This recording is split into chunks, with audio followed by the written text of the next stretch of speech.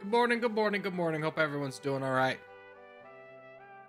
Talking about what we're doing today. It's going to be the same of what we did yesterday. Territorial domination. You know the drill at this point. We'll do the double whammy. We'll try and get through it all today. I'm feeling all right, though. I'm a little like, I don't know. I'm good. You know how it be. Let's bring up. Hold on. That's not the thing I need. Bring up the Twitch side of things. Okay.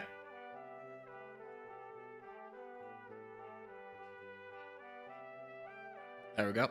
Everything's all set up. Go on to Territorial. What's up? Hello, hello. BB, good to see you. Are you playing Dummynation today? Yeah, that's the plan, Alexi. That's the plan. Barring health constraints, that's the plan. DJ, good to see you. Rar, good to see you. E-up. Now I like Jam. Good to see you. I don't understand your name still. I'm early today? You are very early for you, Ash. You absolutely. Here, let's add names. Let's get started with some games. I don't have much to say. Life's crazy. Oh my god, did you see that? Russia is fining YouTube $20 decillion, which I didn't know a decillion was an actual measurement of currency until that point.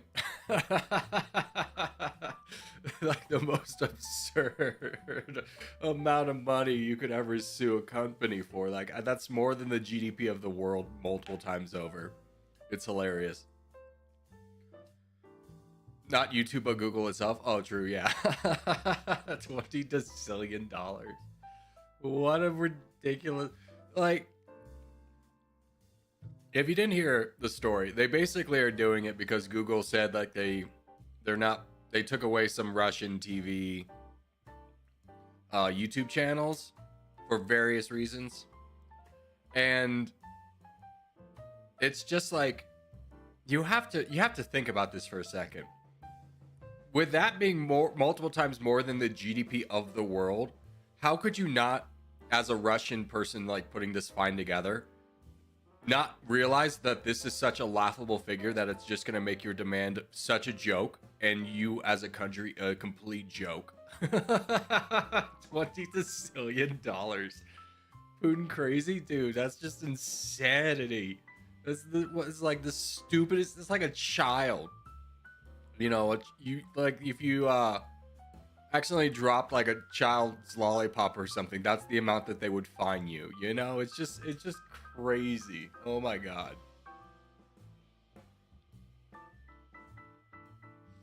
I read that this morning and that made me really chuckle. Hello, my friend. Just want to stop by and say I enjoy your videos. You're a friendly, nice person to listen to. Well, thank you, brother. I appreciate it. Did you hear about the Battle of the Wild Berries? Hold on. Before we get started, I need to look up the Battle of the Wild Berries.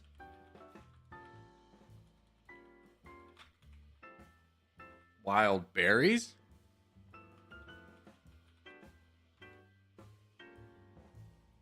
A Brazilian attempt to storm the company's Moscow-related headquarters. Oh, no. I did not hear about that. I thought that was going to be something like funny. I didn't realize it was going to be a tragic shooting. Thanks for bringing that into the chat today. Jesus, guy. What the hell? Anyways, let's just join the world. Hey guys, let's have fun today and laugh at Russia sending $20 decillion fine guy in chat. What about this shooting that happened? What are you drinking today, Corgi? Same thing I drink every day. Just coffee. $2 decillion is crazy? No, $20 decillion. No, not 2. 20. Oh my gosh.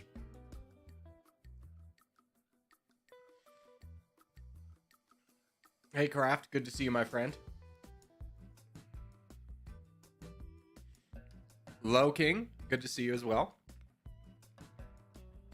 Yeah, $20 decillion. That was the fine imposed on Google from Russia. I'm sure they're gonna have to go on some kind of payment plan. I mean, all that's really going to happen is like, okay, so we can't be in Russia for the next 20 years. Cool. And then something will happen. And it'll be like, fine. People get over it. People will change power.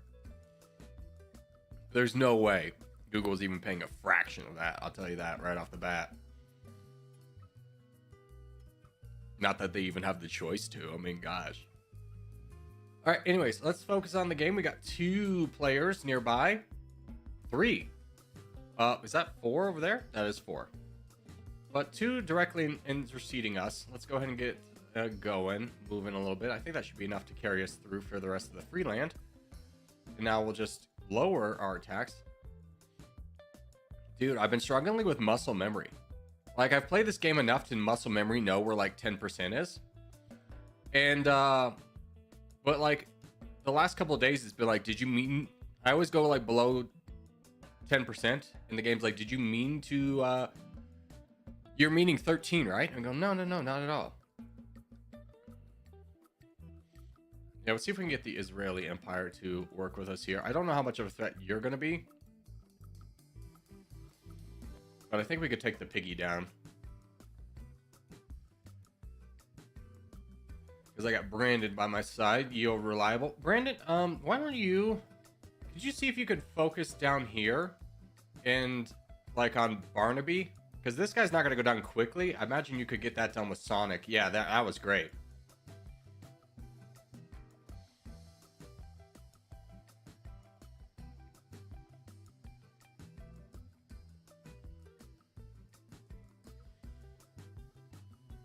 Yeah, this guy's not going to be able to go down quickly, unfortunately. And Brandon's in a lot of trouble, and there's not a lot of people that can support him. DJ, what happened to you? Did you get, like, full sent multiple times or something?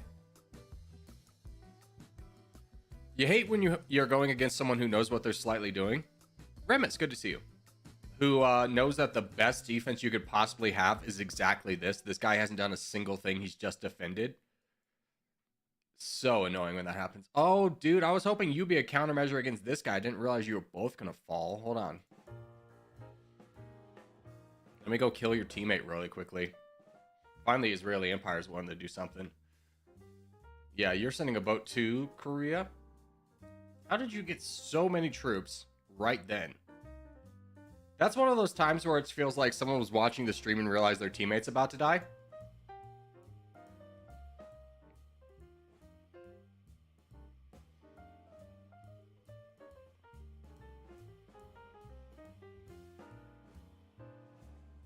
And then donated to him.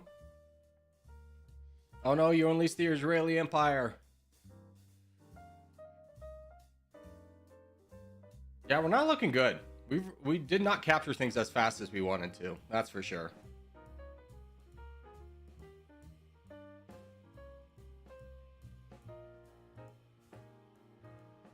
And it's going to be a little bit on the tough side for us to win this.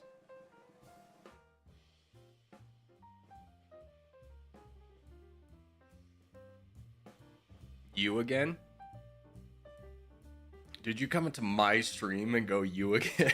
Like I'm interrupting you? I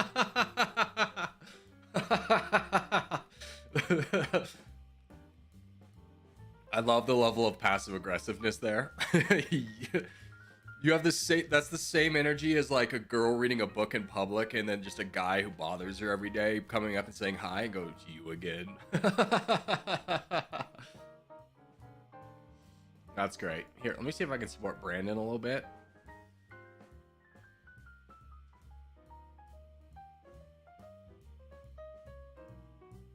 Oh, that guy dropped. Oh, huge opportunity, Sonic boy. That's really nice for us. At least gives us a fighting chance. I mean, we are the biggest team. Here, Brandon, can you close that gap? That'd be huge. Thank goodness. That was good for us. It does put us in a position where Israeli Empire is now too big to fail. He's the banks in 2008. He's too big to fail. He's the airline industry at all times.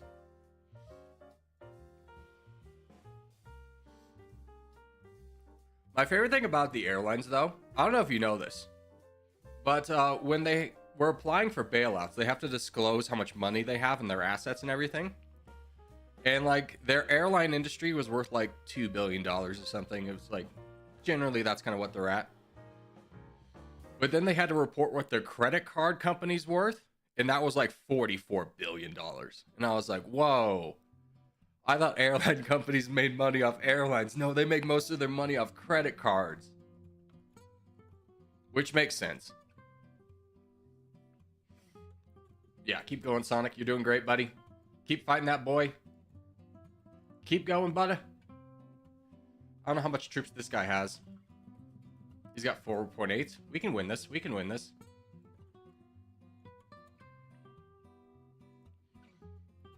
It sucks that there's not a lot of people donating to our boy. Sonic, I would put up the money sign to try and get people to donate to you, because this is a do or die moment. We just don't have a lot of people to donate. Keep going. Keep going. No, not help. Money. Help says I'm dying and I'm desperate and I'm sad. You're winning this fight, brother.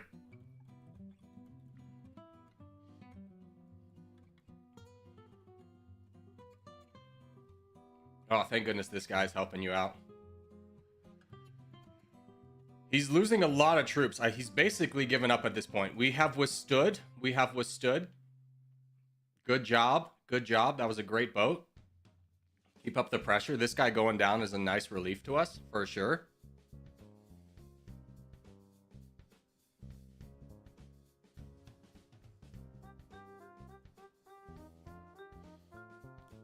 Call the press. Palestine has fallen. Please don't take my simple joke too far. There we go. Good job, Sonic. Good job. That was great. Now, we do have a big problem over here with this guy coming up. But hopefully we should be big enough to be able to deal with that as a team. Or at least be able to get Sonic big enough to the point where it doesn't matter anymore. How big is that guy's troops? Yeah, knock him down. He doesn't have that many. And I would send a boat to South America, Sonic, right away if you haven't already.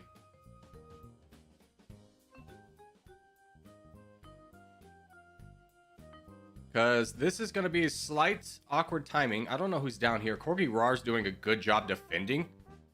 But he does... Once this guy actually lands, it's all over.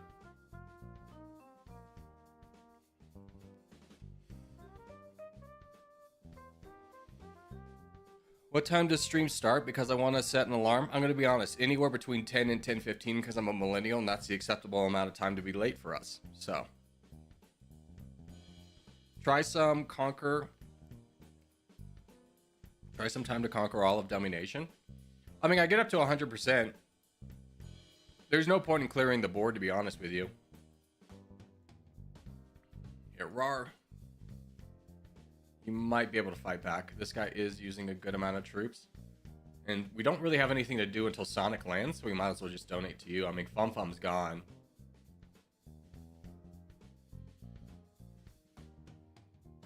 By we, I mean me and Igrock and Brandon. We're the only donators on the team.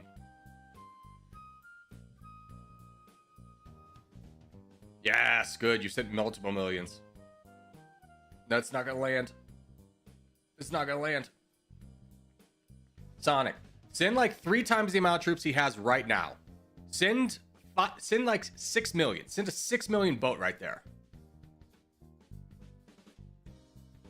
That's 8. Perfect. That will land. Because this green guy... And we're also getting attacked by the white player. Can you focus up north?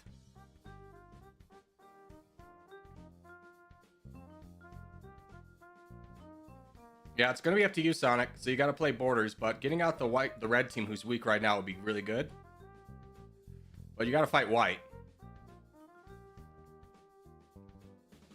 Yeah, there's no way he can potentially stop this. And that should wipe him out completely as a player.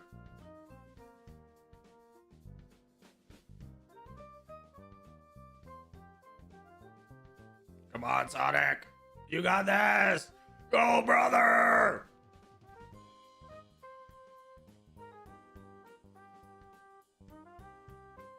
He's got this. This is fine. Yeah, we won. We won. I was in South America. I'm going to be straightforward with you. In a team game, South America's always the worst. It's always the worst. I don't think there's a worse starting location on the map. Continent-wise. Now, I'm not talking about, like, of course, islands suck. But I think Australia is a better start than South America.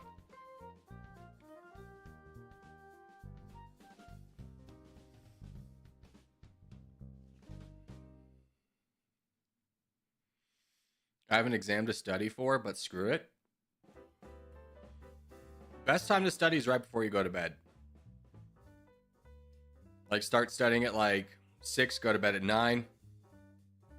Brain, as you're winding down, will kind of have more time to turn short-term memories into a little bit long-term memories. Or not necessarily long-term memories, but like just retain it better. Disgusting. Is Greenland better than South America? Absolutely. Absolutely. It's not a good starting spot, but it's better in South America. If your team's focus is South America, you're screwed.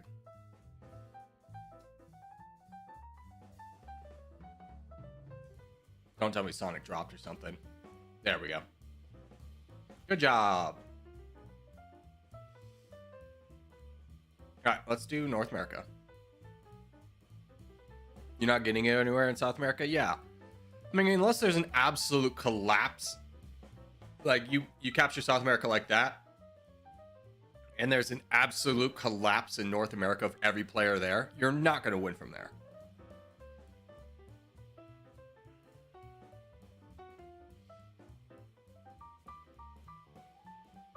By the way, Corgi, I think you misread it. Wildberries wasn't an actual terrorist attack in Russia. It was a ridiculous situation where the CEO went through a divorce and both hired mercenaries instead. Okay. I read like 2 people died. I read like people died, and I read that gunmen stormed something, and I was like, nope. So I do think that it's not a haha fun story. I think people died. Now, granted, this was me gleaming it.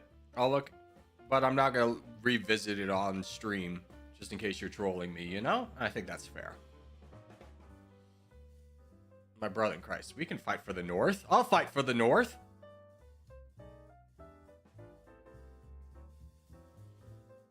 Yeah.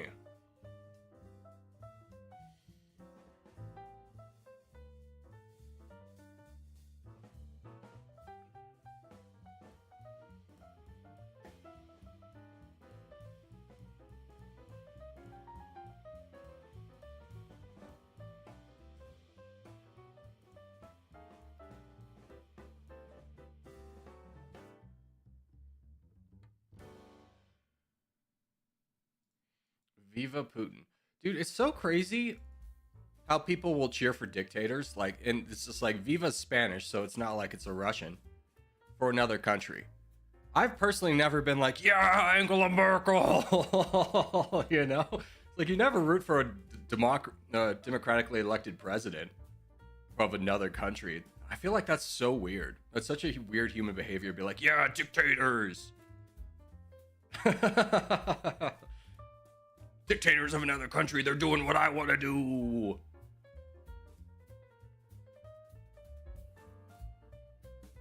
Such a weird human behavior. Yeah. Hooray. I am strong. Let me see if I can save Igrok. W. Croatia, you want to help me here, bud?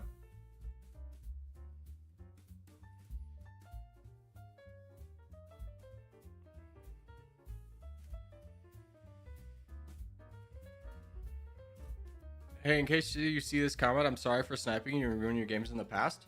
You don't ruin my games. It's just, you have to understand that as a YouTube creator, I try and create slightly entertaining content. So you do ruin that to a degree. But more so, the most disappointing part is that when you snipe, you just kind of basically admit that you couldn't beat me on fair territory. So you need to like focus on taking me out, which again, that doesn't bother me. What bothers me is you admitting that you're not good enough, and that you're not going to try and play better. You're not going to try and get better. That's like annoying. Be like, oh, okay, so we're just not going to try anymore. So you could do it. I've lost. I lose all the time. We've lost together. It's possible. I'd much rather you play fairly against us and defeat me rather than just stream snipe me for decades. But thank you for your apology.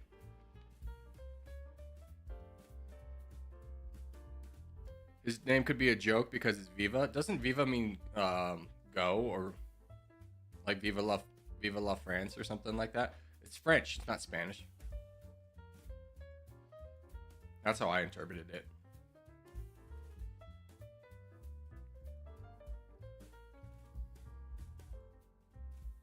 Oh, you're still here? Hold on. There you go. Now you're gone.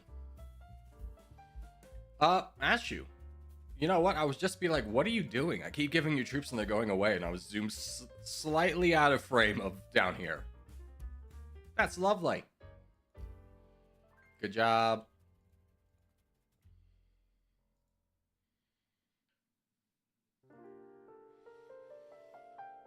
What country are you gonna play in Domination? I don't know. We're gonna have to check out the comments of the last video.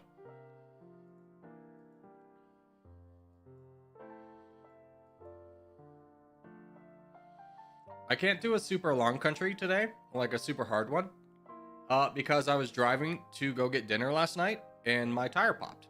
So I was like, great. Well, now I'm stuck at this restaurant at 9 p.m. So I towed my car home, and now I gotta tow it to a place to get the tire fixed today. Thank goodness for AAA. If you're an adult, you should 100% pay for AAA because they give you 4 free tows a year. You pay $100 for 4 tows a year. If you need to get towed once without AAA, it will be like $300 to $400. Like the cost benefit ratio of not buying AAA and assuming everything's going to be fine is just like, okay, so you'll never need a tow in 4 years is before you hit the break-even point. Any adult will tell you everyone will need at least a tow once on at 4 years, or like your car unlocked because your keys are inside, or like your battery jumped. One of those events is going to hit in 4 years, so AAA is always worth it.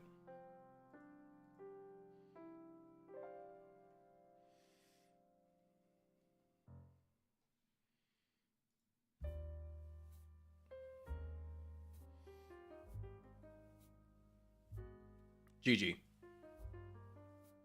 Although Europeans probably don't know what I'm talking about because you don't drive. You just have trains everywhere. Silly gooses. Let's do South America. I agree about AAA. Maverick's a pilot, dude. He agrees, you know? He flies all the time and still goes, yeah, cars break down. There's a contest. It's a free-for-all contest, Liam. The 30-minute one's always a FFA, which we don't do. Nothing's more scary than being on the side of an interstate with flat tires. I would argue a pit of venomous snakes would probably be scary, but I understand the sentiment.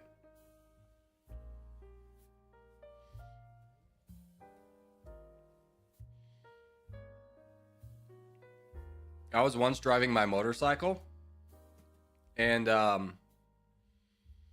my engine died. I had some engine troubles. I don't remember what it was, but I was in the left lane. I didn't have time to get over. I was trying to get over to the right where it's safer. And there just never was an opportunity. Like, no one would be like, oh, poor motorcyclist is slowing down tremendously for some reason. Not my problem. Zoom past on the right lane. So I had to pull over to the left medium, which there's like, there's no room. There's no room. It was one of those mediums where, if you're from America, you know what I'm talking about. But in between, like, you know, north and south lanes, there's like a big downward sloping hill, and then like the wires that prevent people from crossing over. So I had very little room with a 700-pound motorcycle to try and get it off the road while also not tipping down this hill. Fortunate for me, a police officer came and was like completely understood the situation, and had another police officer come like 3 miles up the road and slow down all the traffic so I could cross over to the safer part of the road.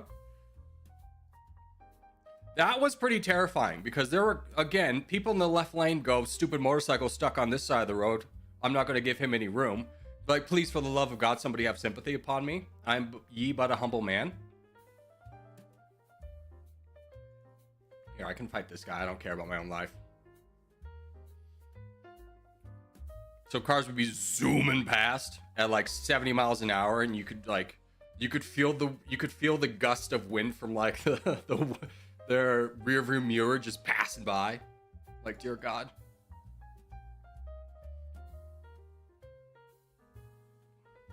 All right, I just hold out at this point. That guy just gave me a big attack. Oh, I'm Gonzo's. No, I tried to donate to Alligator.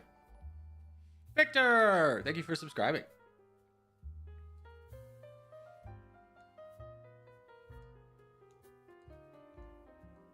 Wait, now who's the firefighter? What are you talking about?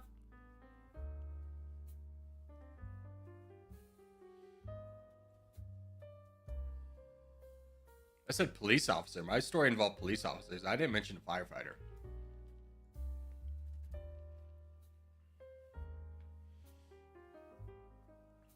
All right, we got 47%, but we're not exactly in a winning scenario. It's again another unfortunate place where our biggest player is not near our group, so we can't benefit from his success until his success is absolute.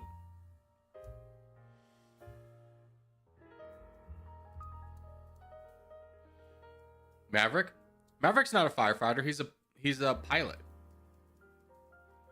He flew a plane that dropped fire retardant on fires, but that was the extent, I believe, of his firefighting experience, unless I've missed a giant chunk of his backstory, of his lore. Did I miss a chapter in the sacred texts of Maverick?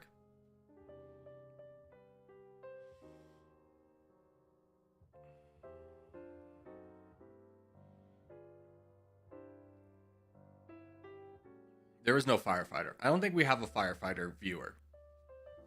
If you are a firefighter, please reveal yourself. How are you so good? I so bad I try and stream snipe. Please don't try and stream snipe there, Remus. It's very much considered bad manners. I have no problem with you playing against me or playing near me, but when you purposely stream snipe and go directly on top of me to try and ruin my game, it's bad manners. By the way, does anyone see the impending collapse that's going to happen over here? We have Shadow Ham that can fight him and Pup. And potentially Maverick soon. Who's this guy? Enzo? Where's Enzo at? The hell is Enzo? Why is his name not popping up? There he is. Oh, that's not the Enzo. That's just a Enzo.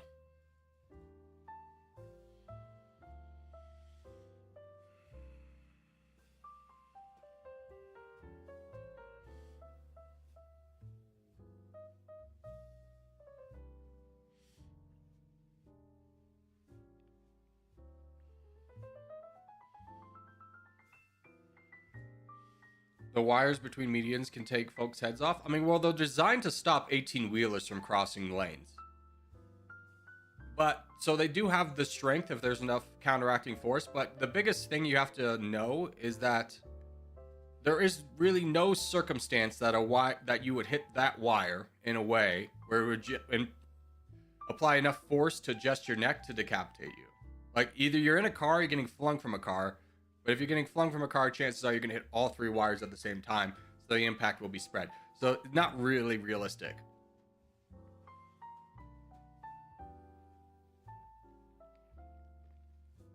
Your car isn't that low? Yeah, your car's not that low. Plus, you have to also think, if you're hitting those wires, you're not hitting them direct on, first off. You're hitting them at an angle. Second off, you have the engine in front of you. And a car that's been designed to crumple to protect you as the passenger. It would just never happen. Maybe in Final Fantasy, but that's it. Although, everyone who's seen this Final Fantasy, I forget which one it is, has this same fear that I do. Ever since I watched, there's a scene in Final Fantasy where this woman's driving down the highway. Her son's like playing on the dashboard with a water bottle, like a full water bottle. Emergency happens. The water bottle flies under the brake pedal so she can't brake and hits the thing full force. Ever since then, I have had an absolute tremendous phobia of any loose water bottles it floating around my car. I will not let it happen. Never sit behind a log truck. That is also a thing I'm also pretty cautious of. I will never get behind a log truck if possible. Yeah, let's do Asia. We could get Asia done.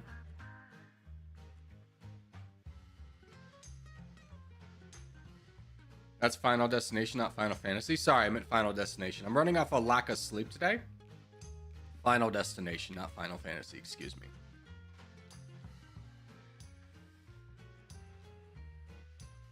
Or go on roller coaster rides. Here's the thing with roller coaster rides for me. Is I was reading once that like traveling fairs are a lot safer than you would think because they get inspected a lot more frequently.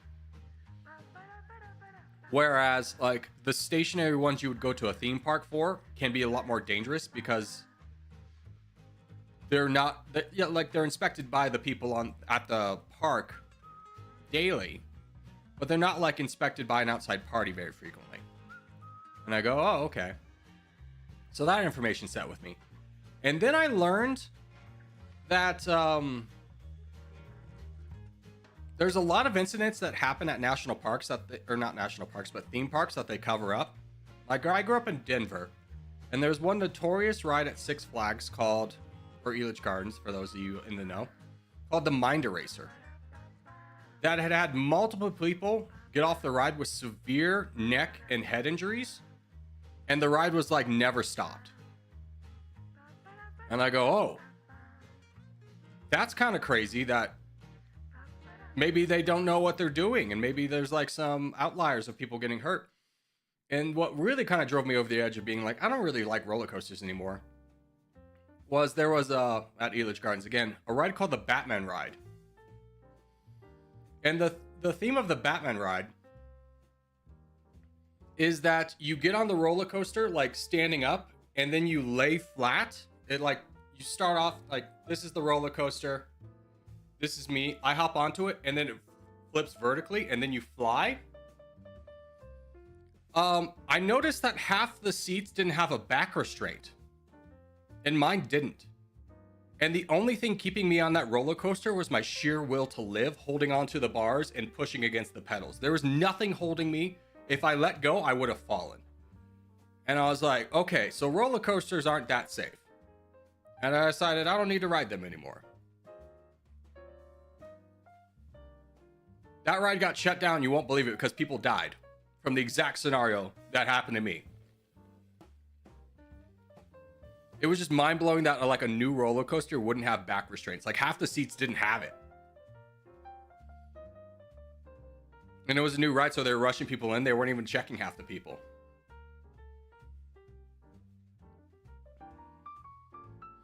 I can't do them regardless of safety. Well, I guess my story is just like safety is in the eye of the beholder.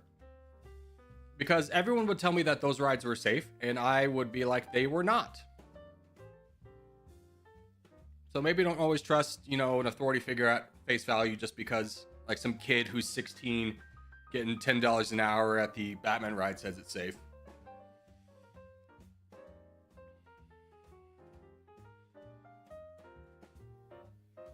In the Netherlands, almost all roller coasters are safe because it's strictly regulated. Yeah, people will tell you that. But I think we could also argue this. Is everyone super amazing at their job? No. Not everyone's great at their job. Not everyone takes it as seriously. So what happens if there's just a few people in that regulation process that are slacking off or not doing well or just don't know they're not doing well and miss something? Kind of where my head's at. I guess my lack of faith in humanity really skews that vote for me. I died. Nah, no worries, brother. It happens to the best of us. Here, we got 4 minutes for a contest. Let's do some travels. Today, I like to go from Spain to North Macedonia. Spain, we go Francais. It would be fastest to go through Italy.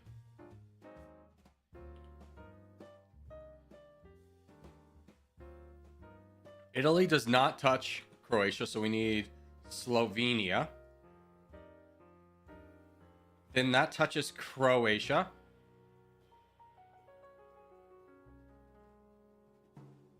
Does Croatia touch Serbia? Because Serbia touches North Macedonia. I think it has. We'll just guess Serbia. Yes! Yes! I'm a genius! Top 33%. Huge. We'll take it.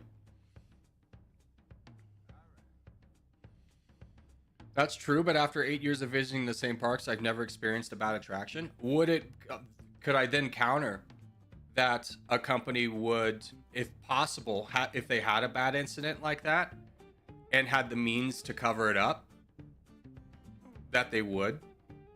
So would there be a chance that even though you've never had a bad attraction or are not aware of any, that there could have been one that you're not aware of that was covered up? Now we're getting to the real pessimism. Let's go. Bring it on. Rollercoaster is designed to have a high safety tolerance than an aircraft. Some are, for sure. There's a great example of a water slide in Texas that's Sleeter Bomb. It's called Sleeter Bomb. Where it was like a slide, where it's like an 8-man tube where you go down and then you come up and then you go back down again. And in the safety things, they noticed there was a little bit of lift off for some of those tubes. So what they did was they constructed a steel cage over the hump where you go from going up to going back down. And you know what happened? A kid was decapitated. And they go, how could this happen? And they go, oh yeah, they hired 0 engineers for this. They just built it on their own. How did that get through the safety measures? Someone wasn't good at their job. Yeah, absolutely. You know exactly the slide I'm talking about because you're from Texas. If anyone who's lived in Texas knows about Sleeter Bomb and the slide.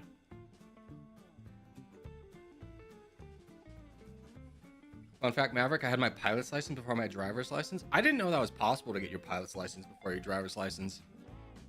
That's pretty cool. Why is your chair shaking? I have ADHD, so sometimes I thump my foot.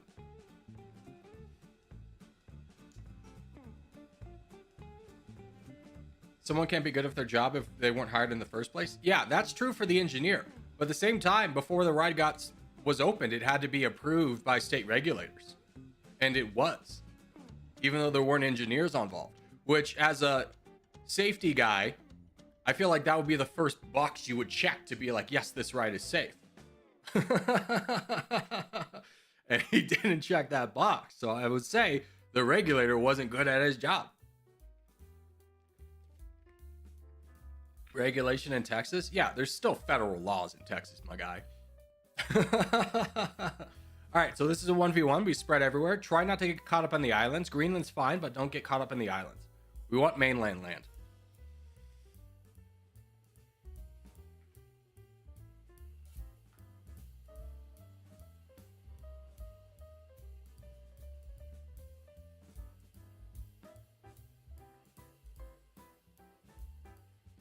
It's a big part of becoming an adult is when you enter the workforce, you have this false assumption that everyone's like, because they're an adult and have more experience than you, are going to be qualified and good at their jobs. And then like 3 months later, you go, this guy's really stupid for being here for 14 years.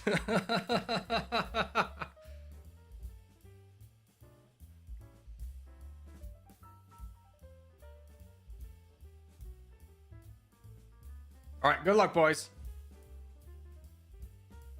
Remember, the only thing we worry about this one is not being too close to other players on the same team. So get separation from players on the black team. If they want to clump together, abandon that. We don't need players there. Abandon the middle. Abandon this. Abandon. Go somewhere else. Go somewhere else. Go somewhere else. There's so many of us fighting for nothing.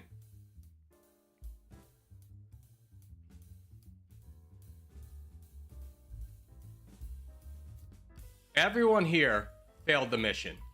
Corgi teammate. Okay, so it's mostly not us. That's at least good to see. But it's all of our randos being like, we need to fight for this land. Why? Someone said it was valuable.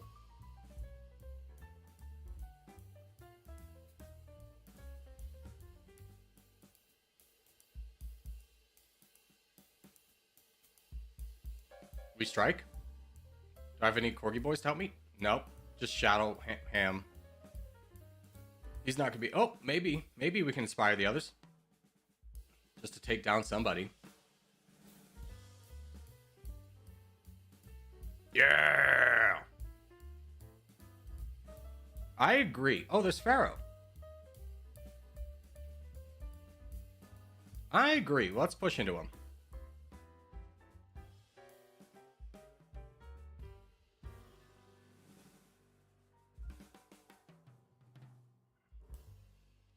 Okay, so there's Union Clack on the other side. I would say that's the person I'm the most scared of in this game. Scared as in, like, I respect his skills and know what he's capable of. Brandon, can you crush the big... Yeah, you're already on it. Good job. Way to jump on that immediately. Oops, that's a great move. I think my responsibility is just buying time. Soap's donating to me. Sandwich left the game. That's a problem.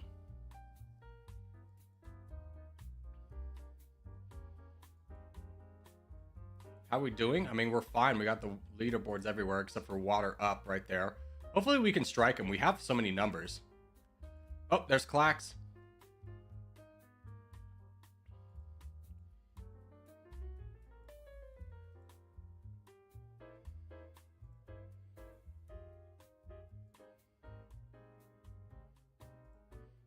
Los Zetos cartel. Can I tell you how I found out about the Los Zetos cartel? Was when I went to college. There was a sorority called Zeta something something. Like, but they went by Zeta. And they had a t-shirt called Party with Zetas that they had to, like, get rid of. Because a lot of people thought it was Party with the Zeta cartel. Which, of course, then made it the most treasured item on campus. Was getting a Party with Zetas t-shirt. As all college kids do. You don't think anything's cool until you hear about it. Until it becomes, like, illegal. Like, I had never heard of Four Locos until they were a band. And you know what the first thing me and all my friends did? We went to the convenience store that was still selling them and bought, like, 4. I drank 2 of those. And I was a pretty heavy drinker at the time. I blacked out so much that at one point, like, I woke up the next day, I had an eyebrow ring. And I went like this. And I didn't feel my eyebrow ring. I felt a big gashing wound. And I called my friend Drew. I was like, Drew, what happened? He's like, you ripped it out to throw it at me last night as a joke. And I was like, that's how gone I was. And like, oh yeah, these things should definitely be illegal. That was a bad night.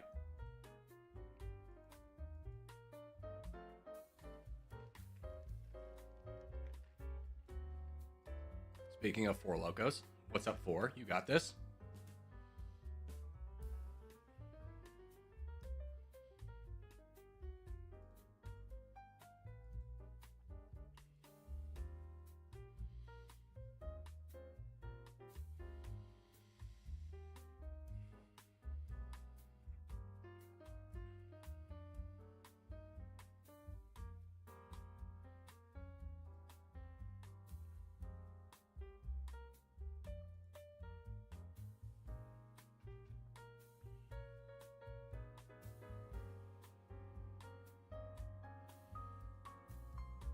Who's this? New name? Oh, that's an Enzo boy. This is probably not. Yeah, just vote for peace. Well done, boys. Well done.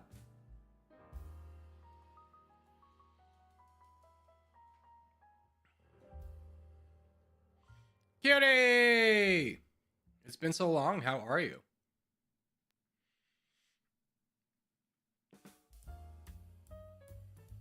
Corgi contingent is strong today? I mean, we always do well in 1v1 games. For sure. Because we know how to attack together, and the attacks that we do on a person can only benefit us. Whereas, like, in a multi-team game, we could do all the attacking, and then they full send us, and another team gets all the land.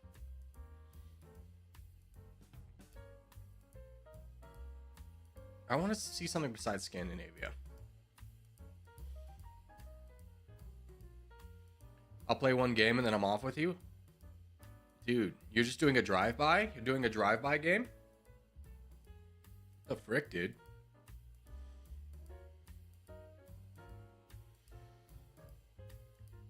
What's up, Mr. Steal Ya Girl? What a name. What confidence. What confidence. You know, let's just jump into this 1v1. It'll be fine.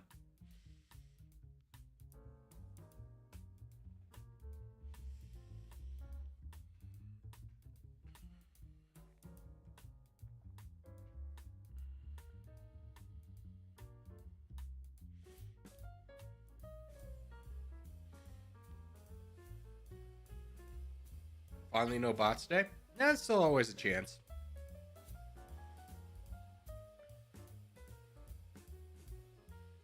Can we get new maps, please? No. We need to fix the small... We need to make micro changes, such as the infamous and incredibly popular negative troops modifier. Like, what was that change for? Who was asking for this? I feel like that's the story of Territorial updates, was who was asking for this. Where did this idea even come from? I feel like sometimes how the David creates updates is he asks strangers what update they would like, and the stranger goes, I don't understand how the game works, but maybe this, and he goes, great idea. The stranger would be like, I don't know what game you're talking about, and I don't understand how it works, but maybe do this. And he goes, great idea. I'll implement that right away. Everyone will like it.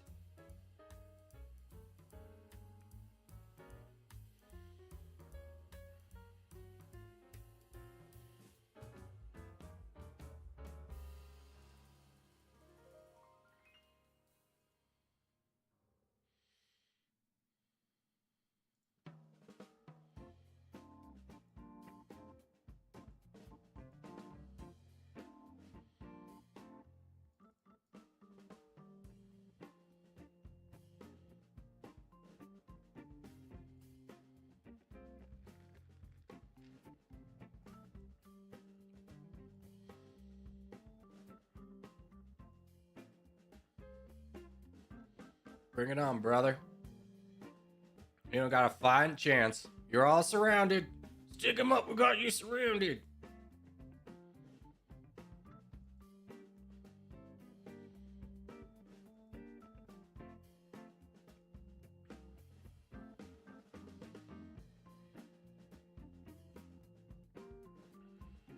Come on. Come on. Border me, coward. Take him out. Dude, this guy's getting away with negative troops. He's gaining land. He doesn't have a single troop, and he's not getting any because he spent so much. He's at constant negative. Someone just donated to him, and it still wasn't enough to get him back in the positive. Like, what a dumb change.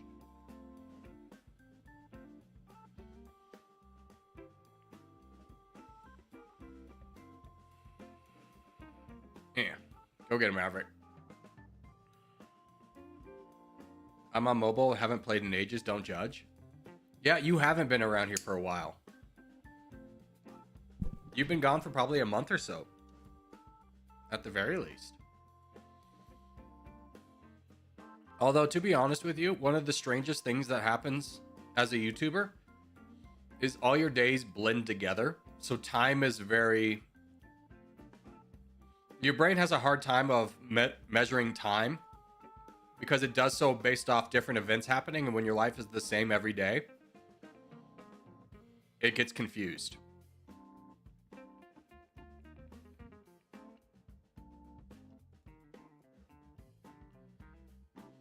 Like, even if you're doing like, or you have a job that's repetitive, you still have different conversations and stuff. Or like, yeah, I have conversations with you guys, but I don't have faces to attach that to. So my brain doesn't recognize, I don't have other senses to attach conversations to, so it doesn't often get remembered. So my day is just basically, I got on and I talked to somebody. I talked to, well, I didn't talk to anybody. I talked to myself, and then what I kind of assume as a human, but have no way of proving that. A bunch of humans watched and then talked back, but I have no way of proving that. This could all be a simulation where all of you are AI, and I have no way of proving that. If that came out to be true, I'd be like, yeah, that makes sense. I was talking to AI for years. That was my life, man. GG's.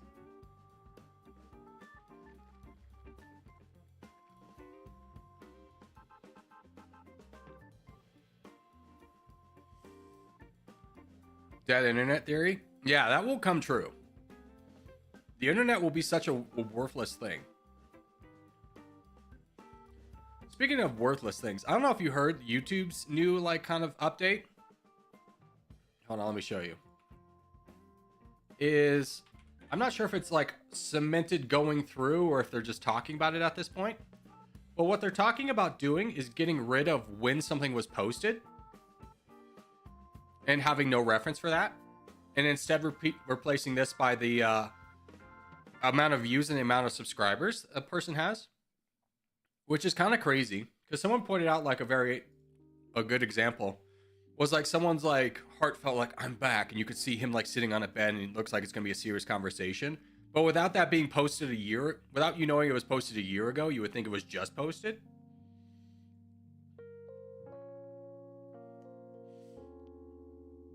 I prefer how it is now. Yeah. I also like how they got rid of the dislike thing, the dislike button. And their argument was like it helps small creators out because they get they won't get review bombed or negative bombed or something like that.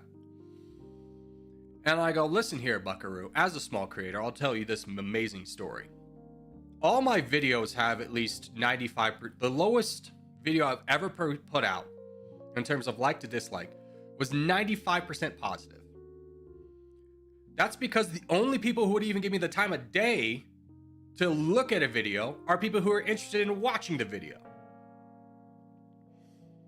That scenario wouldn't happen. For me to get enough notoriety for a wide audience to come in that disliked me, I would have to do something crazy unhinged, super horrible, still not get banned by YouTube, and then be covered by like big YouTubers, drama YouTubers like Moist Critical, Ludwig, all those guys. That's how I would get negative views. Maybe I'll play a ukulele, you know? But like, it's just like, no. Your true intentions first off. Abagalula. Thank you for the $5 donation. Time amount, Pharaoh. Pharaoh, you gotta go. I'm sorry. But for the reason they did it was because if they just didn't want the pile-on effect of like negative engagement, which I don't even understand because negative engagement still counts as engagement, which is good for a creator. But the thing of like, you know, negative thumbs down was always a great way of seeing if someone's just putting out false information or a bad video. Because you'd be like, here's the story of this. And then you click on it and it's just clickbait garbage. But you could see that I had a bunch of thumbs down. You go, oh, this is not a good video worth watching. This is bad information.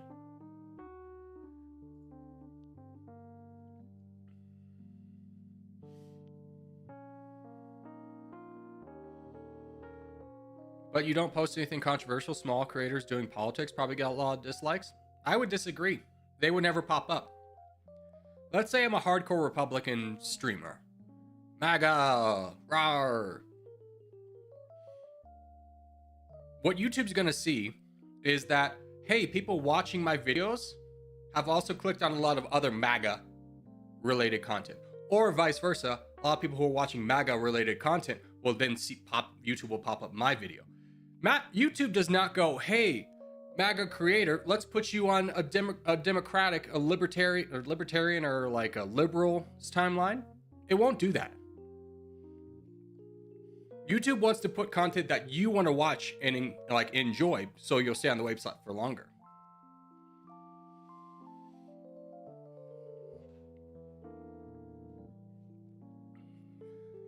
The dislike button also gives you better feedback on how to make a video better. No, that does not happen at all.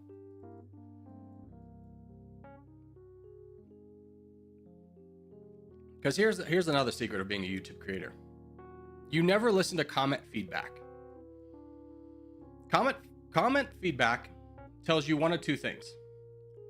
Or it does one of two things. It falsely gives you an inflated sense of ego that everything you're doing is great, because the people who want to comment have a higher range of emotion feeling about something. Either they really liked it or they really didn't. That doesn't represent the wider audience. The only feedback metric to being like, should I change something up on how I'm doing, is, did it get more views?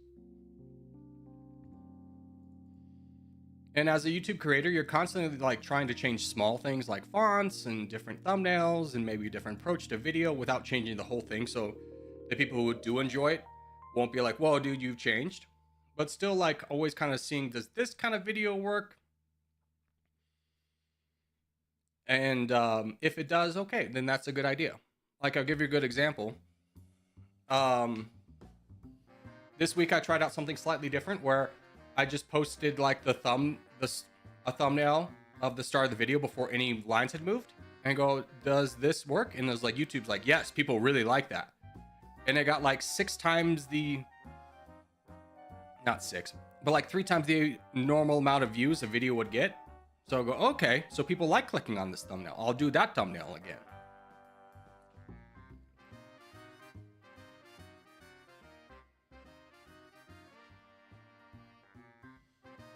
How are we doing? We actually probably need more troops up front.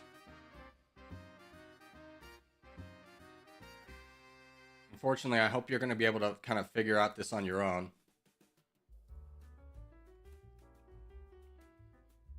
Actually, try not to dive too deep into Africa yet, bud. Because we are not at a donation point where we could really support you. And if you fall, then our team's going to fall with you. Like, going up to help clear up Europe would be nice.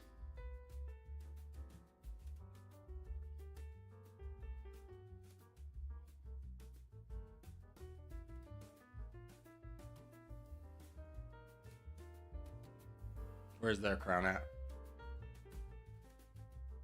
Okay, nowhere nearby.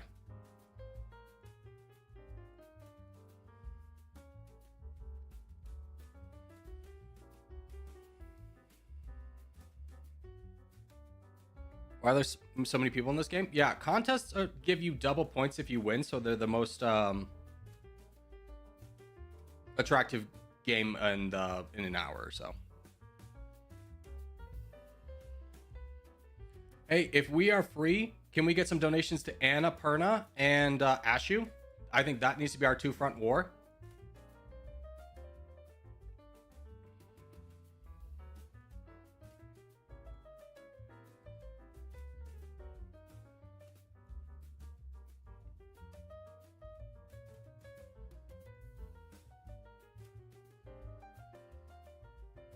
Okay, good. We got that wrapped up. That's great.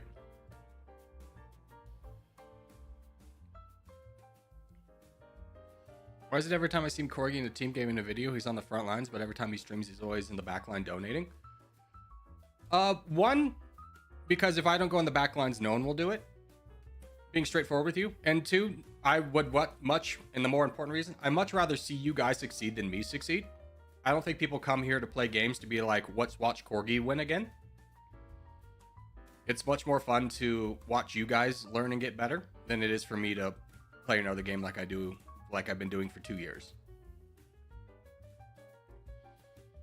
Don't get it twisted. I can play the front lines. I can do it very easily. I have the skill set. I have the knowledge. I have the experience. But I'd much rather watch like Annapurna or Ashu do well than myself.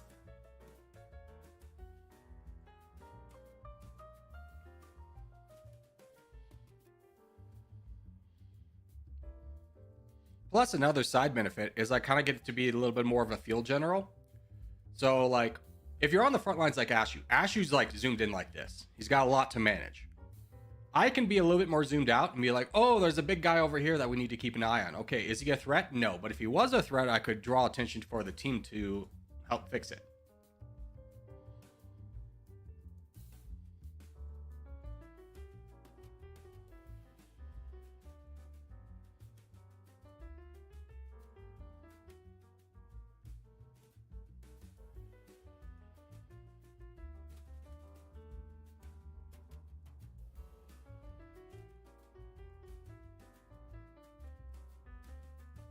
Pharaoh.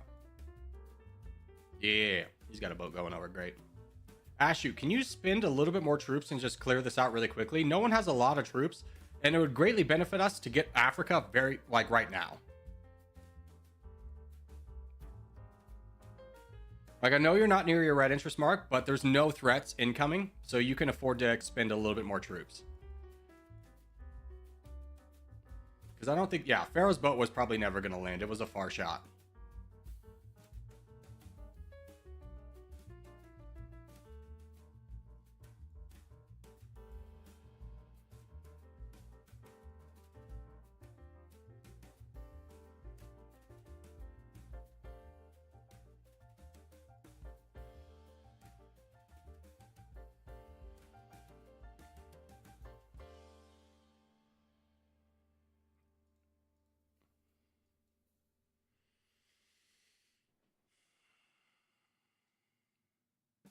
What are front lines and what are back lines?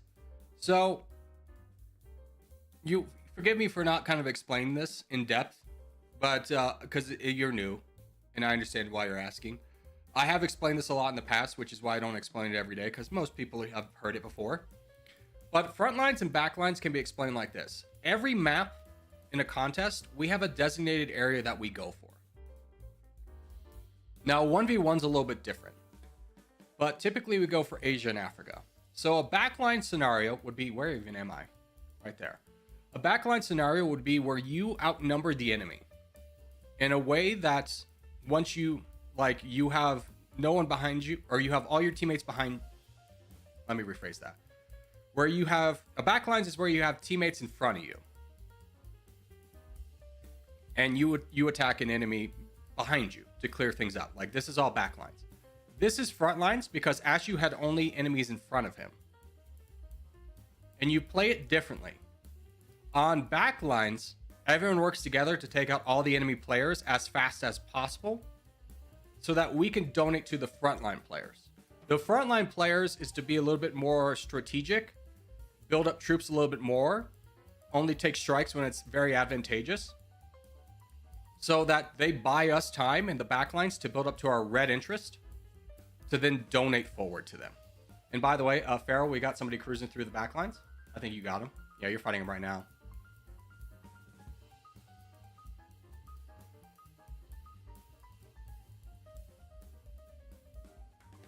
Can we get some donations to Pharaoh? And then Ashu, can you take out this guy in Africa who's boated into Pharaoh? Provide him a little bit of cover.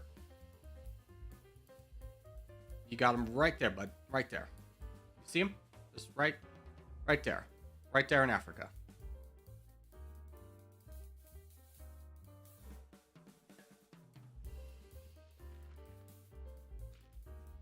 I don't like being in the front lines because there's too many fights and I'm not good at the game.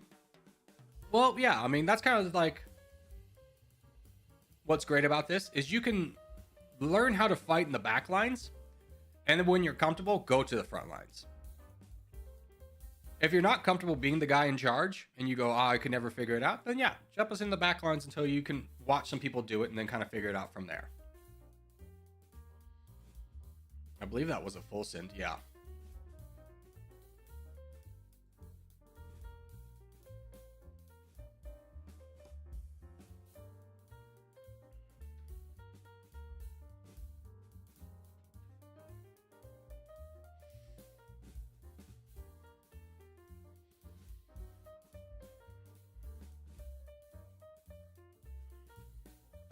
Are backline players on coast also front lines?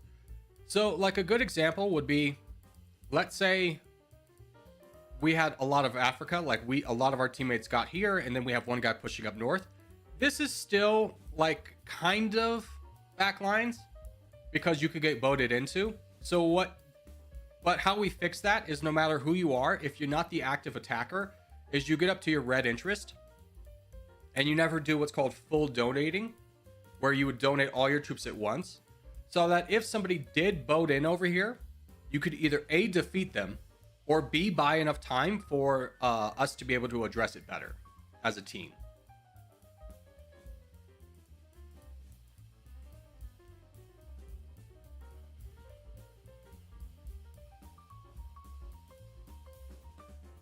All right, we got 4 minutes for the next one.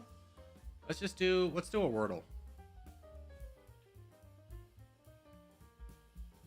That is the Philippines. By the way, I don't know if you caught the interview with President Jakarta. He's on trial, I think. And he goes, like, he's like, did you murder people? Did you hire gangs to murder people? And he's just like, yeah. No shame. Just, yeah, 100% did that. He's like, and nobody ever tried to stop me until now. And I go, whoa, that's like super villain vibes. Anyways, China, Malaysia, gotta guess the neighbors. Vietnam, Japan, Indonesia. Now, what are those? What are these? I can't even really see them. Not that that would really help. It's a small island chain. Does anyone know what this island chain is?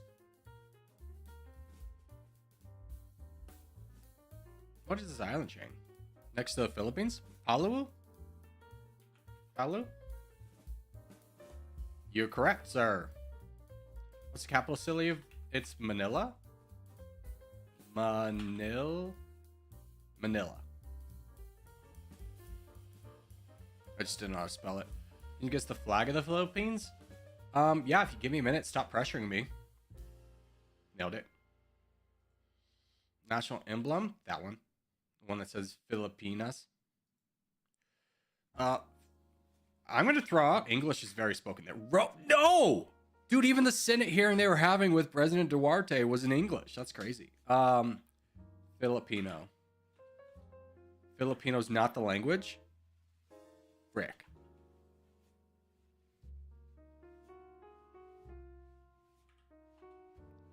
I got nothing here, champs. Does anyone know the language? Oh, Filipino with an F. That's probably right. Yeah. No! What? Give up. What are the languages? Gun to my head, never would have gotten that.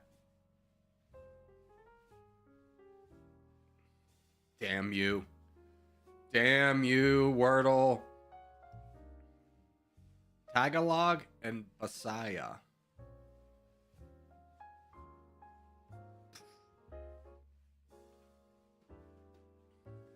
What's really infuriates me is I dated a Filipino girl, and she would refer to when she was speaking on her mom as talking in Philippine, or talking Filipino to her mom.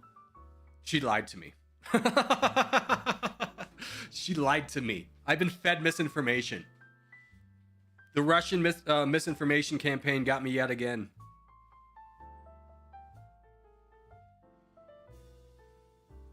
That'd be like, that's just infuriating. So mad. All right, so for this one, we take this, for position-wise, we take the tip of this little hump right here, draw a straight line down in your mind, and go to the west of that. We take the western side.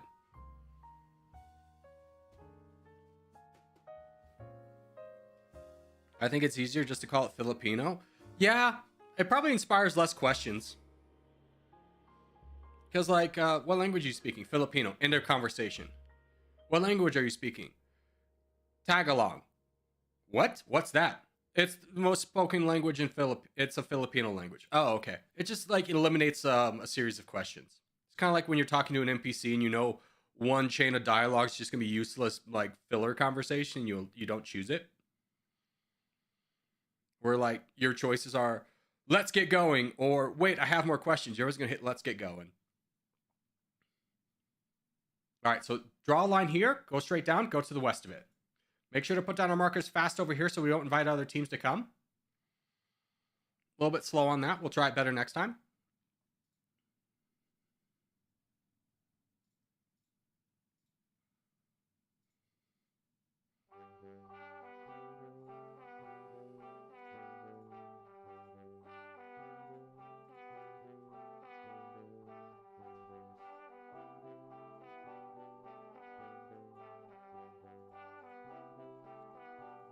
This is the dumbest thing about the new filler thing is, look, he can just constantly, he can almost eliminate me because I've gotten so small, even though he doesn't have a single troop.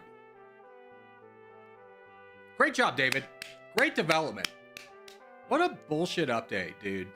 It's just like he doesn't even play or watch his own game, and he makes updates for it. It's so I would, if I was the developer, I'd be absolutely embarrassed. I would develop such a stupid feature. By the way, Best, yeah, you should just clear him out.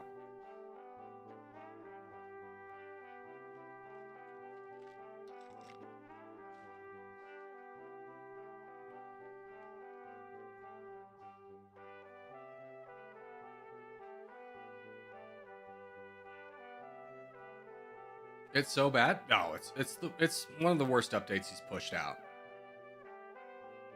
It's just like, oh, stream sniping is a problem. What if I made it worse?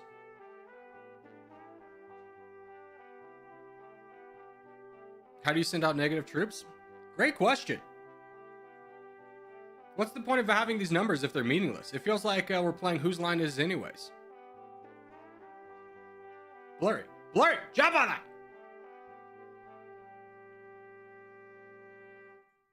At least we got a good line. We got 50% of the board. So let's start pumping up. Let's pump up like Abaglula. Junior would be... Actually, Middle Franken would be a good one. Abaglula, Middle Franken. And probably... Let's just bump up those two for right now. So let's put our donations to Abaglula and Middle Franken.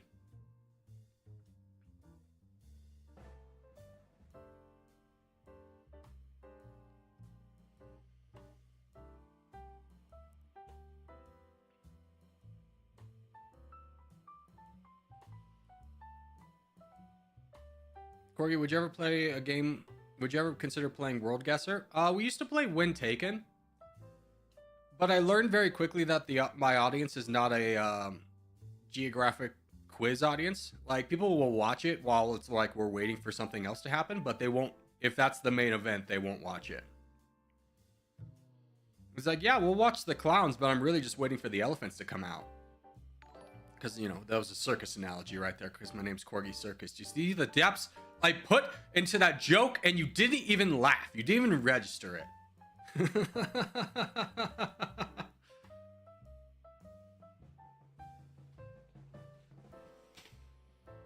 Guys help Pharaoh? No. You never help someone on an island. Our priority needs to be helping people that are connected to us, like Abaglula needs donations. More so than Middle Franken needs donations at this point. Because we always try and build up multiple people. Like, this front's taken. We're done. We're good here. This front, not so much. The time it would take Middle Franken to push up north would take forever. But Abaglula and Rar can address these problems right now.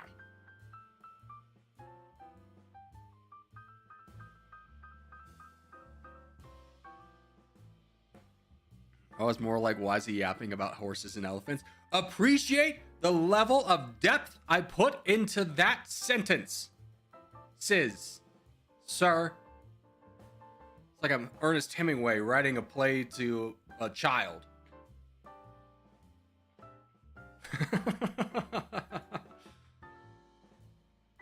Although, to be frank with you, Ernest Hemingway is one of my favorite authors, not because I truly enjoy a lot of his works, but more so for the attitude he had as a writer. Because people would be like, oh, dude, this was so symbolic. You know, why did you choose to make the curtains blue? Was it because of this, this, and this? Because there was all these deep reasons. And he was just like, no, I just wanted them to be blue. It's not that deep, kid. And Ernest Hemingway's lifestyle was like he would wake up, write for a few hours, and then go straight to a bar and drink for the rest of the day. I'm like, hell yeah, brother.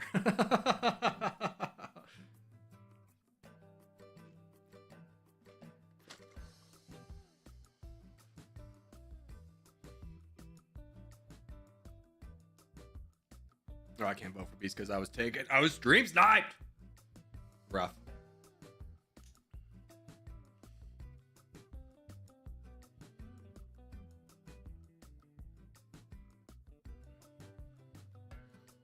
All right, let's do North America. I can't celebrate it because of my religion. Celebrate what? Going to a bar? I mean, I think the point of why I respect him is not because it's like, yeah, he drinks, that's so awesome. It's more so that he just was like, and I'm done. Like, he would just be like, and I'm done for the day. I'm gonna go screw around for the rest of the day. That's the lifestyle I strive to achieve.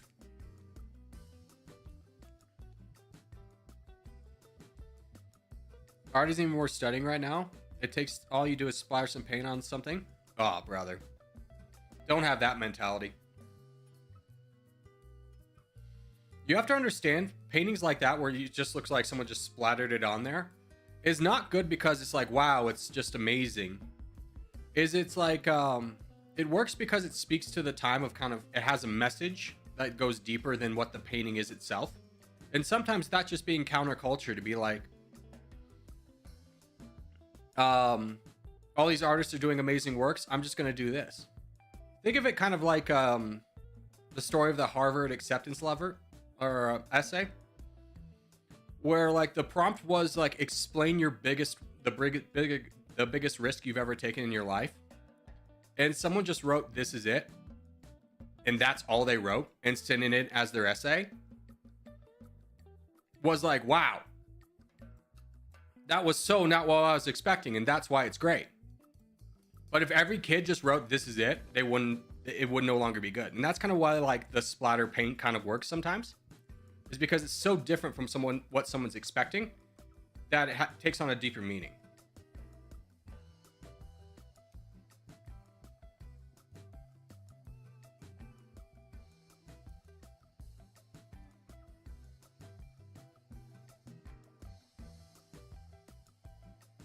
It can be like the attitude of the artist or the art culture at the time. One of my favorite stories, because if you don't know this, I went to school originally for art for college. Like I was a ceramics major. One of my favorite stories was this, I forgot the name of this sculpture guy, but he would do these giant pieces of metal sculptures. And he got hired by this company to do one. In the negotiating process, they wanted him to make it out of gold, and he hated gold. And his settlement is like, fine, I'll make it out of gold, but I'm painting it black. I was like, what a great answer. Because I think art is ultimately about being true to yourself more than anything else.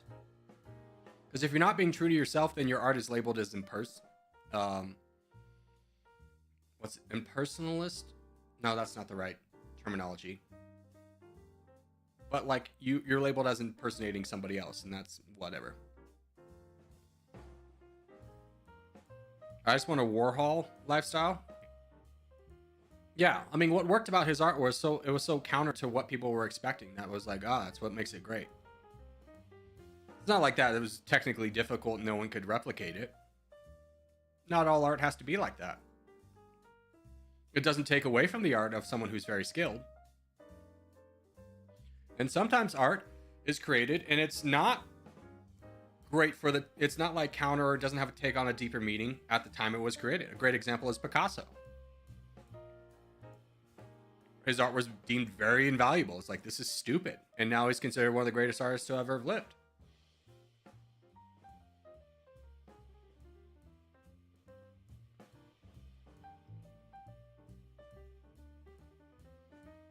That's also, though, why, if you don't know this, one of the best investments you could ever make is buying art. Like, rich people will buy art because it only accumulates in value.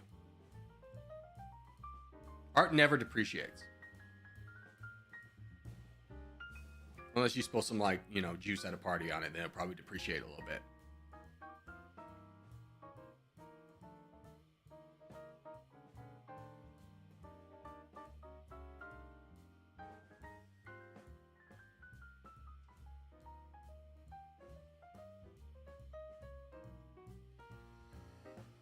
Today's art's mostly bad nowadays? Highly disagree. Are you kidding me? I think you just are stuck on a notion that you saw some things that were created as modern art and it wasn't for you, and now you judge everything through that lens. Whereas I would challenge you to say that there are just more artists now, so there is a deeper pool of art to see. So don't get stuck up on the things you don't like, because there are definitely artists that you do like. You just maybe haven't found them yet. It's kind of like reading a bad book and being like, all books are bad. Book's bad.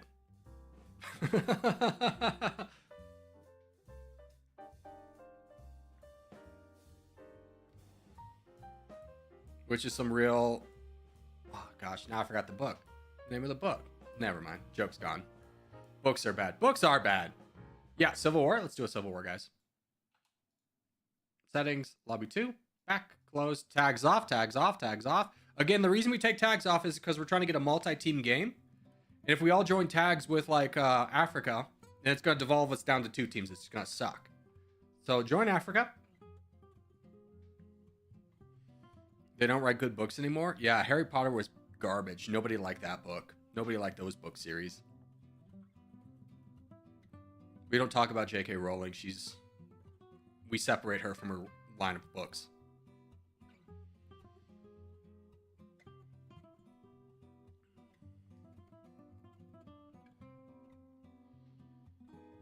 Who's your favorite artist? I don't really look at art in terms of like, oh, I really follow this artist, because generally they're all dead. But like, I think you could go to like see like a lot of works of art and be like, wow, that's really amazing.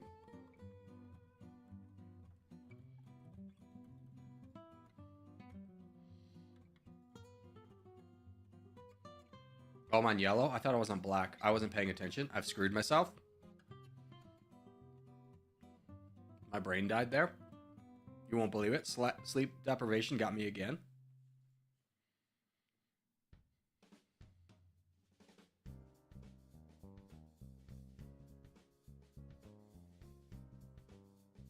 Does Furry come to streams? He was literally here. I'm not sure if he's still here, but I saw him in a game just a few minutes ago, and he was definitely here yesterday.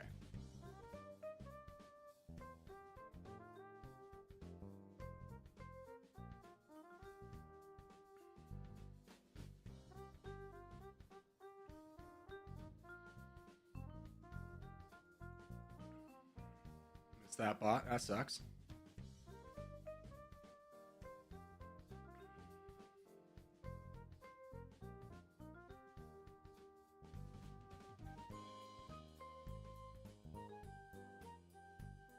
I sometimes think about like if this game was super popular and let's say it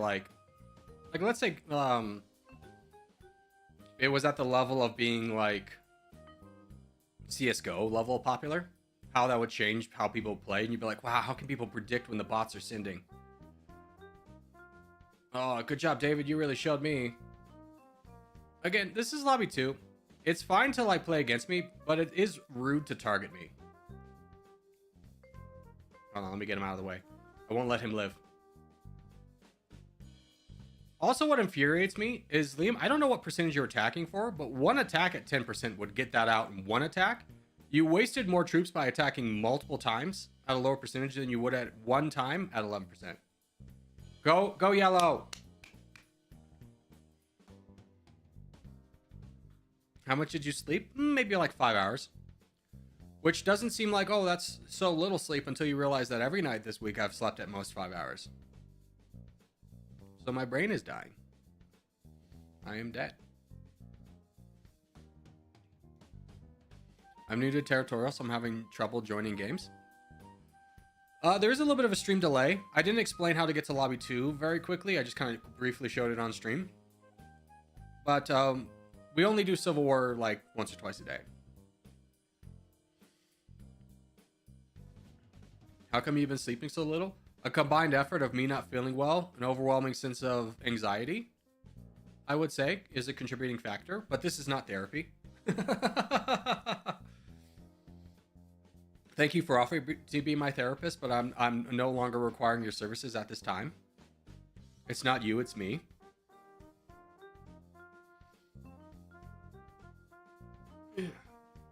But thank you for your level of concern.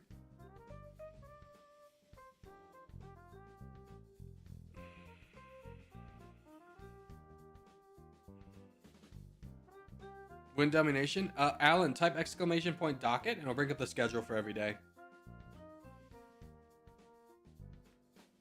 Don't worry, I don't charge for online sessions. Well, then you have a bad business model. Why would I trust my headspace to someone who can't even run a good business? Although I was going to this one therapist, and I knew it wasn't a really good therapist. But the problem is once you start with a therapist, it sucks to start over again because you put a lot of time and effort into explaining your story, And it's just like kind of traumatic to have to do that. So then to like do it again with a new person sucks, which is why it sucks to really find a therapist in the first place. I knew this therapist wasn't going to be good about 3 sessions in, when after the 3rd session, he couldn't remember my name and was still calling me the wrong name. And would keep rehashing the same points over and over again, to the point where I go, is this man listening to me? And before I could schedule a 4th session, I got a letter in the mail saying like he's retiring. I go, yeah, I think his mental decline was there. Or he died. The letter didn't specify. He could have died. He was old. Also, finding a therapist is hard because not all therapists are created equal. The saddest tragedy about finding a therapist is to become a therapist, you have to understand a couple things. The most popular major on every campus, for the most part, every US college campus, could be different elsewhere, is psychology. Everyone wants to be a therapist. So the threshold of becoming a therapist is, did you get a 4.0? And it's mind-blowing, the people who think they can be therapists, because they have what's called weeder classes in college, which is where they give you a hard class early so that you can figure out that this is not for you before you are like 3 years into it. And I was in one of these weeder classes, and I'll never forget, we were going over the test, the answers for the test one class. And right after the teacher finishes explaining the answer to question 13, a girl very confidently raises her question or her hand and goes, "Can you explain question 13? That was a moment where you just watch the teacher's face, and you just watch the faith in humanity fly out of her. But anyways, to become a therapist, you have to get a 4.0, which means you're really smart. Book smart. Doesn't always mean you're like people smart. So you get a lot of smart people who don't always know how to talk to people, which is ironic because that is what therapy is. So that makes it sometimes hard to get a good therapist.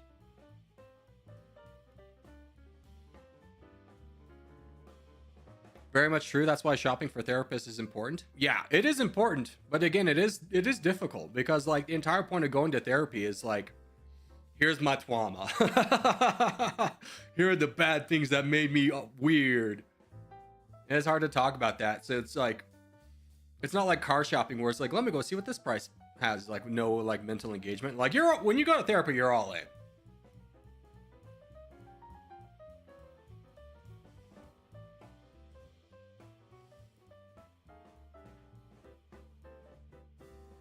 Is Black gonna win? Yeah, Black's already won. The only way they could get out of it is if in an amazing turn of events, Old Man and Bub are bad at the game to the point where they are actively working against their own team, and Arstuka and Trident can clear them out. That's the only way Black loses. The only way Black loses at this point is if they get incredibly unlucky or incredibly incompetent.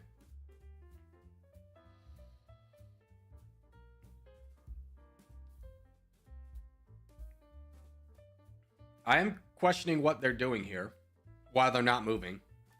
They have all the advantages in the world to attack anywhere. Yeah, Trident's a great target. Old Man, you should help out in that attack. You got Bub launching an attack. Blurry's got to jump on that. Ooh, smart move. Smart move letting Blue through to help out. Now the tides have changed. Their inaction. Their inaction has caused major problems for the board.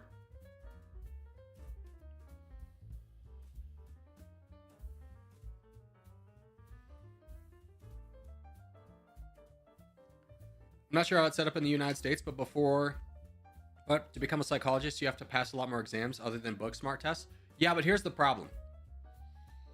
The non-book smart stuff only occurs in post-grad when you're going for your master's or PhD. So to get to that point, to apply to those schools and have a successful chance of getting into a master's or PhD program, you do book smart only. Undergrad is all book smart. Undergrad psychology is not, let me train you to talk to people. Let's see how good you are at talking to people. It's just book smart. So the pool of people that you're pulling from and teaching how to do the actual psychology work of talking to people are limited to just the very book smart population. Oh my god, black's gonna lose. This could happen.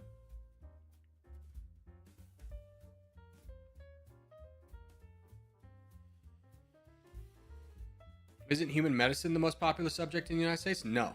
Psychology. Yeah. Most popular major on campus. Now, I don't know why New Name is attacking our Stuka unless he's attacked him. But Triton's got an easy path. He just clears out this guy, clears out these guys, keeps Blurry as a human shield.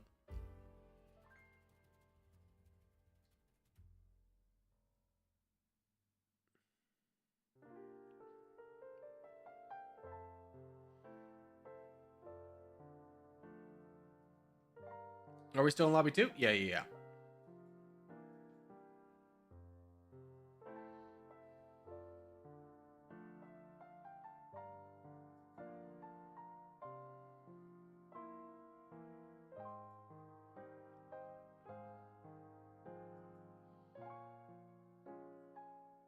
Yeah, Triton, I think you got plenty of time to wrap up the black team. I'm not sure if you're looking for help. He might be looking for help to fight blue.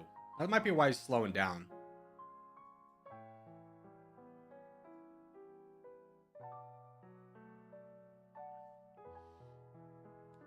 Corgi, do you ever learn anything new in this game, in streams? Yeah, of course.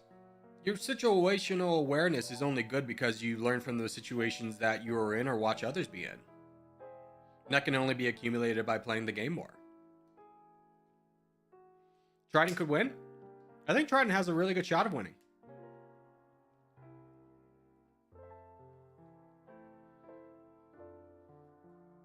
I think he's already won.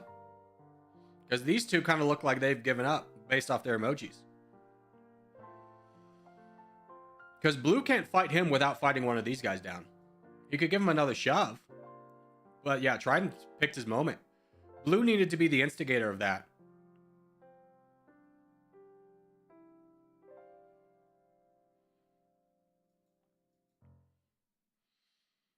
It's still possible for Blue to win. I mean, that was a major attack. I like the move because it pushes them out and allows Black to attack Red without having to worry about cutting off Blue. That was a pretty smart move.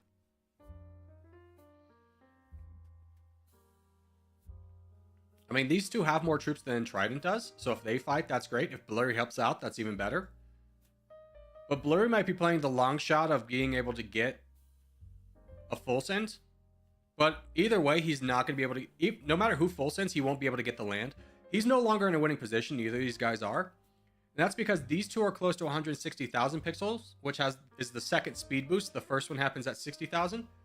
He's not even at the first speed boost. So there'd be no way he could capture the land fast enough regardless of who full sends. So there's no way for him to win. He can just help pick the winner. Whether that's Trident or DJ.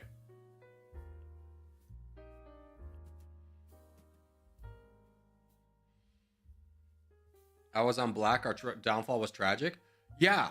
You guys were in an unstoppable winning position and then you just stopped doing stuff. And just waited for the tides to turn against you.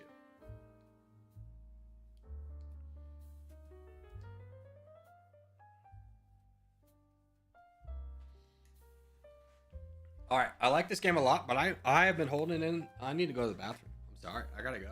I'll be back. Enjoy the game.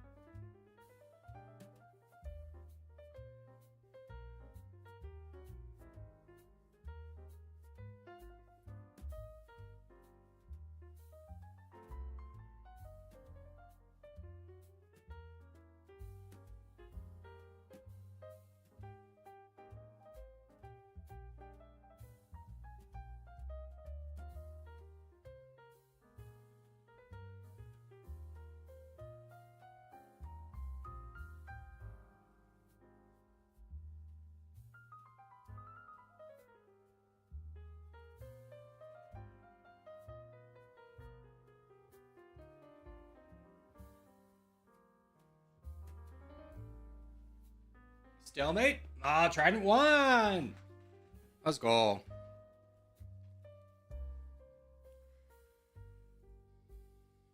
right, let's go back to lobby 1. Settings, lobby 1. Back, close. Add on tag. 3 minutes until contest. Yeah. We'll wait that out. We'll just do another, let's do Flaggle.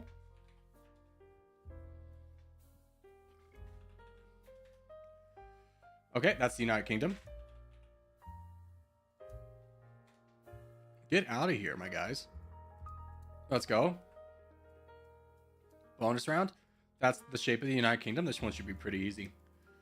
National emblem for United Kingdom. Imagine it's lions. They love lions, despite probably never seeing them for decades or centuries. Can you guess the capital city of London? It's that one. Pick a flag of a country. Well, nope, it's not that. Okay. You didn't give me France, which was gonna be the easy one. So it's gotta be some stupid little island. It's not gonna be Argentina. I think that's like a United States. I'm thinking like one of these two. Yeah, Balawick and Guernsey. What's the population of the United Kingdom? 68. Oh, 68 million. Okay, good job. Good job.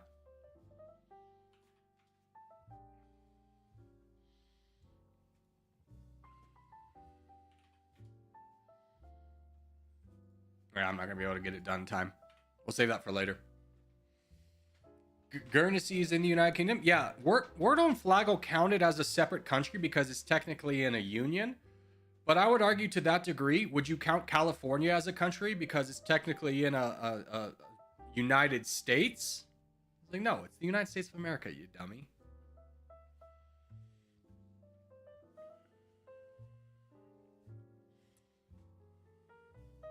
We have a line because of nobility titles from Central Europe that got fed into the royal line or something.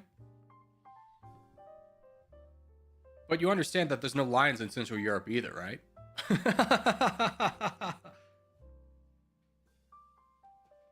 Like, by the time that seal was created, none of the people creating that seal had ever seen a lion.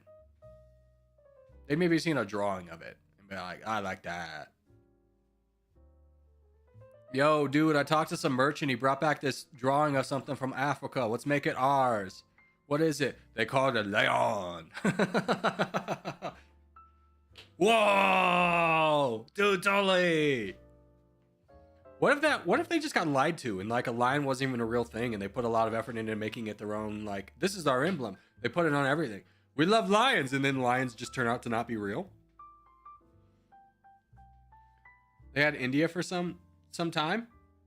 They do have lions. No, India has tigers. Lions live in Africa. They had African colonies for sure, but I'm gonna bet you if we date back to when they created that emblem, it wasn't from like anyone there seeing a lion. They just created it based off what people told them were in Africa. Oh, by the way, we should try and consolidate over here. Top right. Hopefully there's enough time for people to kind of move over. Yeah, we'll figure it out. Good luck, boys. That was my bad. Yo, hello. What's up, Mara? Maratonapa?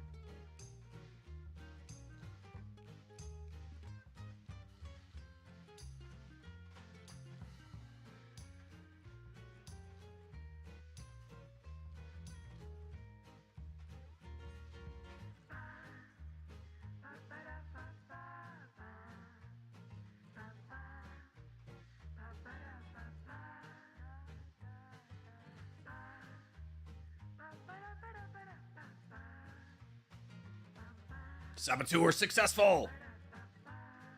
Get wrecked. All right, let's see if we can close some lines. We have a lot of board percentage, but we're not very consolidated, so we're open to being exploited. I've watched your videos for quite a long time now. Finally here to watch you live. I do love watching this game. Well, thank you, brother. I'm glad you enjoyed the videos. Let's see. This is like the biggest gap we gotta close. Like SQ and Clutch. Can I get you two to fight Pickle? Old man, can I get you to fight Pickle?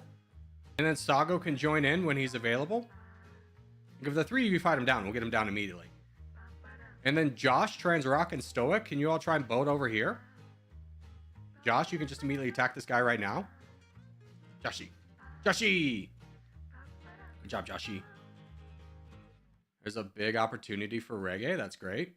Where's the big boys? Yeah, they're all south. South.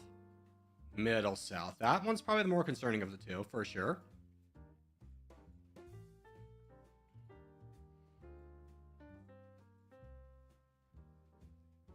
I think our donation targets probably need to be yes down here. Yes, can you fight this guy? Can I ensure that you're going to do a big boy job and fight the big scary guy and trust that donations are coming? Nope, that's the wrong one. It's the wrong one. Fight down south. Down south. Go down south. Fight the big scary guy. And we will donate to you. But we can't donate to you until you prove us that you're going to be good.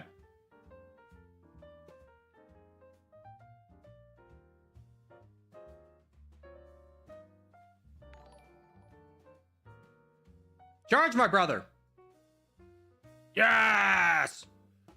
Every time you get red interest, do it again. Every time the numbers are red, do it again. Also, Jonathan, thank you for subscribing. Good job, yes! And hot female.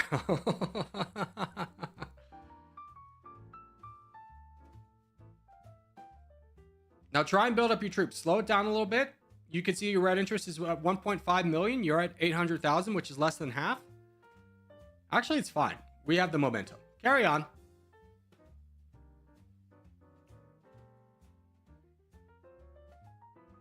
Hot female is Pharaoh. I just don't want to believe so much of my audience is going to donate to someone because their name is hot female. Like, let's all not simp together, all right? Let's be brave and strong. Let's have some resolve. I want you all to be singing We Are Men from Mulan, the soundtrack, the 1998 movie. We are men, we must be swift as a coursing river.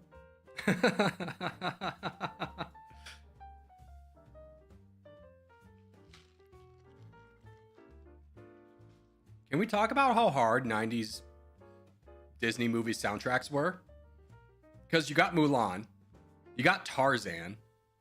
Name another Disney movie from the 90s that, and I bet you had a banger soundtrack. The Lion King.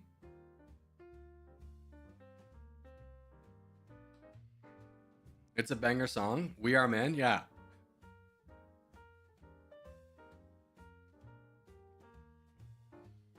Let's do Africa.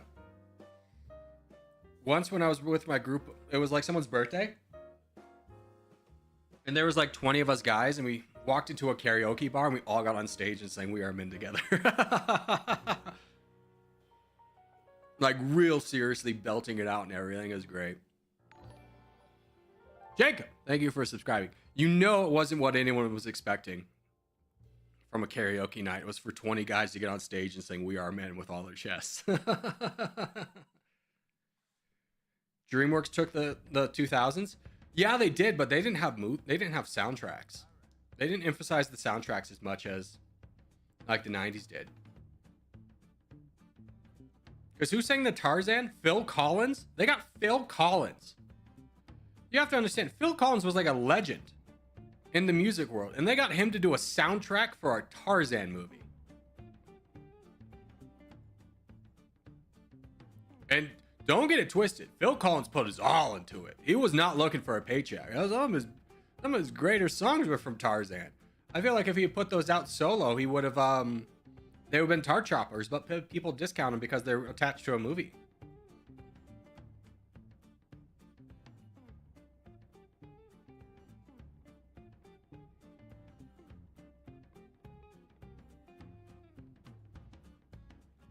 You want to know another movie that's got a banger soundtrack? It's from 1988. It's the original Transformers movie. And it was all from like one guy named Stan Bush, who's really never put out anything before or since then, but he put his all into that movie. It's like, you got the power, you got the touch, dun dun dun dun. You got the power, yeah! So good. Gets me freaking pumped. So good. The movie itself, kind of mixed. Gonna be straightforward with you. I learned later in life that the plot jumps around a lot because they had a lot of different ideas. They started making it before they had a finished script and changed a lot of things, but like animated it, so they're like, we gotta use it, so they stuck it in there even though it doesn't really fit cohesively with the story.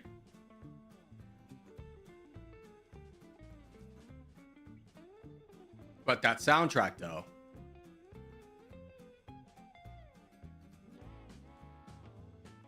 pretty poppin'. Like Mary.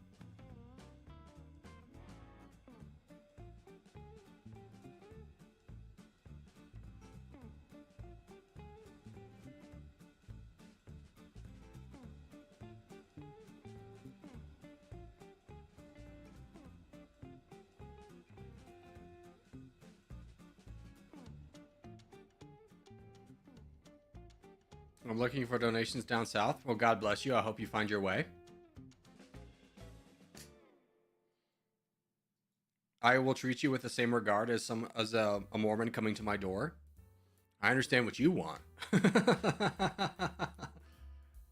Not necessarily what I want, though.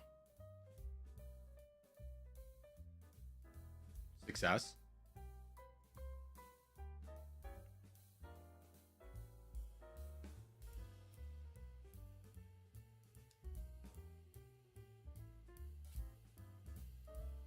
Philadelphia, get involved. Combine the number of troops you and your teammate have. Understand that that's much bigger than what this guy has.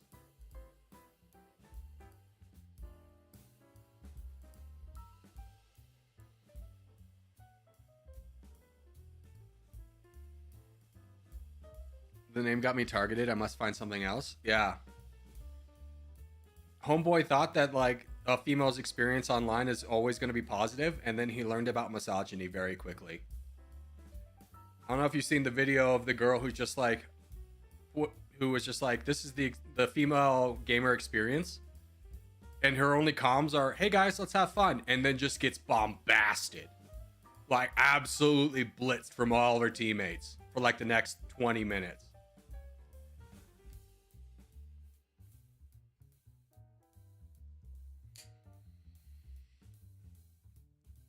I used to watch this female streamer, not because she was a female first off, but she was I forgot her name too, but she was a Rainbow Six Siege creator. And the reason I watched her was because she would solo rank in gold, and at the time I was stuck in gold. If you never played Rainbow Six Siege, it's a game all about strategies. Yeah, it's gunfights, but ultimately a lot of strategy depth. And it's played differently at different levels. So coppers will have different strategies than golds, which will have different strategies than platinums, which would have different strategies than champions. So I wanted to watch her to see what like gold strategies were so I could get better. And every day I watch this girl go from like blitzy, bubbly, having fun at the beginning of stream to just like she's just been through war, just dealing with the comment section and like everyone on voice chat. You like you just watch someone get beat down every day.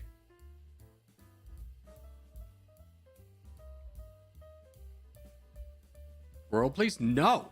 Specifically because you asked. And also because there's a contest in 3 minutes. We had a global to do, though. France. No, not there. Not there. Stupid. There. France. Ice cold. Ice cold. Okay. Give me Myanmar. Warmer but cold. Give me Argentina. Very cool. Okay, we're in the Pacific. Frick. Give me Samoa. Is warmer. Give me Fiji. It's warmer. New Zealand? Is cooler. Frick. Frick. Palu? Is cooler. Oh my god, what am I looking at? What am I supposed to do here, champs? Papua New Guinea? Is warmer. But it's not the warmest. Its closest is Fiji. Christmas Islands out here, right?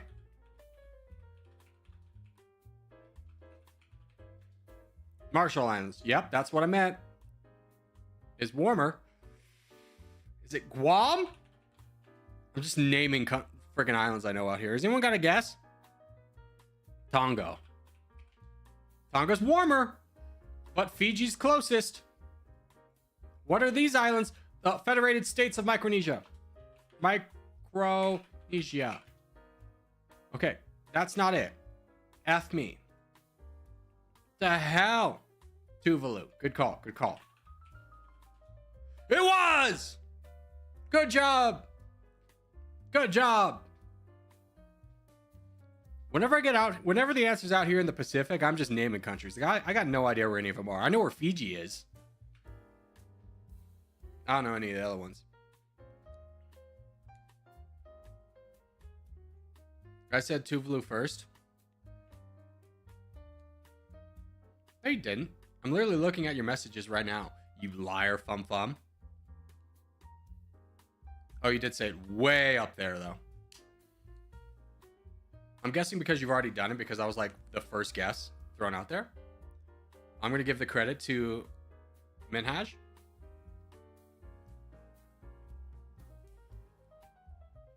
Have you ever played Movie? No, I don't know movies that well, to be quite frank with you. I've seen a lot of them, but I'm the guy who'd be like, hey, that's that one guy from Batman.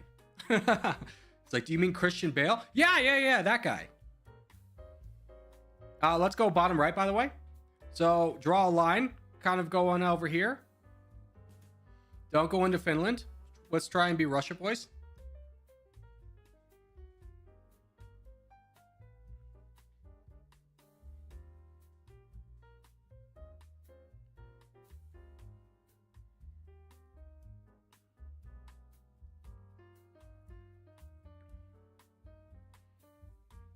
Yeah, bottom right. We got 40 seconds. So let's draw a line. So you can see this line that we have them drawing. Just draw an imaginary line. Go in this sector, bottom right. That's what we need. Make sure let's put down our markers fast in that spot so we don't invite other teams to go there and that we can more quickly capture that land. So as soon as the game opens up for you, put down your marker in this area.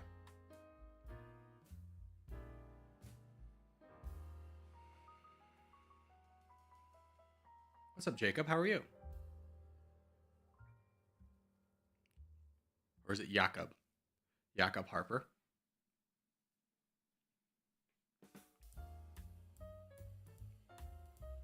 I'll just call you Mr. Harper. All right, so this area. Put down a marker. Go. Yes. Now spread out slightly, but make sure we keep this area. We'll other teams will be afraid to come down here. They'll know this is our home.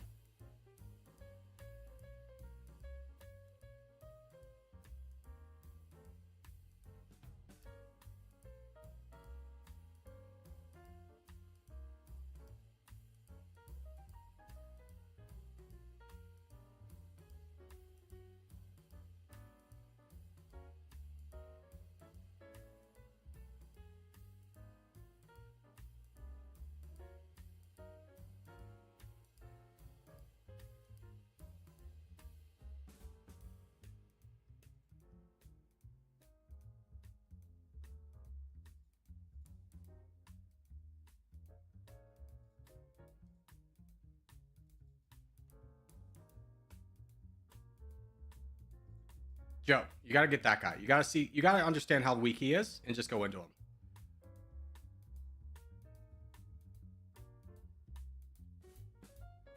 You waited way too long, but keep going.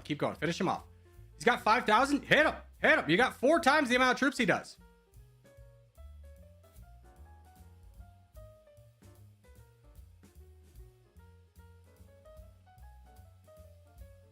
Yeah, it doesn't matter. Joy, go straight down. Straight down right away. You're a backlines player, so, you know, if you're here, you should be attacking somebody. If you're in this sector, you're a backline player, you should be attacking somebody. And the person you want to identify is what enemy has the most borders with other of my teammates. Like Pembroke, Bub, Maverick. That would be a great target. Knock him out, then push forward. Stone Man, Best, Yanni, this target. Africa, Abuk, 752. Fum, this target.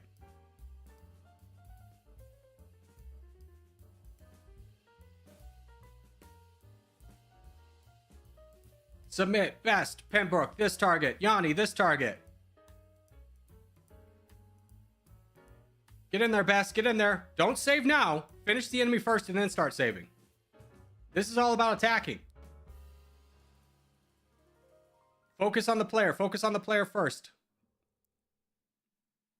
The player has the potential to full send. The bot does not. That's why we need to focus on the bots first. There we go. Now let's start donating up north. Remember, we try and hold this area. We push up north. Middle Franken's a good target unless he's going to get cut off, which looks like he is. So Sago would be a really good target. Yeah, Sago would probably be the best target. Sago and Middle Franken are probably both pretty good. Sago, can you start pushing against this bot?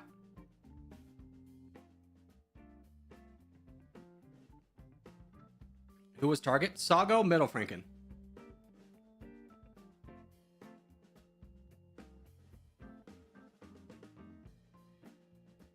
Blurry would also be a great target. So Blurry, Sago, Middle Franken. Let's try and get those up right now. Ethiopia, why did you full send? You've created a big problem for us. All right.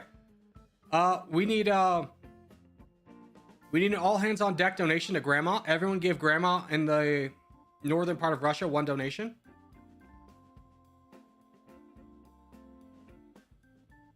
One donation and then go back to what you were doing.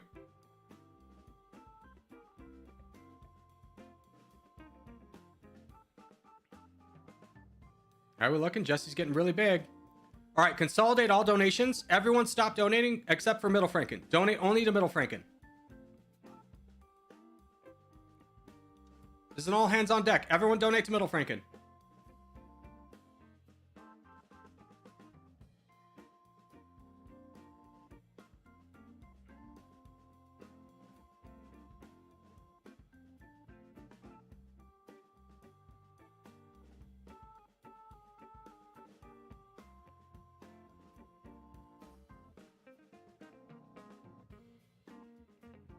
I don't think we're going to get through in time.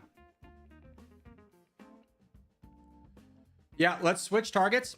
Everyone except for Middle Franken, donate to LT down here. LT who's fighting Jesse. You can click on his name. He's in 4th place. Donate him. Middle Franken's just going to disrupt until he can get down there.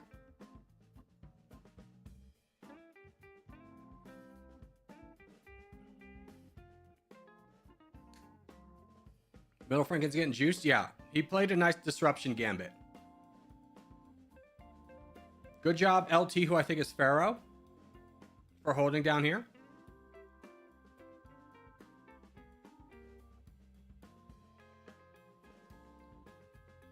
There we go. Game's ours.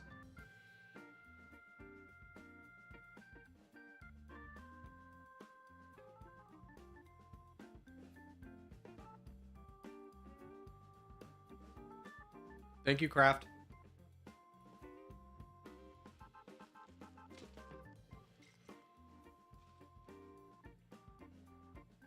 Let's go. Big win, big win.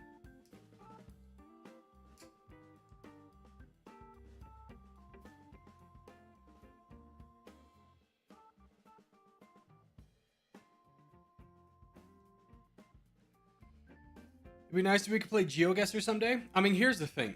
I'm going to be very straightforward with you. Yes, I'm just playing games on the internet, but ultimately this is a business. So as a business, I need to make business decisions. So if a game came out more than 5 years ago, I can't play it. Being very straightforward with you. If a game came out more than 5 years ago, I cannot play it. There will never be the demand to watch it.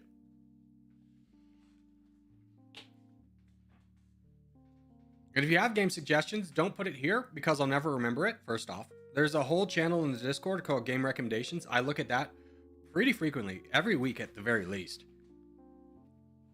And I sometimes check out those games. A lot of times when I do check out the games, I decide it's not going to be a good fit for the channel. I don't post a video on it, but don't think I didn't check it out. So that's where you put your video recommendations. But understand, if a game was made 5 years ago, I can't play it. I can't do it. Just as a business decision. Doesn't mean I don't like the game or it wouldn't be fun. People watch 5 years ago, games made 5 years ago? Yeah, they do. But not in the numbers that new games are put out or watched. Because you have to admit, a part of the human experience is we get tired of things. Once we have had extrapolated enough joy from something, it gets boring to us. And we move on to something different.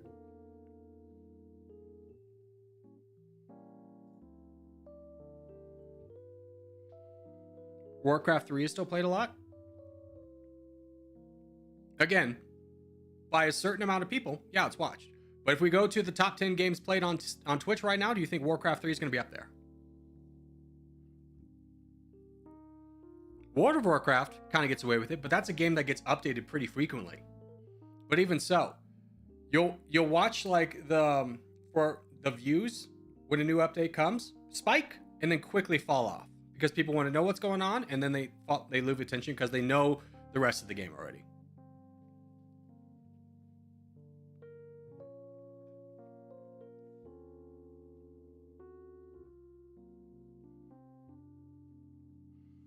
And yes, are there big streamers who play a game that's older than 5 years? Yes, but did they get established? Did they establish themselves in that game at the beginning?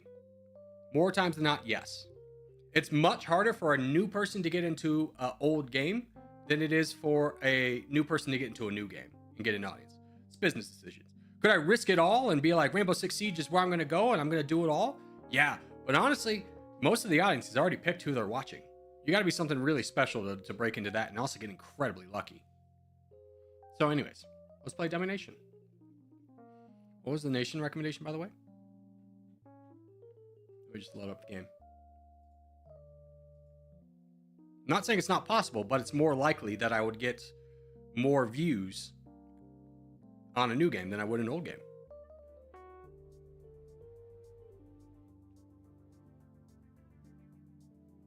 Can you do Greece? I've already done Greece.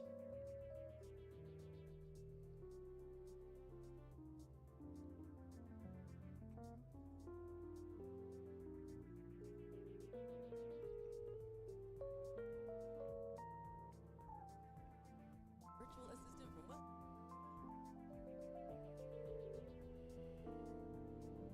Looks like Norway wins. I could do Norway. Norway works.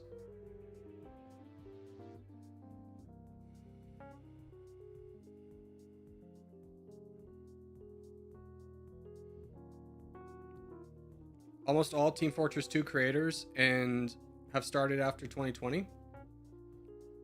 Improve a point to you. You're up. Universalis. How do I even spell you're I'm stupid. Hold on, let's go to YouTube first.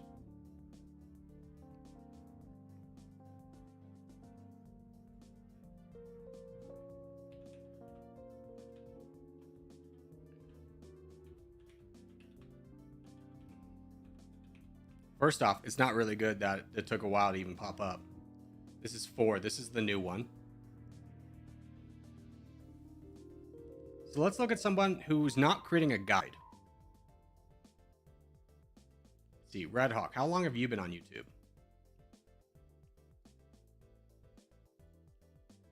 3 years. 3 years. Gets a good amount of views, sure. But he created a channel based off this game. As a YouTuber, you can't just once you create a channel off a game, it's very hard to pivot off of it, because most of your audience is not going to be interested in that. So it doesn't quite work out the way you think. You can't just pivot to a new game. You got to find something very similar. This is similar in terms of it's a map game, but this is a grand strategy game. I play a mobile game. Different ends of the spectrum.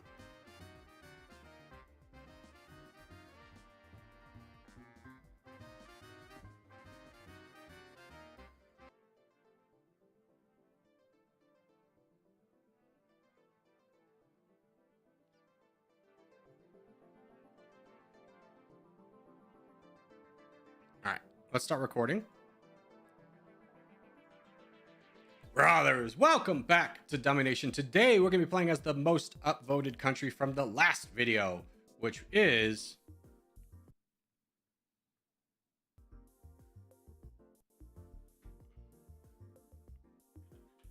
Norway. Now, Norway is it easy? Oh, no, it's not. Is it hard? It is a hard level country. Okay. Well, let's go ahead and make it a little bit harder for ourselves. Let's say by the end of the game, we have to control all of Europe, which means we're going to have to fight a lot of the EU, which will make things very difficult for us. Now, starting as Norway, we are the 31st best GDP. Our population is garbage at 117. Our GDP is, per capita is also garbage at 6. Military powers at 41 could be better, and we are a democracy. Now, looking at our troops, we start off with a good number. Not really. Just a couple. The only thing we have going for us is really tanks and numbers. So we don't have much of a recruitable population, so it's really not worth recruiting too many of you guys. I will get a full unit of gunners, though. We don't need to worry about alliances because we're in the EU, so we can fully spend our money elsewhere. And honestly, probably another unit of commandos, even though it hurts our population. Let's get another 2K tanks. That's 2 million. That we can definitely afford that. Let's get another 1,000 rockets. Let's get some planes or some helicopters, 1,000 of those. And we'll bump the rest of it into planes. And that'll be pretty good for us. Now, talking about research, I do really like going down social, because it helps speed up a lot of things. So let's go ahead and get social research maxed out at 30. And then let's put some points into international aid. No, let's get moral high ground. Let's go down moral high ground first. Now, taking a look at diplomacy, Liberator's low, military service is low. It's fine for now. We don't get a lot of democratic solidarity, so I'm actually going to bump up Liberator a lot.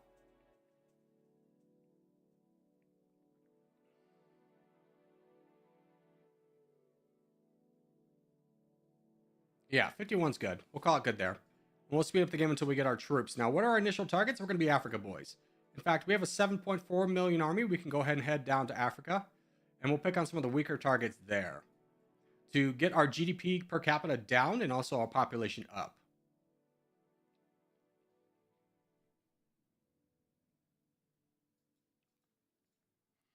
So one of the best targets in the game is the Gambia, who doesn't start off with troops, but does have a pretty good GDP per capita, and population's okay, but it's not the best, but we could honestly, you know, it's free at the end of the day. Guinea-Bissau, I also think, doesn't have any troops, so we're going to fight them next.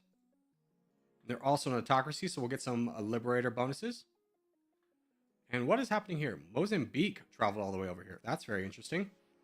Liberia, you're a democracy. Ghana? We could get like Gabon.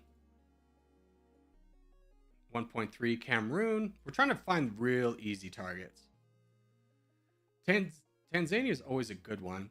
Who's got the better economy?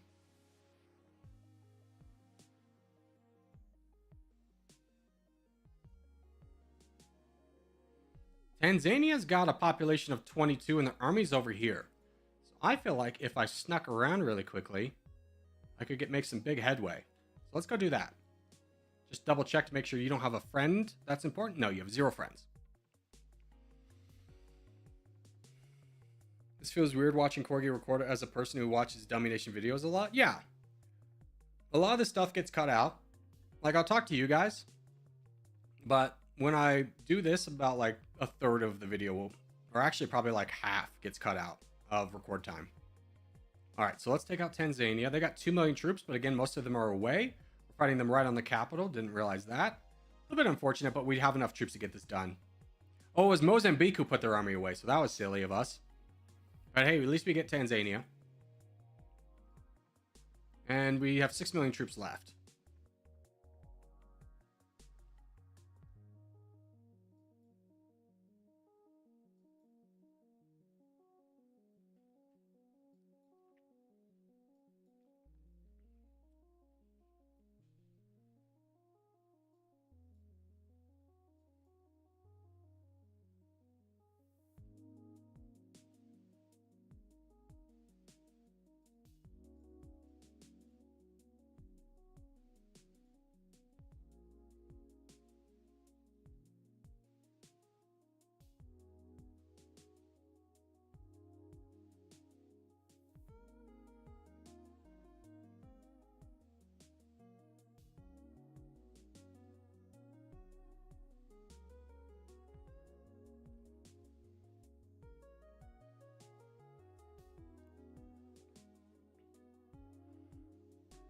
He still hasn't played with every country in the game? No.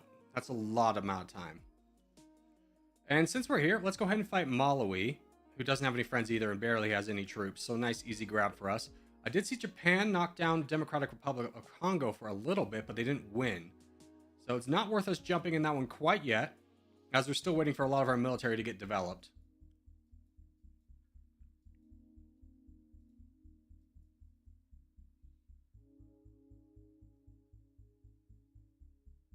All right, and that's done. Our military is at 4 now, so we do need to kind of slow down a little bit. United States is getting into the game, so we might be able to bottom feed off what they're doing, but still waiting for a lot of these troops to get produced. We're on to the armor, though, which gets produced faster than the foot soldiers.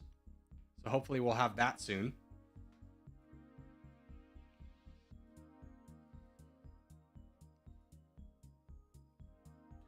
And Mozambique is now out of troops, so they are a great target to attack. So even though we don't have all of our troops, I'm going to go ahead and launch an attack here.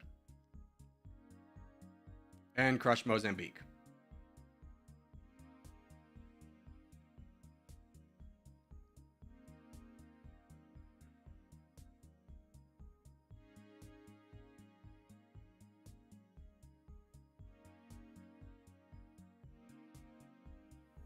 And since Mozambique did most of the work for us, let's go ahead and fight down the rest of Zimbabwe.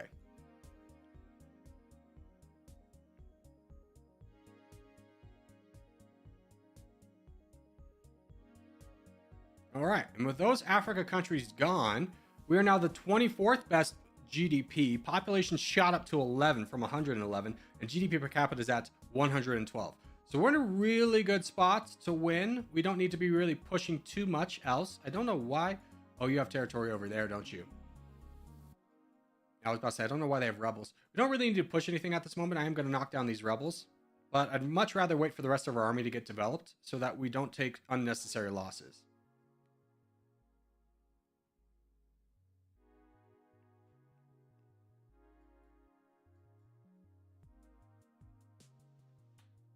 What happened over here? This looks like Lithuania tried to invade Latvia or something. Ukraine's gone.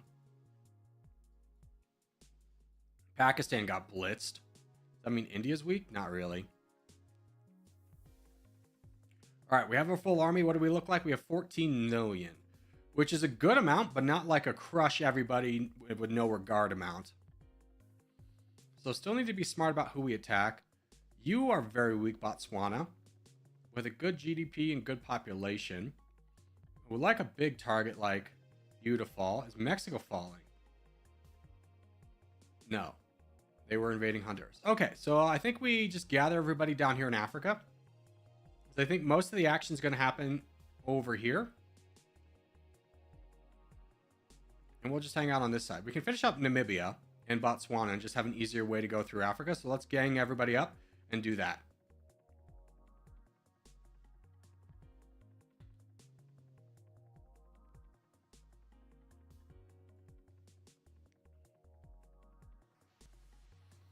You could still go into Pakistan. Honestly, I could, but I don't think it'd really be worth it.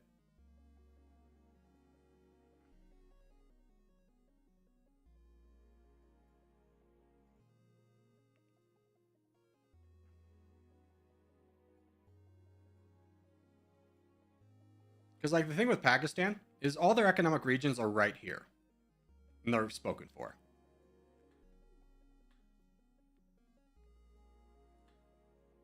All right, let's go ahead and finish off Namibia. Just double check that you don't have any friends. Nope, we're good.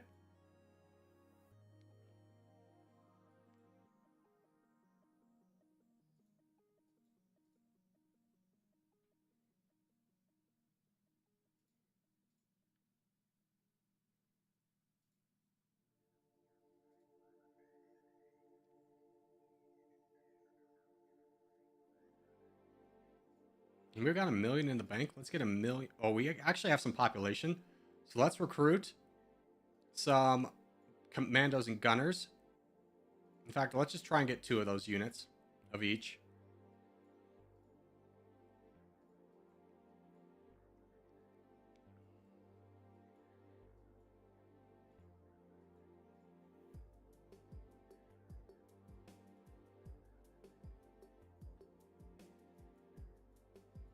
Now the question comes, do I want to fight Iran?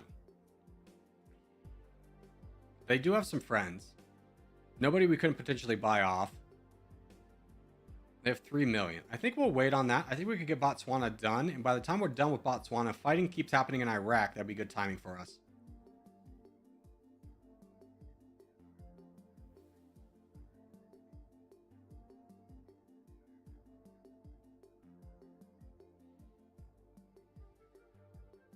What is our exchange rate, by the way? 85%. Perfect. Oh, we forgot about our budget. Bring down social spending. Bring up research. Bring down military spending a little bit. 2% growth will be good. You should play Singapore. You should put in the comments of the video.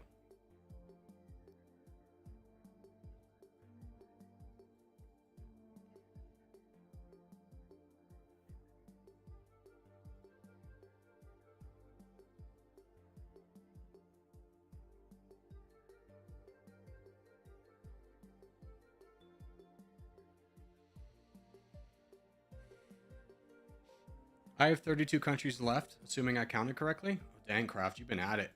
All right. How's Iran looking? Gone. Let's see if we can jump up there.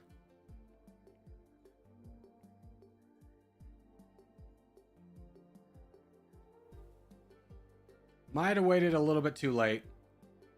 But Iran's not like a really do or die country to begin with. So it'll be fine. We'll still get in here. We have a lot more attacking armies than Oman does. Mostly Iran's good. Yes, it's good GDP, but it also gives us access to a lot of the stands up here, which can be very valuable on their own. And we still have a shot of getting to Tehran, so it's not exactly over yet. A lot of these countries have stopped attacking, where we will not.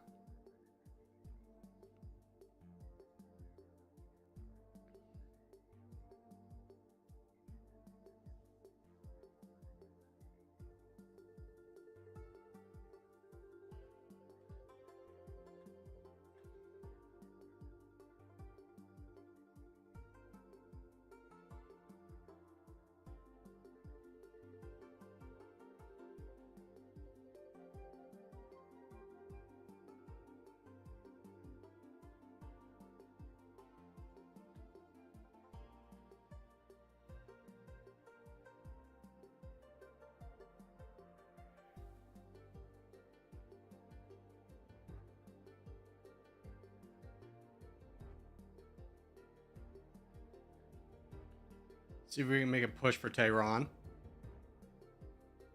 Will be a little bit painful, but definitely something we can accomplish. Yeah, I just want to get over here before the United Kingdom did. And we captured everything we wanted on this front. Now we'll just finish up the rest of Iran. So far, we moved up 3 spots from that move into 21st position. Population's also gone up. We're in the top 10 now. Look, don't want to miss out on the DRC falling, though. They're still strong. In Russia, I imagine you're doing well. You're doing well enough.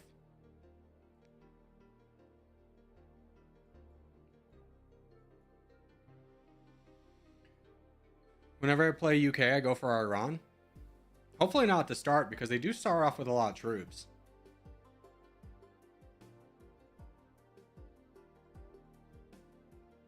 Turkmenistan also has 0 troops and a little bit of land. I don't think you have a friend. No, you do not. Let's go into you. You're not a democracy. Yeah, so we'll get liberator bonus off this too.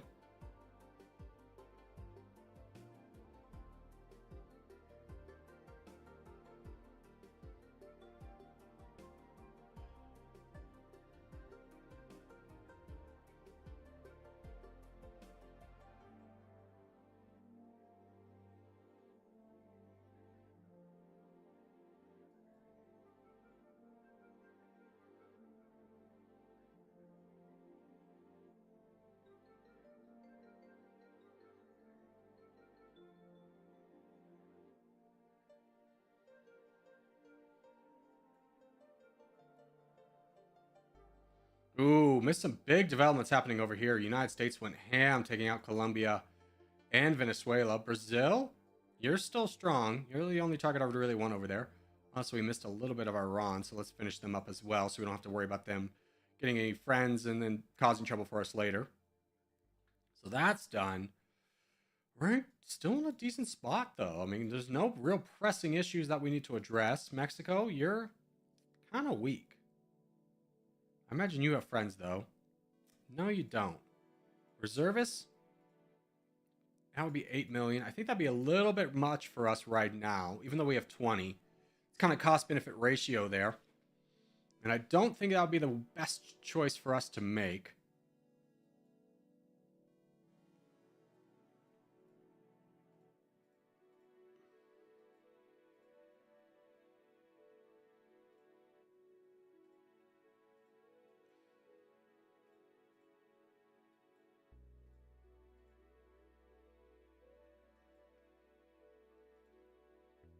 Yeah, so there's no really good targets. I don't want to go home because that's pretty far away. So I'm going to send my troops down to my Africa holdings. Actually, this guy's got 20 million. Let's just send him straight into the Republic of the Congo. Send you back down to meet him there.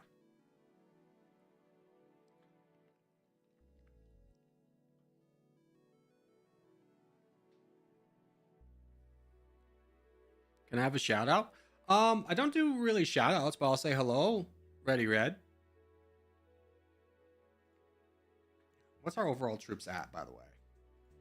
We could definitely use a lot more tanks. So let's spend $1 million on tanks. And we do have another level to use in moral high ground. So our army composition is okay.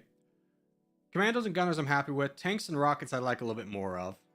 If I was the wealthiest boy in the world, a little bit more combat aircraft, but that's not realistic at this time.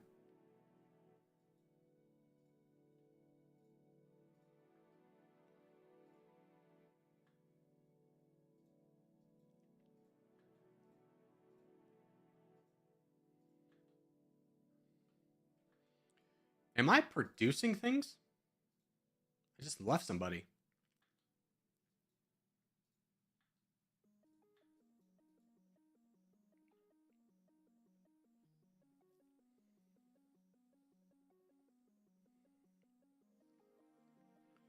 Love the videos? Well, thank you, brother. I appreciate the kind words. Japan's back to another futile effort to fight the DRC.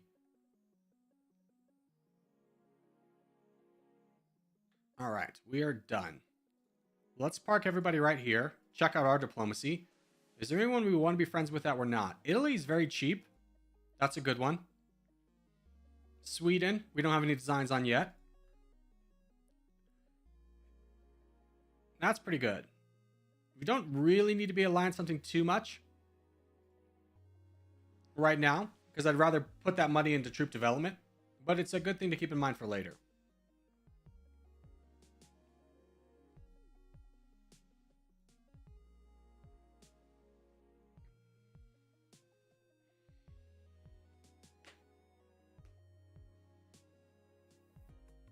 As the UK should probably rush Nigeria. Yeah, it's a good move if you have the troops to do it. But they're at the point now where I don't think we are. We would basically be sacrificing all of our army to do that. I'm kind of waiting for see if someone wants to dive into the DRC. Like this. And then I can just go like this. 1.8, that's good enough for me. Let's go ahead and charge in.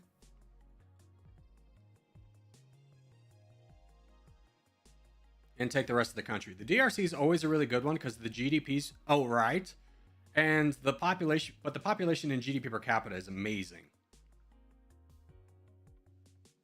And we have a big enough army that I'm going to try and split it to block the United Kingdom's efforts up north.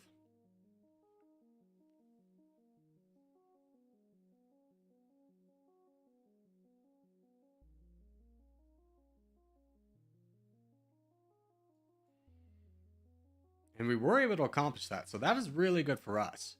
A lot of population stuff coming our way. We jump into the top 20 finally. Top 5 for population. GDP per capita still pretty good at 5th or 83. It's a little bit distracted because I saw Kenya falling and I wanted to attack Kenya. South Africa did that. As soon as we finish up with the DRC, I'm going to definitely deploy to get Kenya. Here, let's just send this army to fight Kenya now. And we'll have the other one join once they finish up the rest of the DRC. Now, Kenya, were you friends with anyone? No. Another great target. Yeah, India was just about to start sniping some land, but we just blocked them. So a great move on our part. Just kind of being opportunistic here.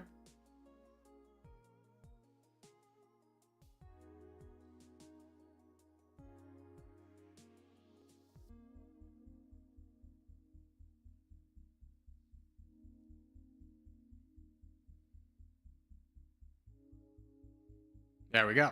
That's all done. How much troops do we have left? 16. So a heavy price we paid. You know what's probably going on? Ammunition shortage. We should have engaged that much. So we do need to stop for a while now because we have wasted unnecessarily a lot of troops in fighting. When we should have been saving. I'm going to go ahead and just get 2,000 rockets for now. Let's save up for a little bit. We don't need to do anything major. Obviously, if anyone in the top 10 falls, we're going to jump on that. But if that doesn't happen, we're going to be pretty relaxed.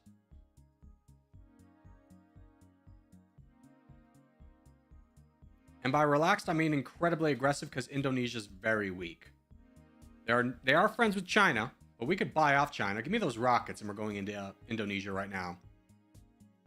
They're the 12th best GDP. That's going to be a big boon for us.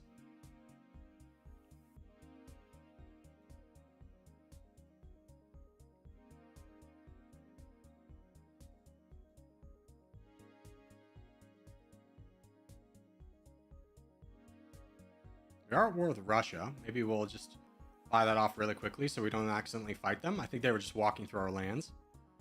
Make sure that we don't accidentally declare war on Azerbaijan as we're bringing down our rockets.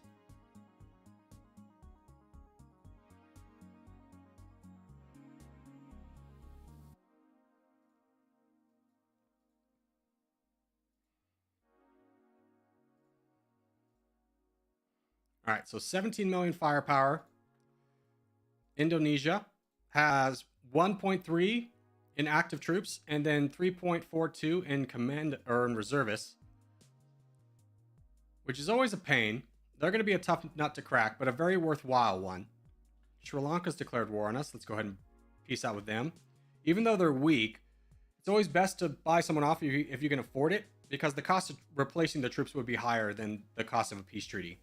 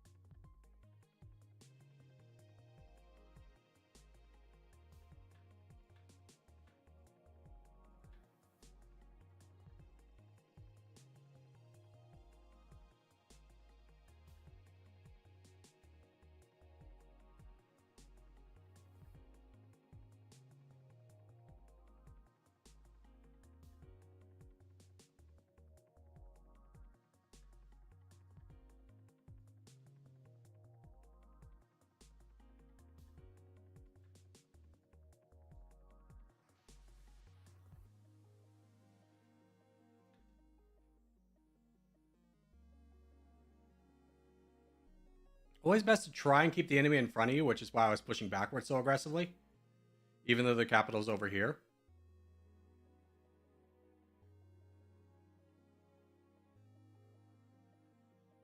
So I don't have to worry so much about losing land.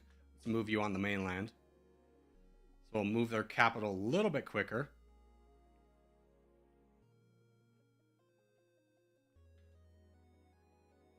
Bring down our troops. Let's keep recruiting. We don't necessarily need them right now, so let's just buff up our numbers a little bit. Are you being at the point to be able to auto-produce? You know, that is a good call. We should check that out. Yeah, we can definitely auto-produce. 40 is a little much. Let's try and get down. 30%, yeah. Let's start auto-producing troops.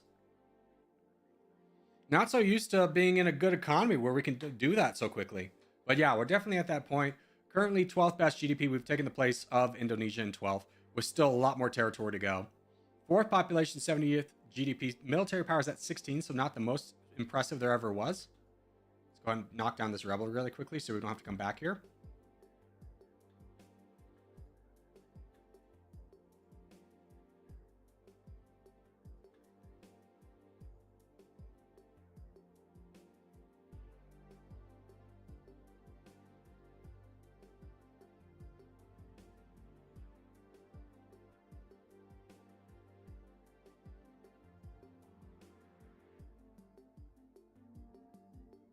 And now that we got Bali, let's go up here to grab their Malaysia holdings as well.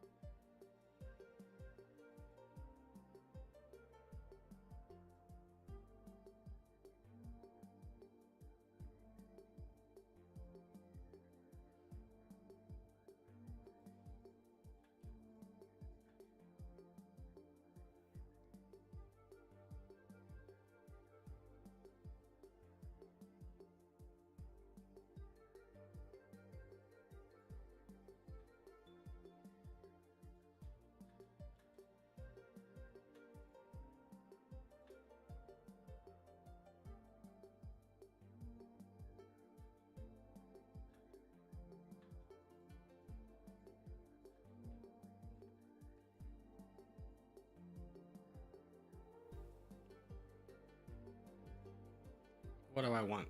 I need rockets.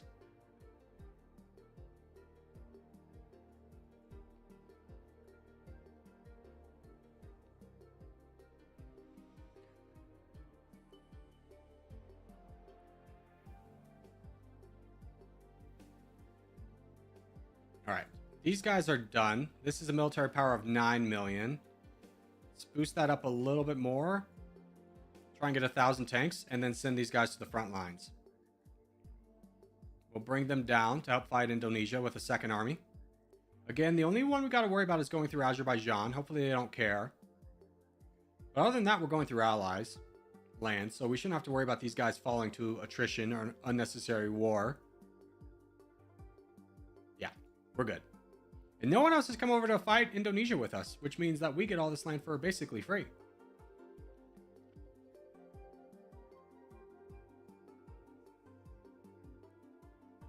What's late? What's up, mates? Late for stream? How dare you? How dare you? How dare you be late for something with no attendance policy?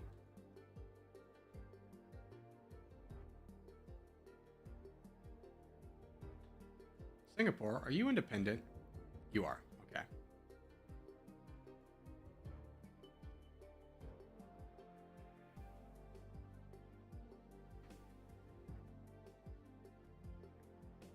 What's the most balanced country in Dummynation? Could you define balanced for me? What are your intentions by balanced?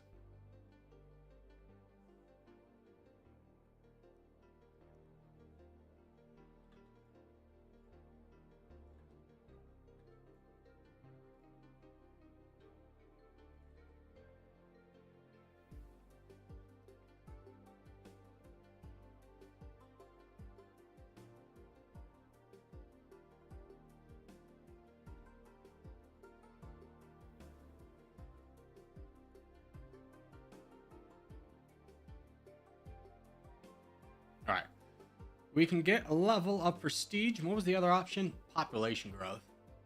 I don't know how much prestige has actually been helping me.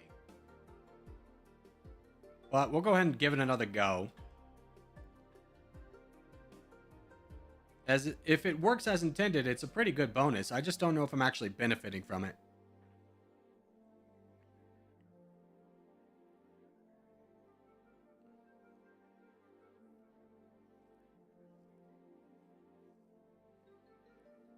A good country in the top 20 or 30s militaristically?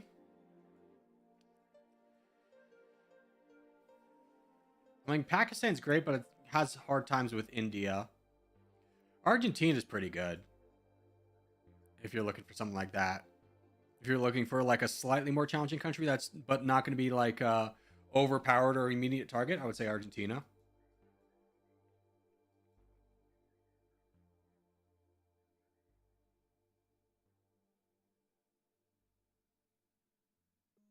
Ooh, China's fighting Singapore. Might be an opportunity for us to grab Singapore. They're an autocracy too. Very interesting.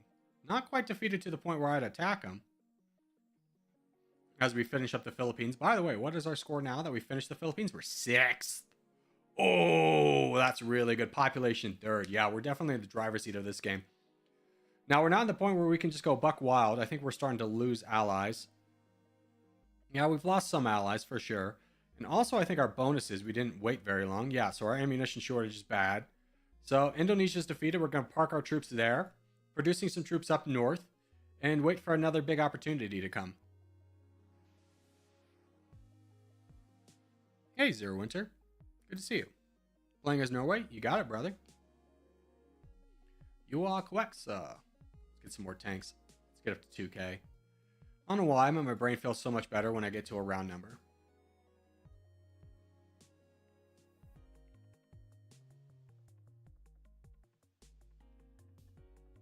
Now, what is our growth currently? 1.8. I don't think that's going to cut it. Well, it's kind of good compared to what everybody else is producing right now. It's higher than United Kingdom. Yeah, it's higher than most of these guys. It's fine.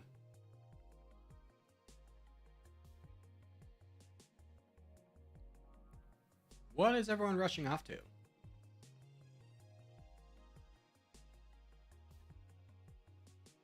Saudi Arabia's gone. Let's go. Let's see if we can get some Saudi Arabia. I'm going to attack from this side.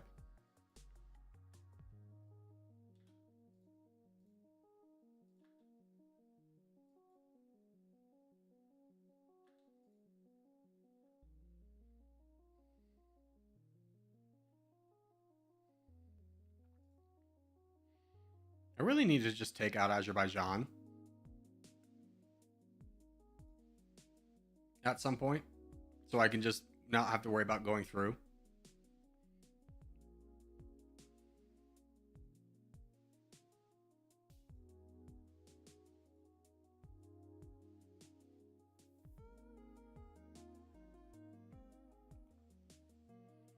Okay, troops assembled. Let's go ahead and fight down Saudi Arabia. Send that army that was producing back here home.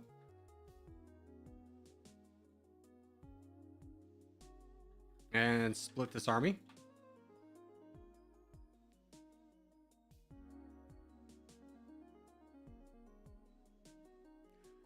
Going for a lot of the economic zones, which a lot of them are over here. This is obviously the capital, so it's going to be good, but it's going to be heavy fighting to get there, which is why I wanted to secure this side first, because you can see good economic zones right there.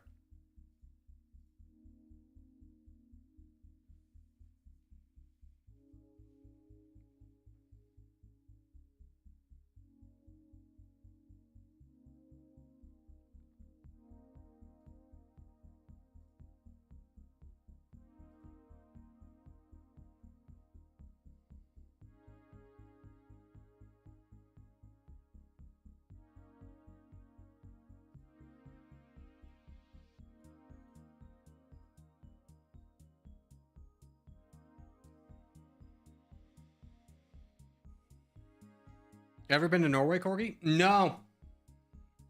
The only part of Europe I ever been to is I lived in Kiel, which is somewhere over here, Germany, but I lived on a boat the whole time. So I really didn't see like the beauty of Germany. I left the boat like twice in 3 months.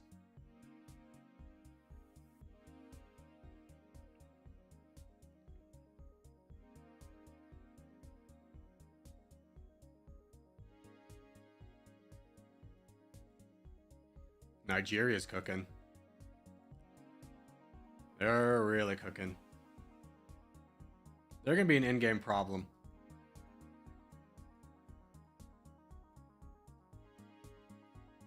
All right, let's go ahead and take our troops and do what we said we're going to do and fight down Azerbaijan. Diplomacy-wise, they're friends with Turkey, Thailand, the Philippines.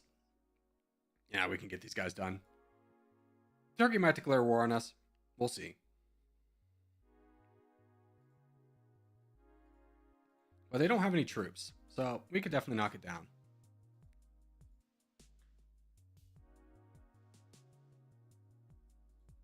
Yeah, Turkey's still my ally. Switzerland decided, I hate you.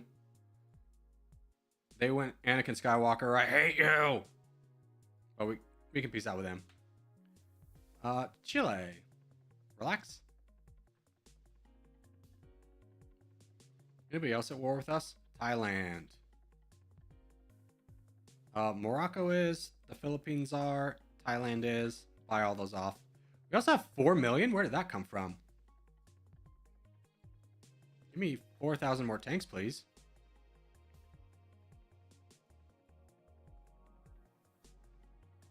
All right. Things are looking sharp for us now.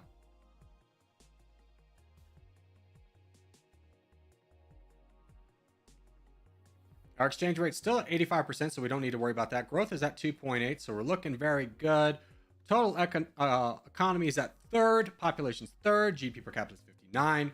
Military power is 6. So we spent some time building up our military, doing some research. I think we're in a good place.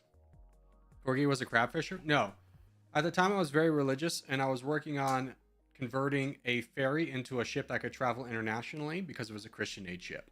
So whenever there was like a natural disaster or something, like let's say in Africa or something, the ship would go to port and then provide free medical care and meals. But because it was a ferry, the front half of the ship would fold up. So we had to weld that down, replace the engine, convert a lot of the rooms, stuff like that.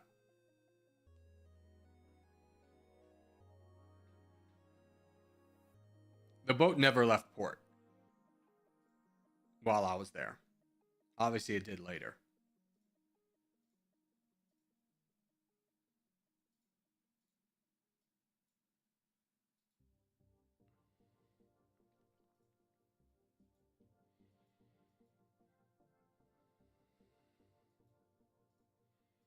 I think we'll save up for another 6%. Nah, we're fine.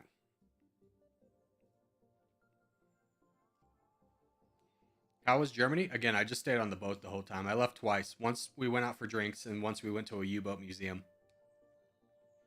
The boat was rough. I'm going to be honest. They didn't provide a lot of food. I shared a room with 4 guys who were all nice, but, you know, it's cramped living quarters on a ship.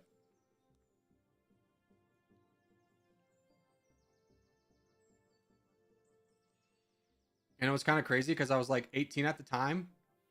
And they brought a group of us together. It's like, has anyone done drywall before? And it's like, I've done drywall.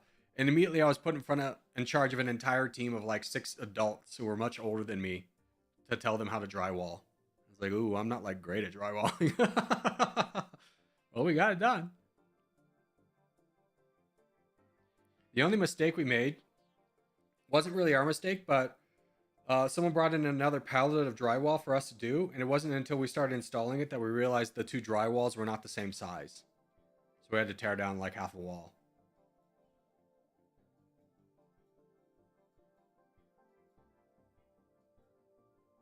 Like the thickness was different.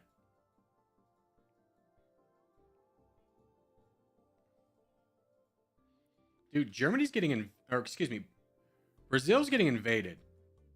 They don't have any. Oh my God, we got to get over there. I just happened to check. I'm glad I did.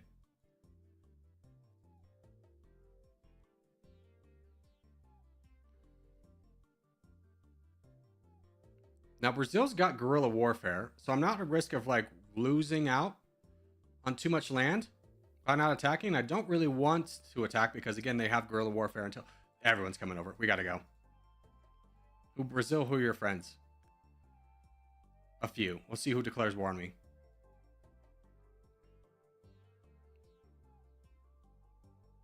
Nigeria. That's one we definitely want to take care of. So far, just Nigeria. Armenia has. Buy you off.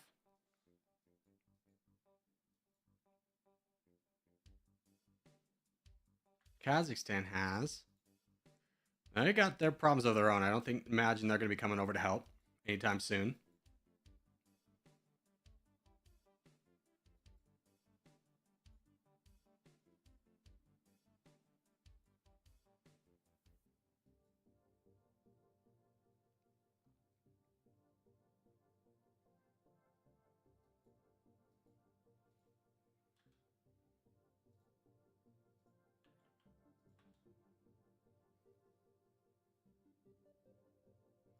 And let's get another level of prestige.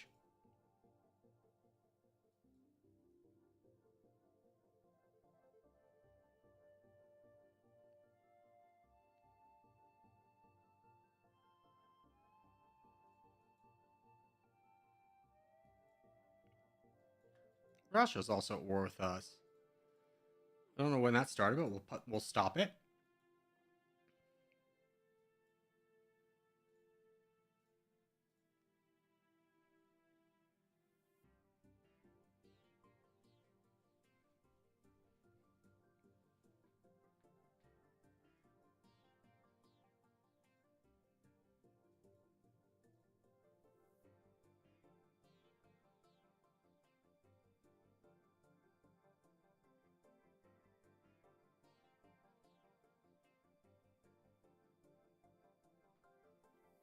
All right, so nice little get for us with Brazil. Mexico's falling. We can get there in time. I was thinking about declaring war on Argentina, but Mexico will definitely be a priority. Let's rush over there with all of our troops. We're going through ally United States and ally Canada. Yeah, so we shouldn't have to worry about our troops. Safety and passage.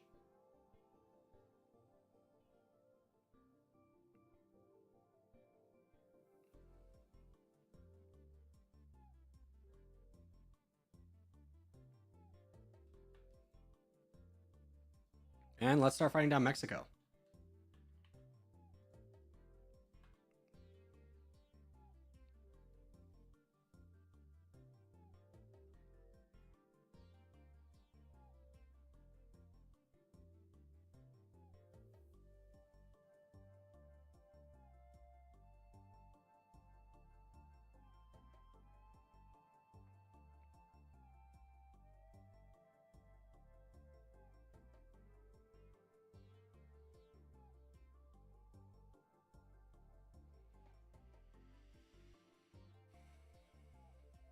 How'd you go from a houseboat to domination streamer? I'm going to be honest, there's a lot of steps in between that. I'm 35 years old now. I did the houseboat thing, or the giant ship at 18. It wasn't exactly a straight line.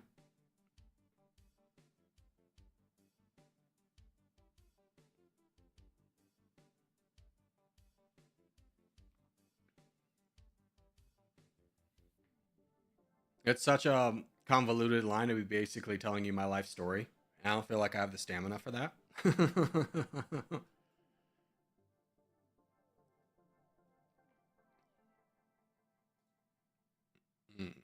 Need more rockets.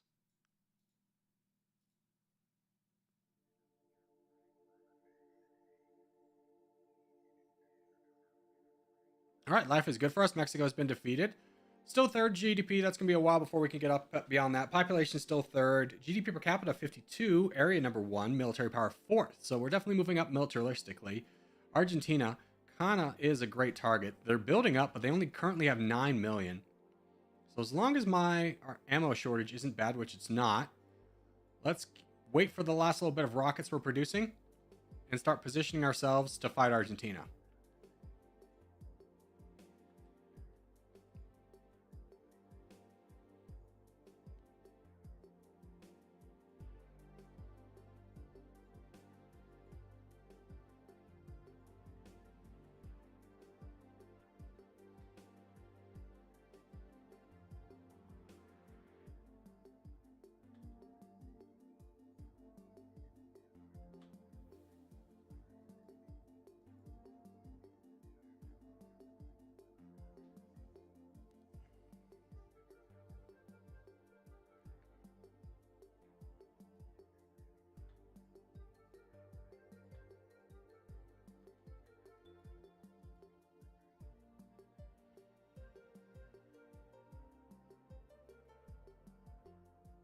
Ooh, and Argentina's locked in a war with Chile, so we could get both. No, let's go for their capital. Knock down their whole army first. There we go. And now we can afford to split and capture everything.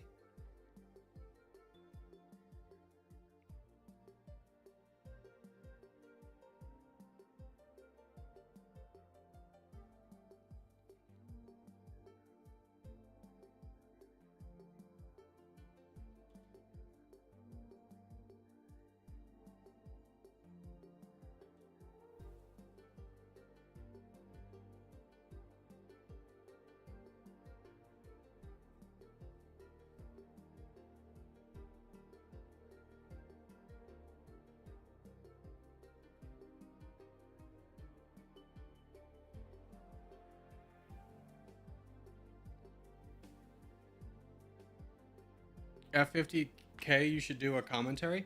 I don't think I'll do a commentary. I think I'll just do another Q&A. Because I did one at like 10K and haven't done one since. But that was only like a year ago. So it's not like a lot of time's passed. Or was that 20K? I don't remember. It wasn't that long ago, more of the story. Who's fighting me?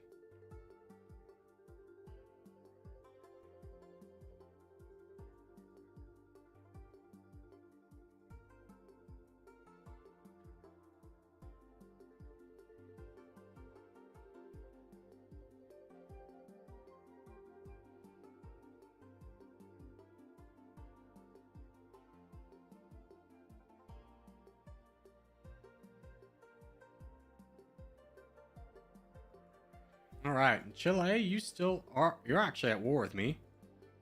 So I might as well fight you down as well. We had a peace treaty with Chile. That always gets you, doesn't it? Now we don't have a single ally.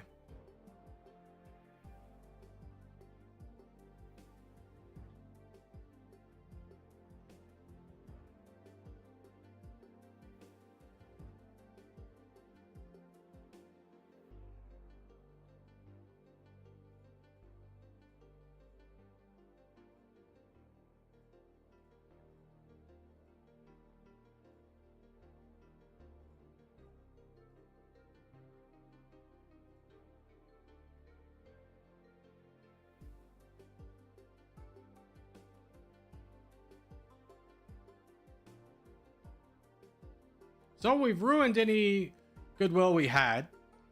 And that's going to stay with us for the rest of the game, which is just something I truly hate about the game, is it gives you no warning that that's about to occur. It really should be a pop-up and be like, hey, you have a peace treaty with this guy. Are you sure you want to attack? But alas, it does not. So we reap what we sow. Exchange rates plummeted to 49%. We got to get some of these alliances back, which means we're going to spend a lot of time waiting for these to get cheap, build up some currency, and then buy those back. Prestige, another level, hopefully will help us go in the right direction. I heard a fart? No, you didn't. Don't be a child. I just moved in my seat.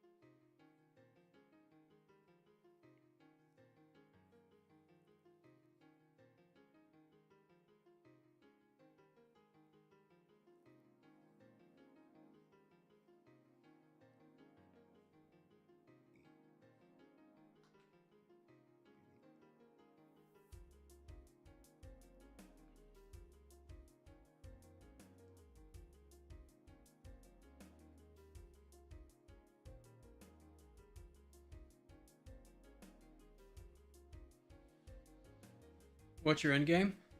Yeah, we want to take out the entirety of Europe.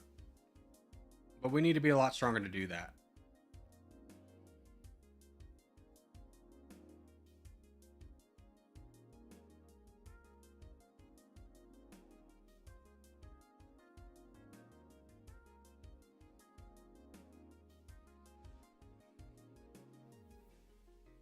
I'm so mad at myself. The game is so punishing for that one mistake to lose like 30 allies and for them to all cost like $1 million to get back.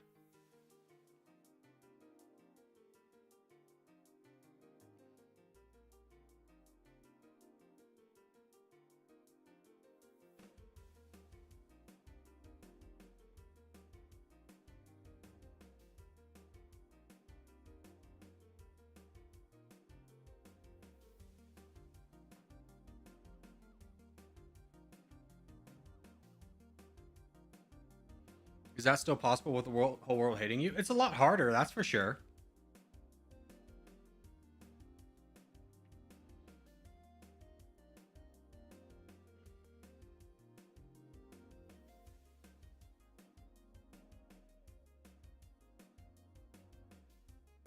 All right, exchange rates. So after a few years, we got 5 allies back. Exchange rates at an acceptable 74%. Nowhere near where it was, but I don't want to spend all of my money on getting the alliances back. We'll see if the price goes drastically down. But again, we're going to be wanting to fight most of these guys at some point. So is it really worth getting in alliances with them in order to, knowing that we're going to fight them?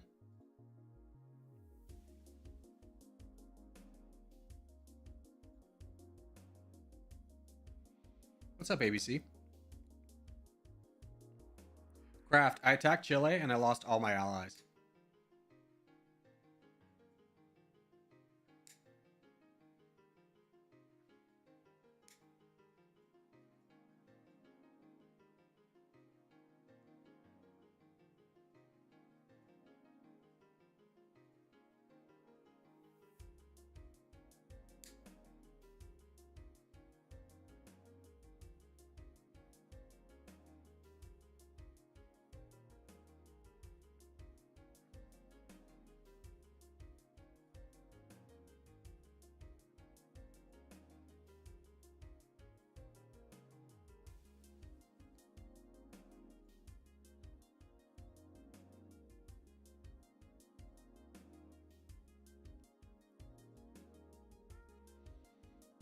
You have a peace treaty with Chile? You betcha. That was the one. That was the one that got me.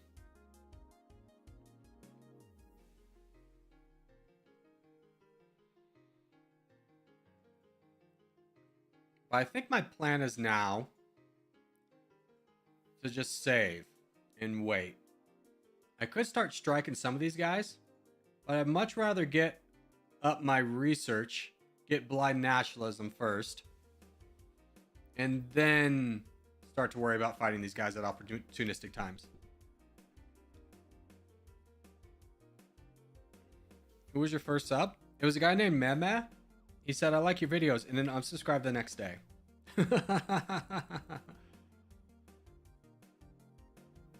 Yeah, we've lost a lot of tanks.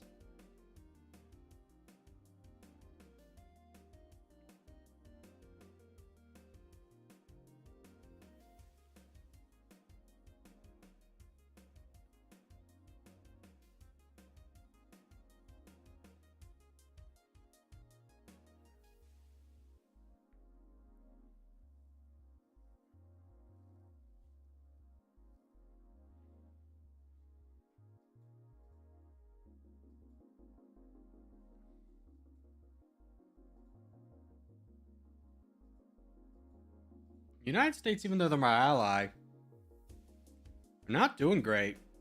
They chose to fight Greenland, which is angering all of NATO.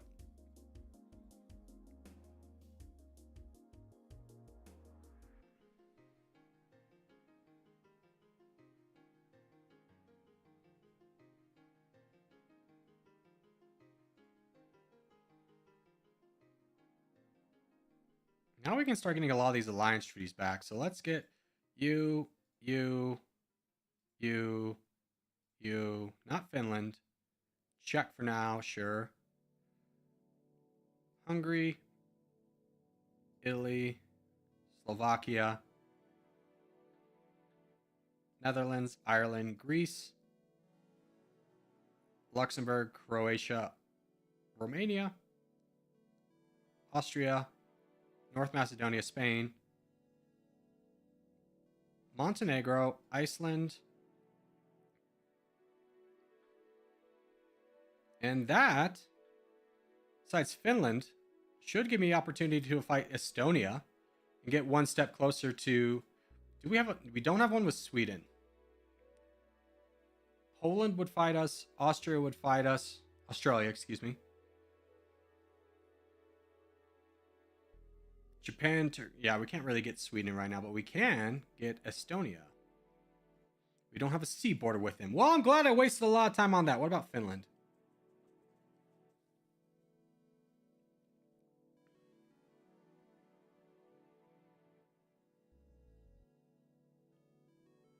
We could definitely get Finland. Let's fight Finland. Do we have an alliance with Finland? No. Just double check we don't have a peace treaty with Finland. No. Let's fight Finland.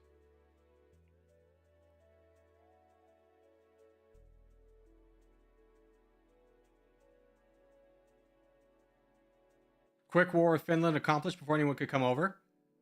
Now we fight Estonia. Phase 2 begins. Done. Oh, that's Finland over there too. Let's finish them up. We can get into Belarus. Nobody cares about Belarus except Russia, who will buy off. Let's fight down Belarus.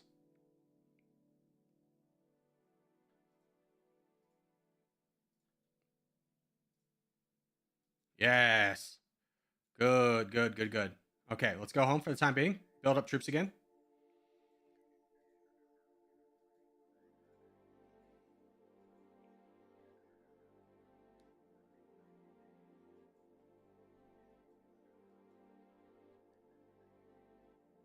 Belarus had like 50 million. Ah, that's why I lost so many troops, huh? But we can start getting innovative spirit, so that will hopefully compensate. What does the 1.2 mean? It means a tick. I don't know exactly when that comes into effect. I don't know if it's a year, 6 months, a month. It's never really explained anywhere. Oh, I lost my allies.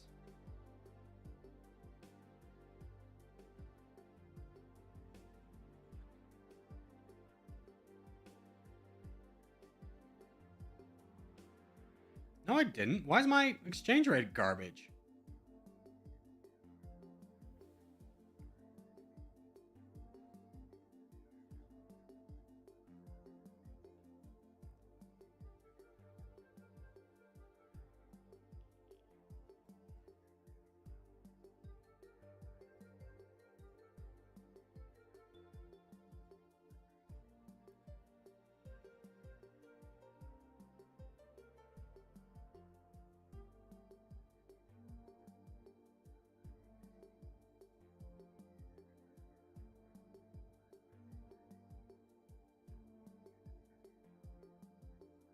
There we go. 78. Does recession destroy the exchange rate? No, it doesn't affect the exchange rate. It affects your total expenditure, your economic growth. The exchange rate is basically what are you taking out of... If I brought this all down to zero, all of my money would go straight into the economy. But I'm pulling money out of the economy to spend in these 4 sectors. Oh, and we have some points to drop in innovative spirit. Nice.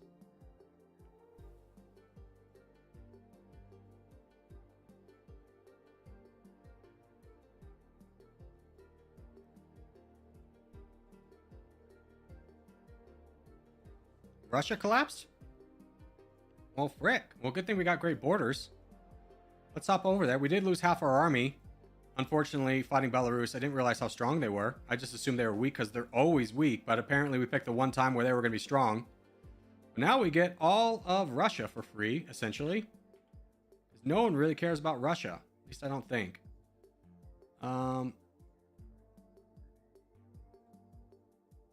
That was the button. Yeah, no one cared about Russia.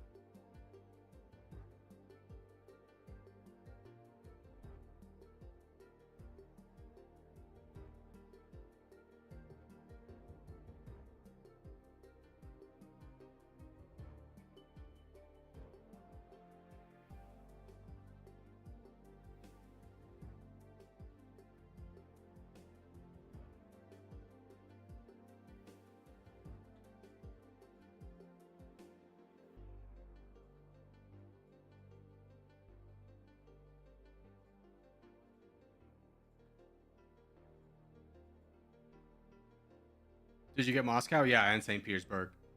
All the goods.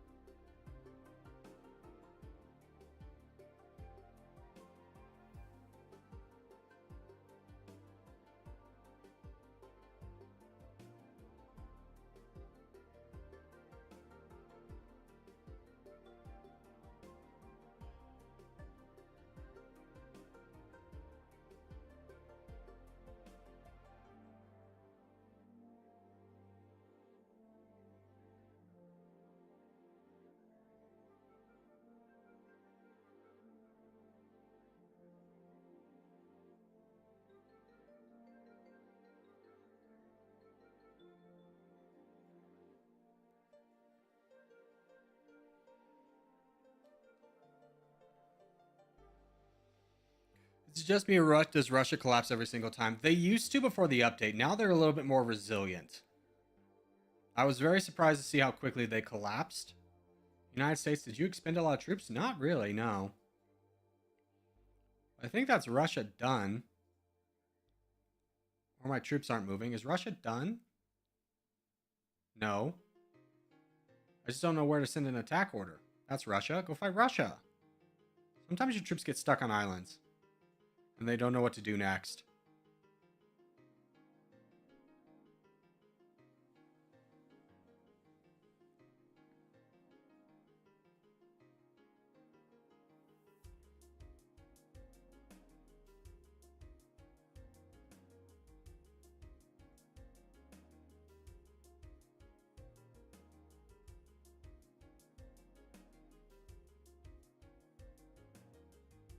All right, that's enough of Russia. Looks like Japan and China are going to finish up the rest. Let's send everybody home. Now that we've gotten the Russia part of Europe out of the way, I'm feeling a lot better.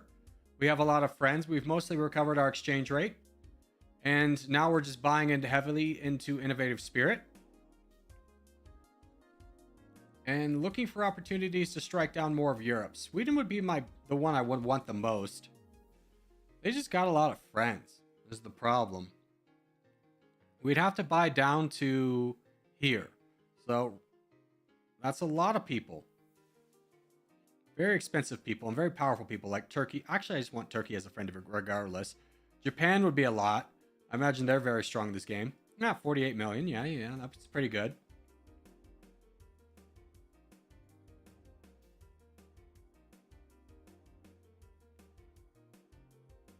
We could get Ukraine down. Their only friend is Poland. Finish them out of the way.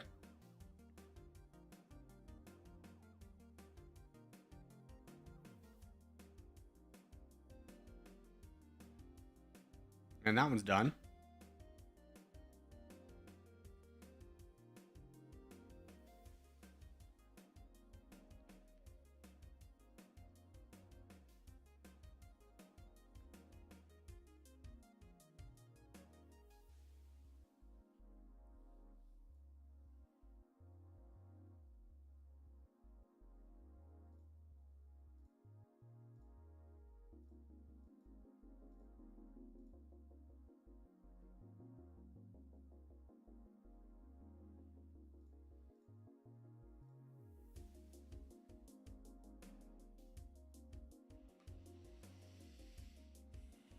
Wait, so we're investing research points in self-sufficient economy basically a waste?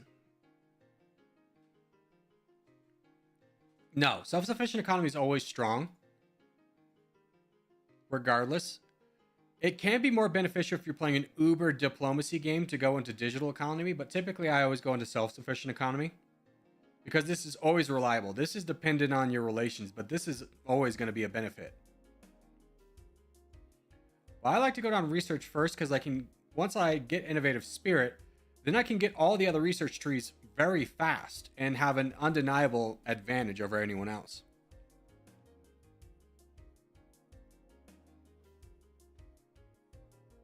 Yeah, Craft's right. Self-sufficient economy boosts your exchange rate. It helps more if you don't already have a good exchange rate from allies, is true. But typically your exchange rate at the end of the game is going to go down regardless because you're not going to be friends with everyone. So I view it as a very temporary bonus with a very heavy upfront cost.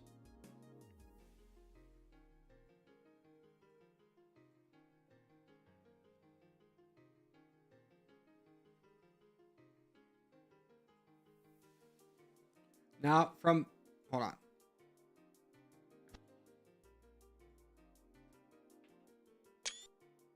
Screenshot. From this point on, I'm going to save until I get that overwhelming advantage from research. So we're going to full speed this. Unless something major develops, this is kind of our place in the world for now.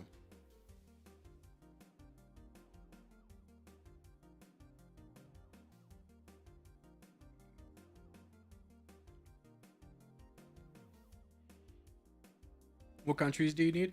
I'm not counting Iceland. I'm not counting Greenland. I'm counting Turkey. So these boys.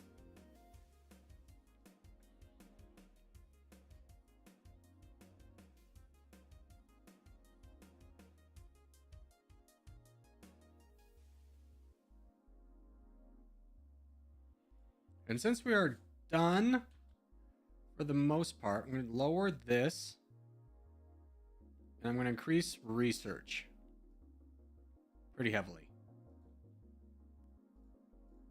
Since I'm done kind of fighting for a moment, let's just shift our balance so we can get innovative spirit done faster. Then we'll get blind nationalism and then move into economy. And once we get economy, then we'll get up to sovereign wealth funds, which is why we're saving all of our money.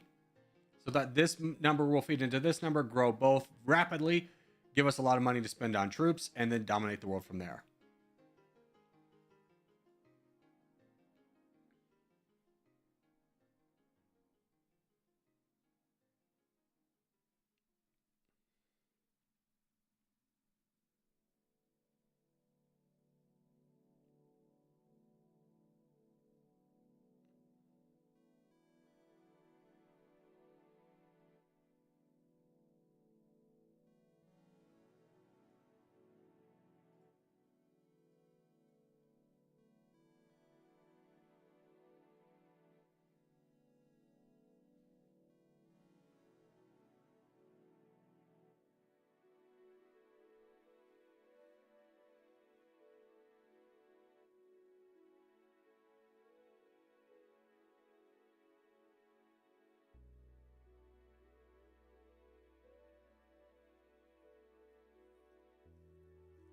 Cultural assimilation reduces military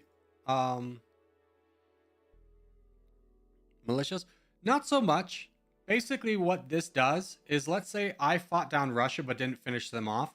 What cultural assimilation does is it basically says for Russia to like not be less inclined to declare war to get the land back. If that makes sense.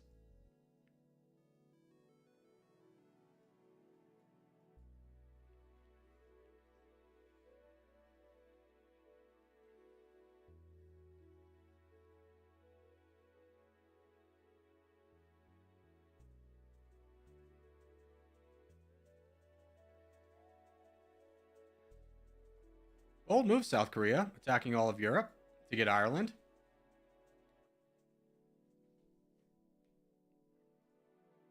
Don't get it twisted. I wasn't going to stop them.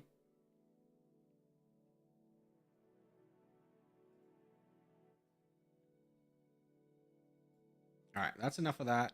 Let's start working down the economic research discounts.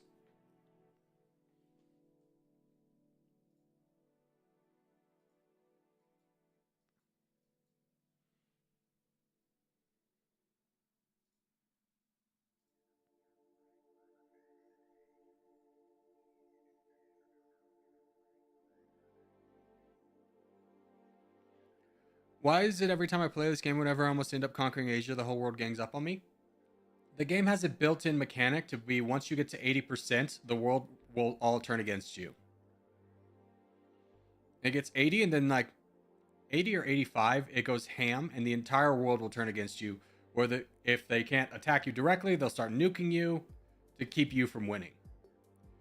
And which may sound tough and it kind of sucks. But at the same time, I'll also be thankful because that mechanic at one point only applied to the player and not the computer. So like you would be like falling behind the United States. The United States would conquer one territory, sit back, build up troops the entire game, and would win every single time.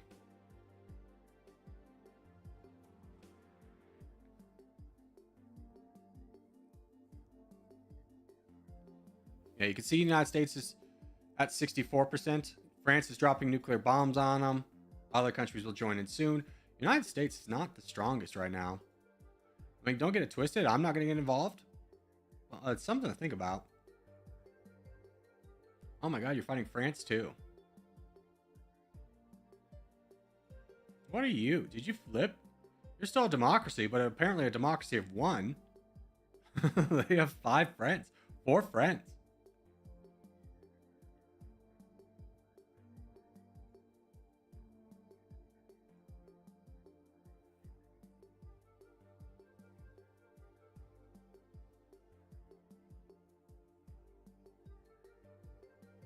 USA has a really weak and unbalanced army. No piercing. Yeah, I mean, if we went into this with a lot of tanks, we could definitely win. It's just the reservists would then come kill us. And I don't feel like diving headstrong into a fight that I won't win easily. So it's definitely worth keeping an eye on, but not worth engaging right now.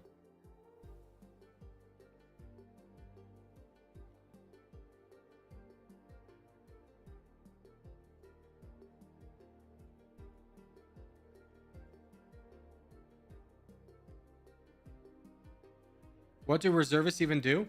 Once your military's gone or not in a place, if like, let's say my military's over here. Let's say I'm the United States. My military's over here. And someone attacks me on the East Coast. What reservists will do is they'll spawn up to fight back. They're defensive only troops.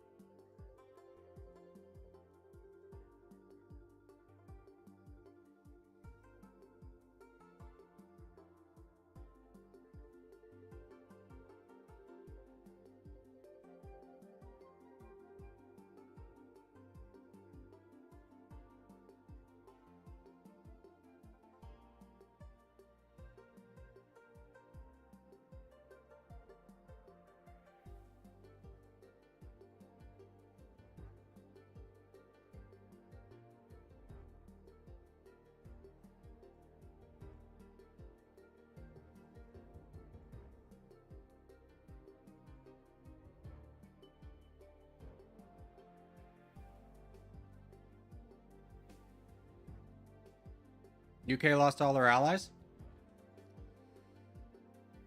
Oh, they still got 6. One of them's China. I thought about fighting them, but 42 million reservists and 45 million firepower, they can do whatever they want. I can't stop them. Not yet. Unless you spawn attack on capital, the reservists will spawn small pieces, which isn't great for defending a country. True. But they're still a formidable power.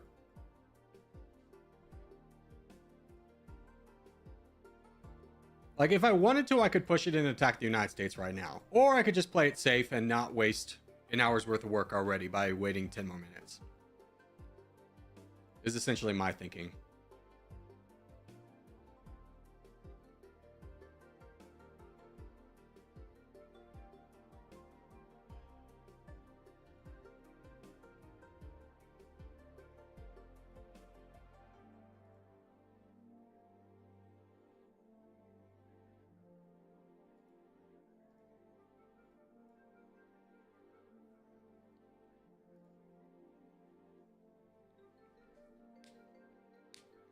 I always go for the capital of a country. Yeah, it used to be the best way to knock them out of the fight, but now it's like you really want to attack away from the capital first because they'll get a. So you can eat away at the reservists slowly. Otherwise, you just get kind of put into the meat grinder.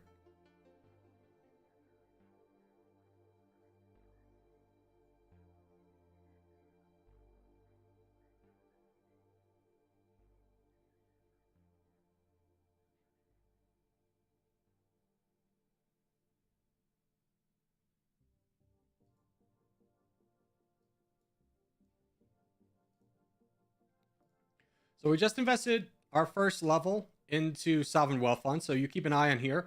We're currently making 9 million with 465. These two numbers again will feed into each other. So by the time we finish up Sovereign Wealth Fund, these numbers will be very high. We'll start to be in the trillions of dollars.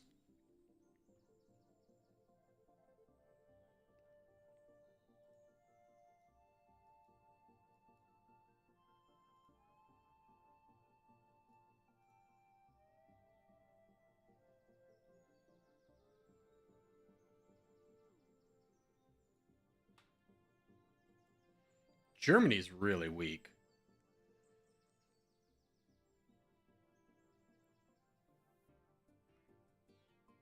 I would have to buy off 30 nations.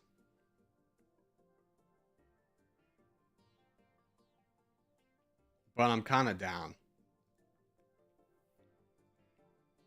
21 million. Ah. We don't have the armor. Let's just wait. Wait.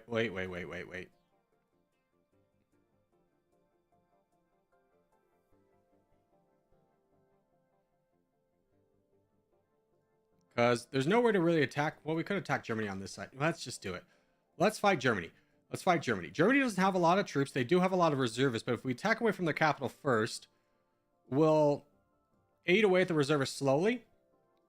This will hurt us internationally because a lot of people like Germany. Let's just double check to make sure we don't have a alliance treaty with them. We do not. We don't have a peace treaty with them. So we should be free to engage this. And we'll have to buy off a lot of the world. Uzbekistan has answered the call. 11 million to buy them off. They have some sizable force. That's a little bit unfortunate. Philippines, I don't. Denmark, you are my friend.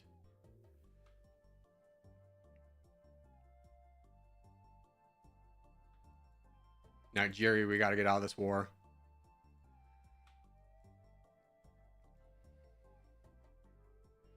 Ah, 11 million for Uzbekistan. I don't want to fight them.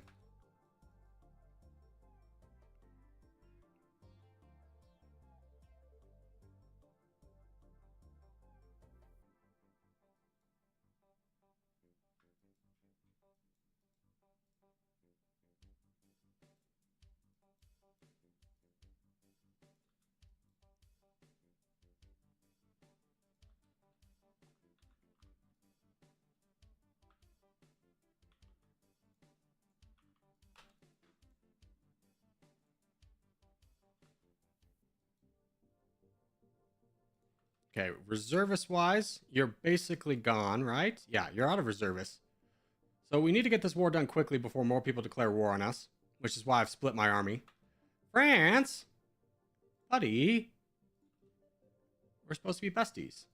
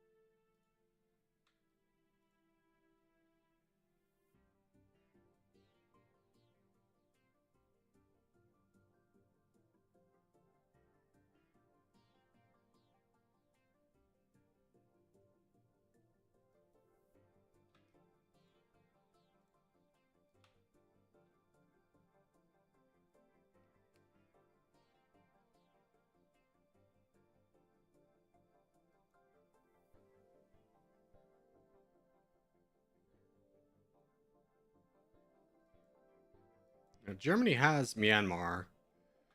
It's going to be a struggle. So let's send this army down here to knock down some rebels.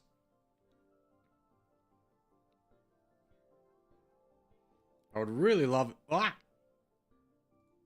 Really love if somebody else went down there to grab that, because I'm not the most interested in it.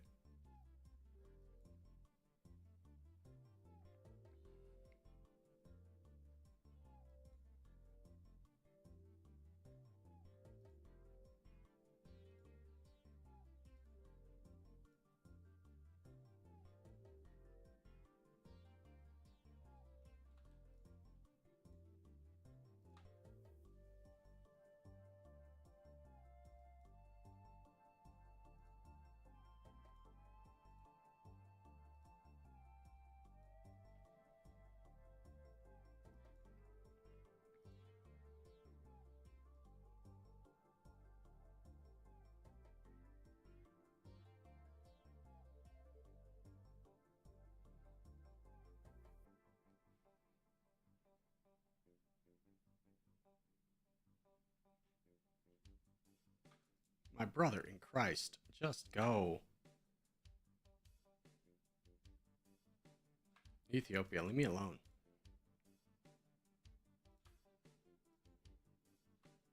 Who else are we at war with?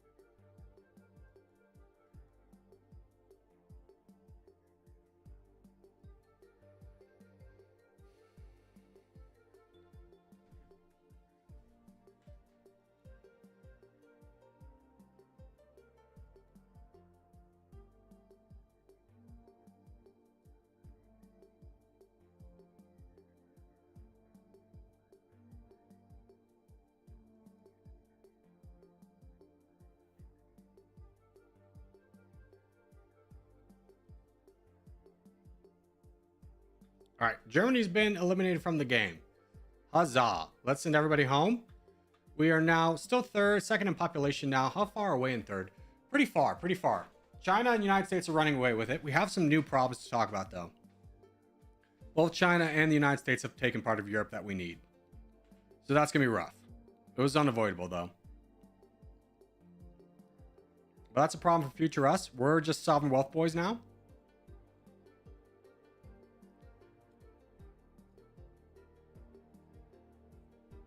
Who do you have alliances with? United States and United Kingdom.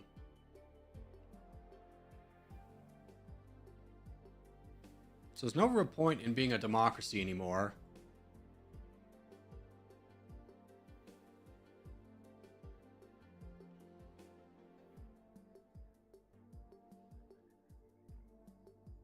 Let's go autocracy. Well, we do...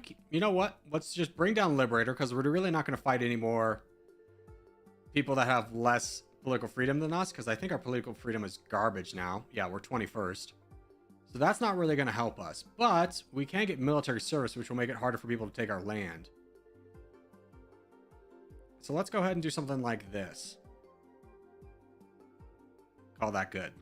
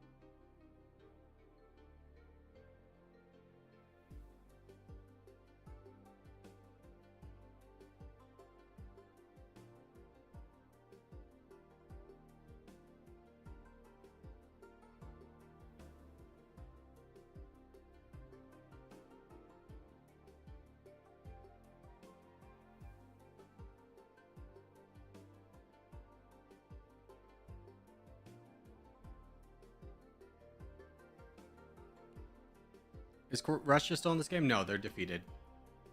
I chased them down to the ends of the earth.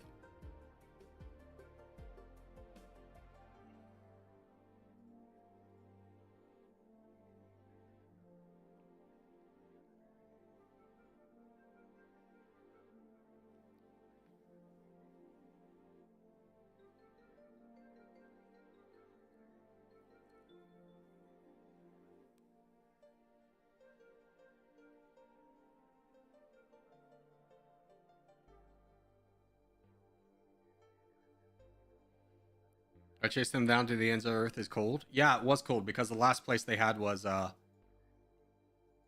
their Nordic Antarctic territories.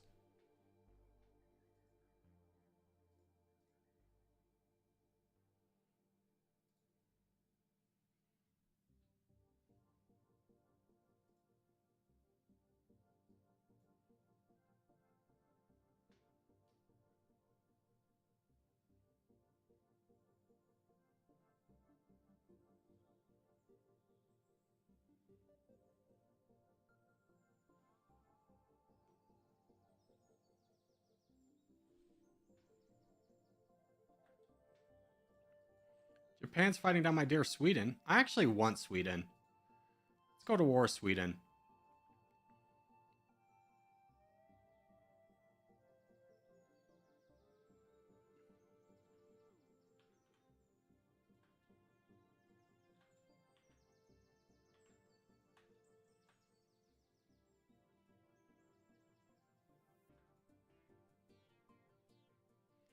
A lot of these people declaring war on me are not going to be super consequential.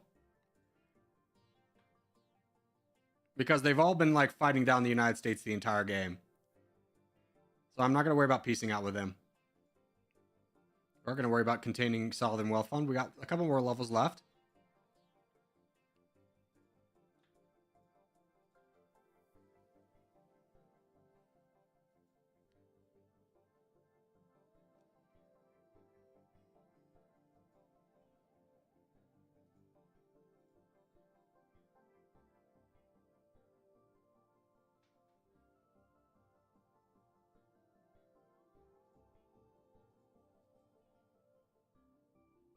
And Sweden's done. Huzzah.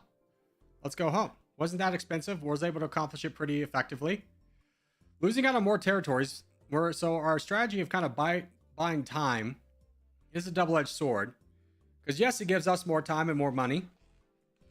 But also we have to account for that the rest of the world's not just sitting around and they're doing stuff like India's here now. Europe's really collapsed this game.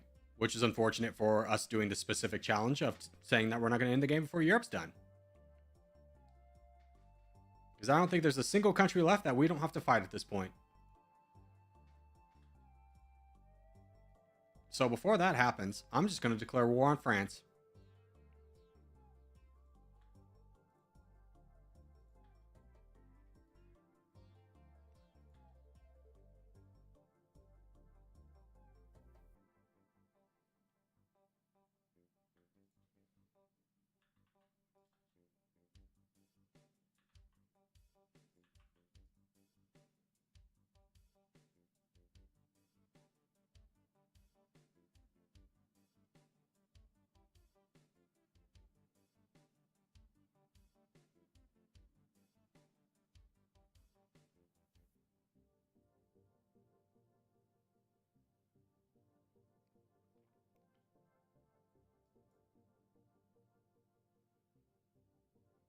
I'm really hoping France hasn't been too colonial this game. They have this territory, but I think that's it.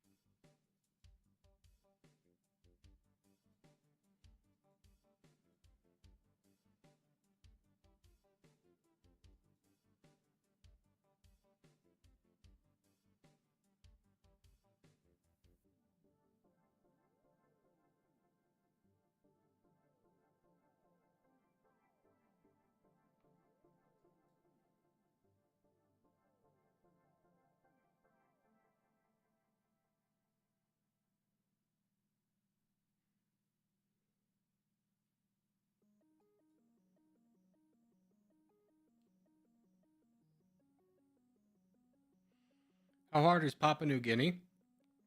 Is it harder than Micronation? It's not harder. You do have to worry about diplomacy right away because you don't start off with an army, which makes things tough.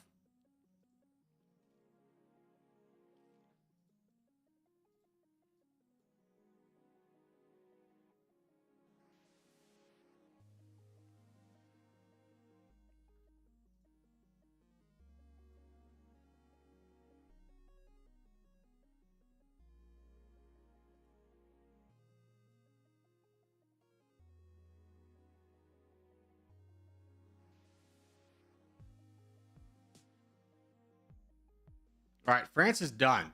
We've also finished up Sovereign Wealth Fund. We're starting to work down military logistics. But now you can see, instead of making 9, we're making 26 million. So even though time's passed, this number's gone up. It's gone up tremendously more, exponentially more than it would have in the past. Let's send our armies home. Hopefully you don't care, United States. You're not that strong, so honestly, I don't care if you care. You do have a lot of reservists, but other than that, your actual strength is not heavy. And we're going to continue to keep going down this so we can fight for longer. And once we get military logistics, we have one more thing to really worry about, which is blind nationalism. Once we have those two, we can start going buck wild and accomplishing our goals.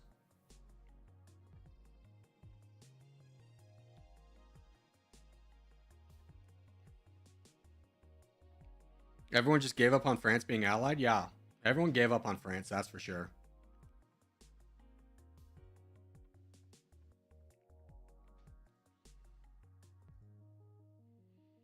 We would love this to be around like 20 Gs.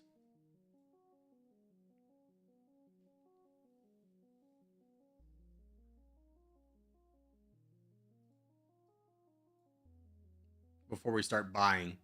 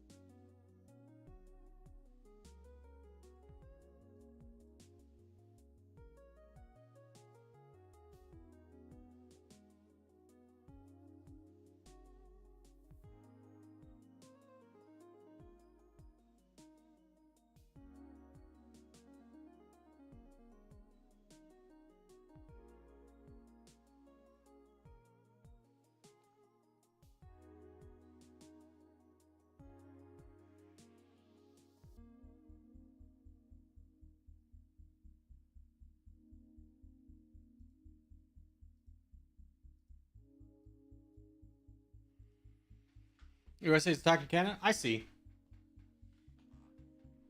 I'm not really worried about it because Canada doesn't have any parts in Europe. I think I'm going to attack Poland, though. Mostly because I don't want another country to take it.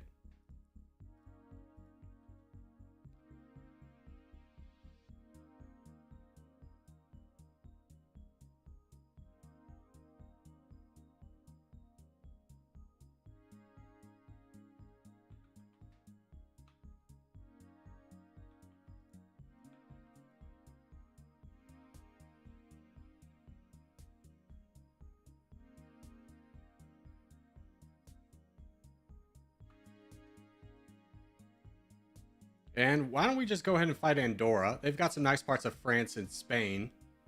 Or France and Italy, excuse me. And they're a micronation. So they won't have a lot of troops.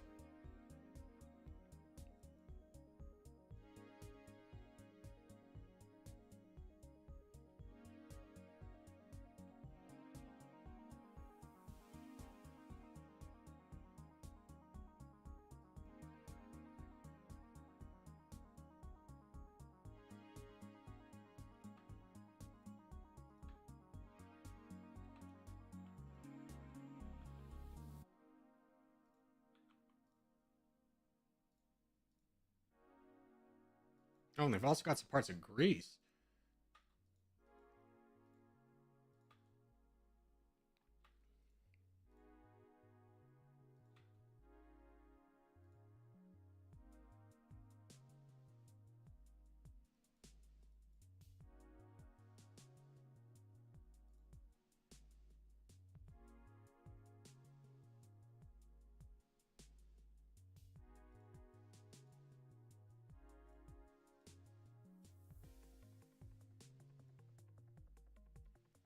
Andorra went buck wild this game.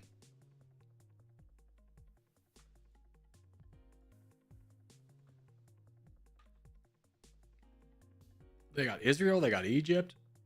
They did great for themselves.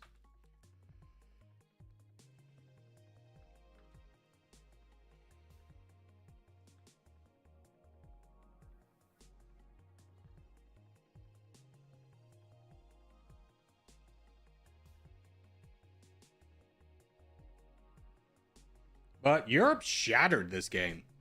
This is a rarely occurring thing where Europe just shattered, and it happened to be the one time where we needed it to really not. Makes our goals a little bit difficult. Let's go home. United Kingdom's still our ally. India, how many troops do you have? You don't have a lot. You're very weak. Let's take India's territories in Italy and the Netherlands.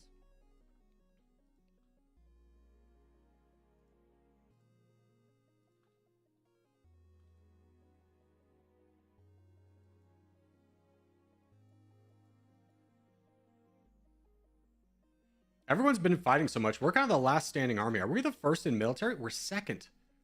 To who? Probably China. Yeah, just China. Everyone else has been depleted because they've been fighting wars nonstop, and we've just been kind of sitting it out, and now can kind of reap the benefits. Oh well. Our prestige drops. Who cares? Who's left to really challenge us?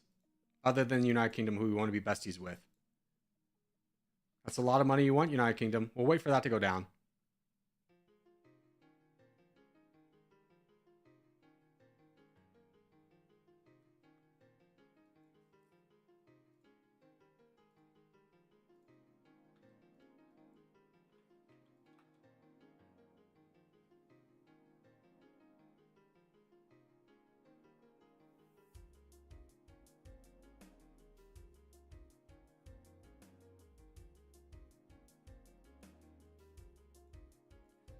Japan. A little expensive, but worth.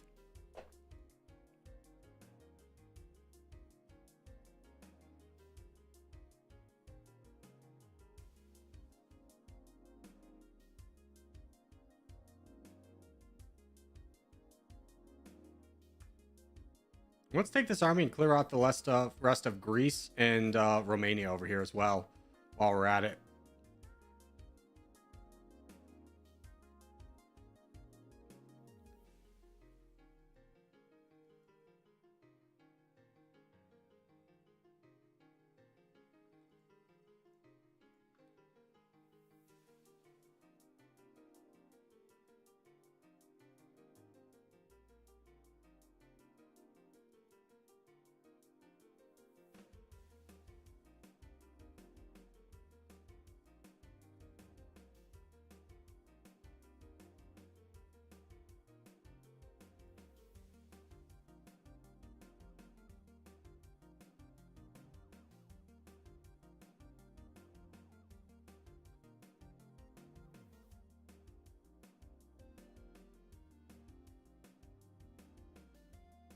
All right, that's all done for the areas that we need. Let's see if we can peace out with India. I don't want to fight them anymore.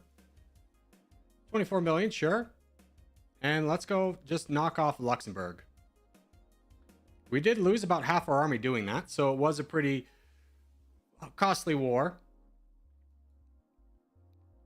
Well, let's go ahead and start getting up military research. We need to get that done before we do anything else. So back to home we go.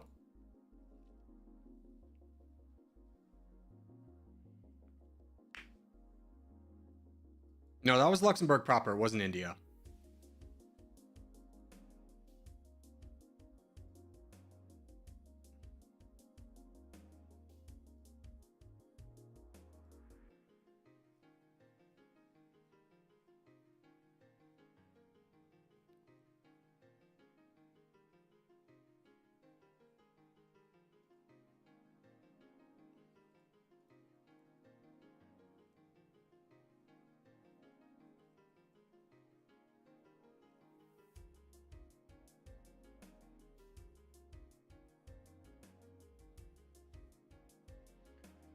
Who has the best GDP? China. Pretty sure. Yeah, China.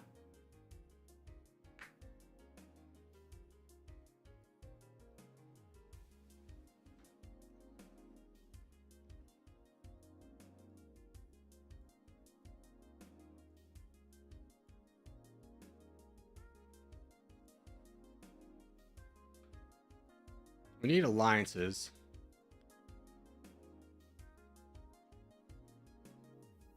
There we go. We're not at war with anyone.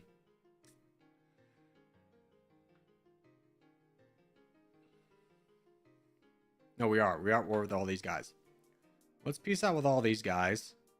So that will lower the cost of getting actual alliances.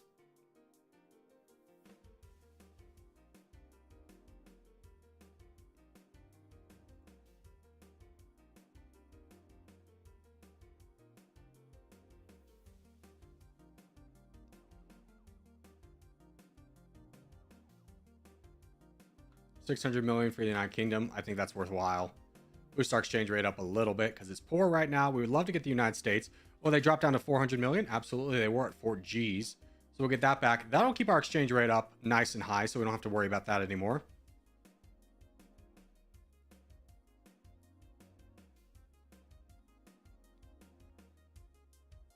Do San Marino and Vatican City exist? San Marino does, Vatican City does not. Yeah, they do not.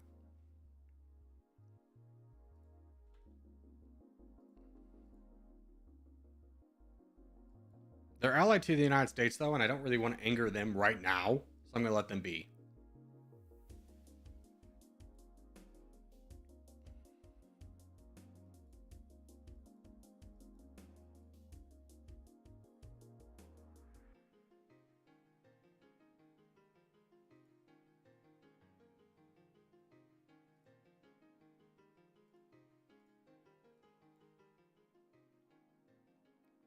I'm back. Welcome back.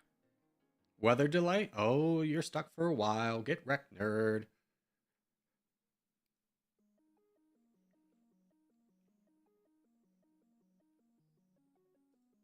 You're stuck hanging out with us, Maverick, whether you like it or not. Does Cyprus count if it still lived? Yeah.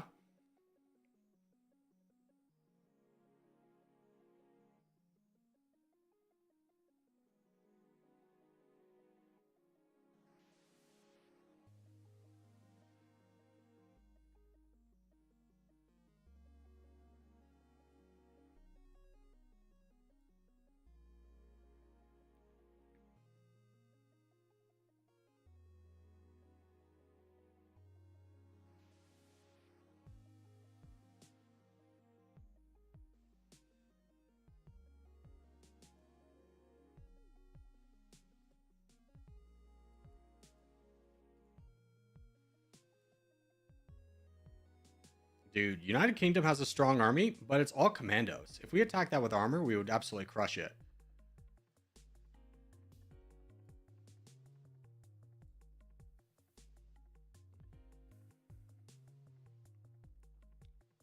Let's get up to 10 Gs and then we'll start buying.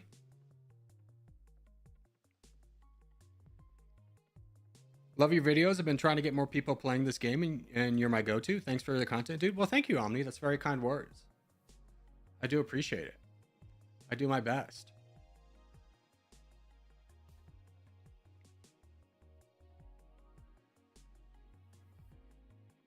All right, how much do tanks cost? Oh, here's where we go. Okay, tanks are at 262 million. Let's buy a lot of those. We're going to try and keep around 5 million or 5 Gs in the bank so that we can keep pumping these numbers up. I didn't realize things were so cheap. Well, let's start getting ready for our war front.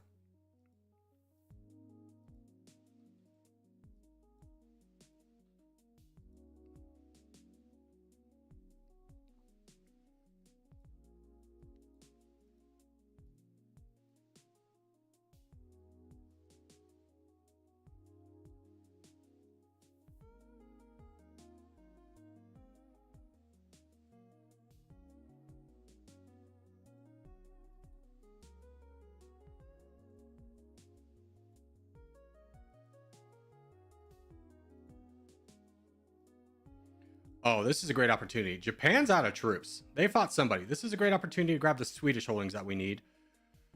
We have enough tanks to get this done, so let's go ahead and start fighting down Japan. Strike while the iron's hot. Reputation plummets. Reputation means nothing to us. In fact, we go exploitation. Or we go full fascist. The only one we need to keep friends with is you. A G, I'm actually going to buy that so that I have a better chance of holding on to a friendship with you as I go fascist.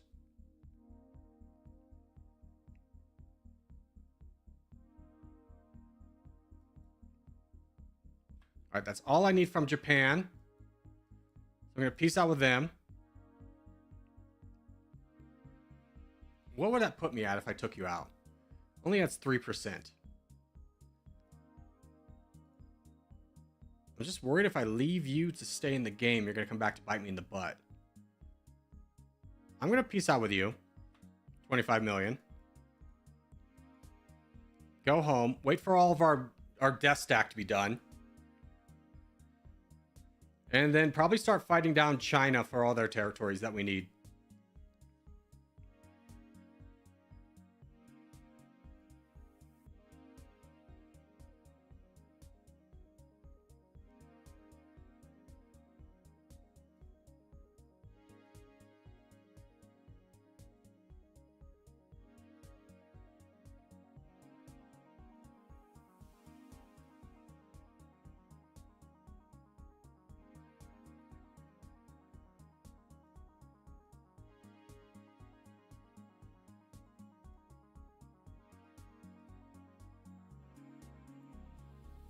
Is getting all the EU a target? Yes. So basically, the countries we need to get: San Marino, we need to get the United Kingdom, obviously, we need to get South Korea's holdings. I'm not counting Iceland.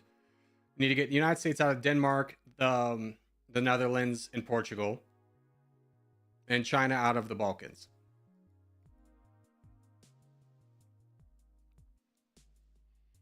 So the big war we're really gearing up for is with China right now, who does have a lot of reservists. So this will be painful. So let's definitely wait for this full army to be done before we do anything else.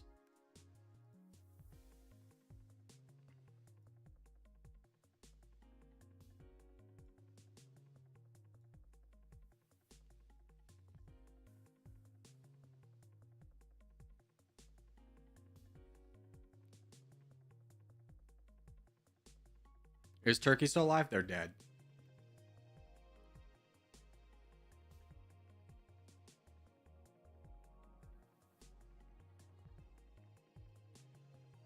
Now, the reason I'm piecing out with everyone before just full taking them down is I don't want my percentage to get too high, because I'm worried then the world's going to turn on me, although there's only 19 countries left. This has been a very different game. Usually there's a lot more countries in the game at this point, and everyone's very weak. It's been very warful, this game, which is good for us, because as soon as this is done, we're going to have a tremendous army.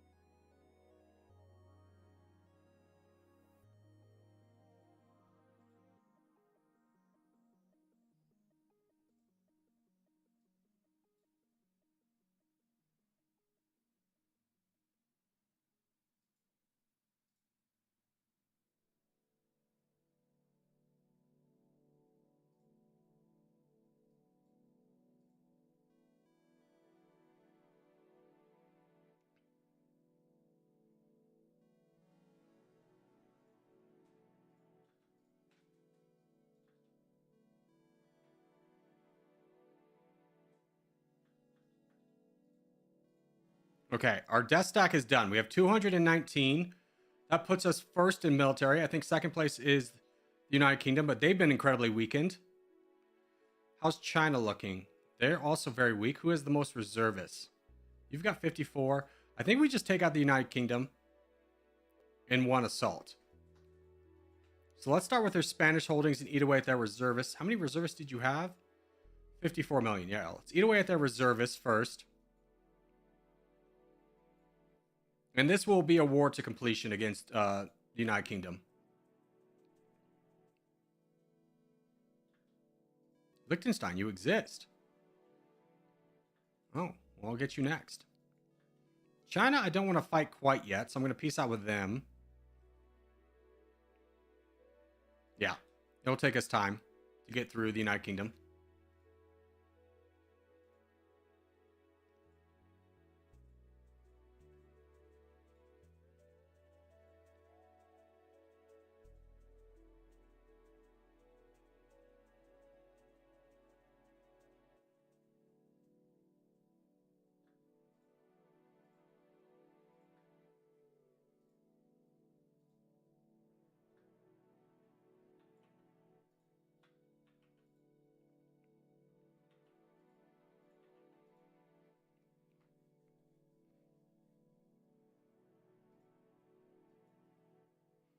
So we've eaten away at their reservists. So I'm going to take one unit, go straight for London. Going to tell you to leave me alone.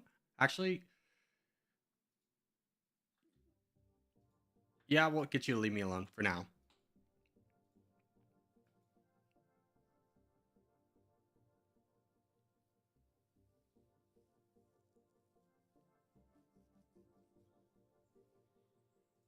And now that we've fully decimated their army, let's start splitting and grabbing all the things we need.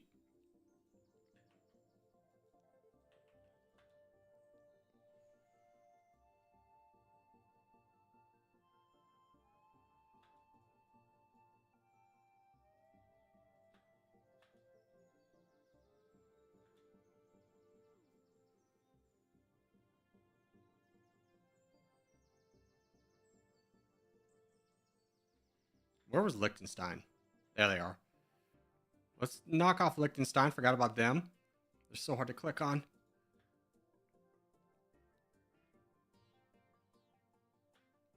All right, they're done. Good. Let's keep going.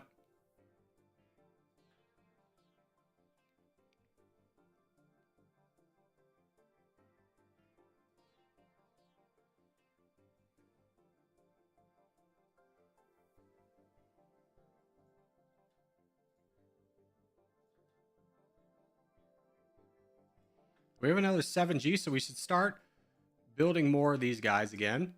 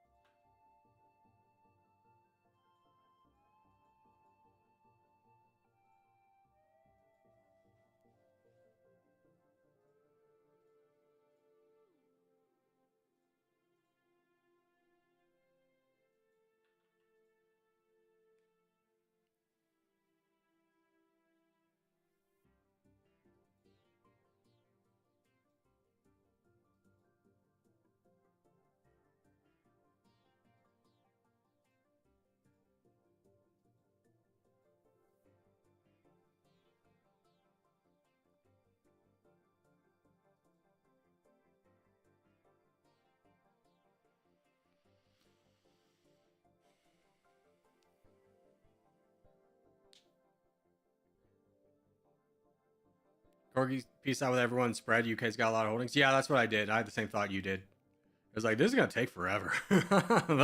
United Kingdom's everywhere. Is anyone in danger of winning? No, the United States is first. Of course, they had to take freaking Canada, though.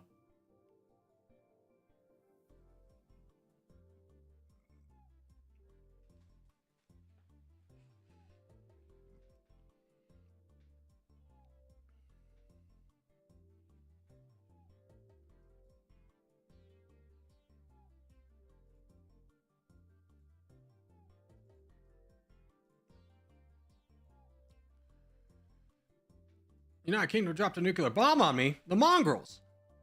Well, it's okay. We're doing well. We peaced out with everyone. We spread pretty heavily. Speaking of, we need to peace out with everyone again. Anyone asking for a G? No. Let's peace out with everyone.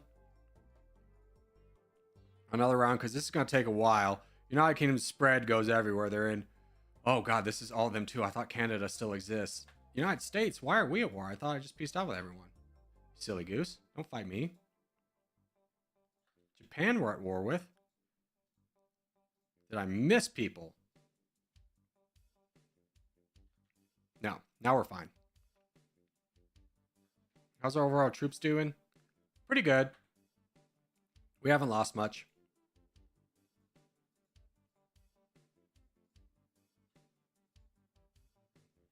All right, so we finished up Art of War. Let's start developing war tactics and then war economy.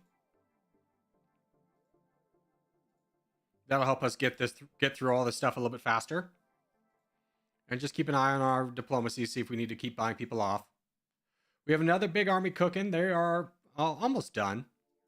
We'll need some foot soldiers there, so I'm actually going to manually buy some foot soldiers just because the recruitment time that's taken to get all these big units out there have been time that we have not been recruiting these guys, so I want to get their numbers up as well.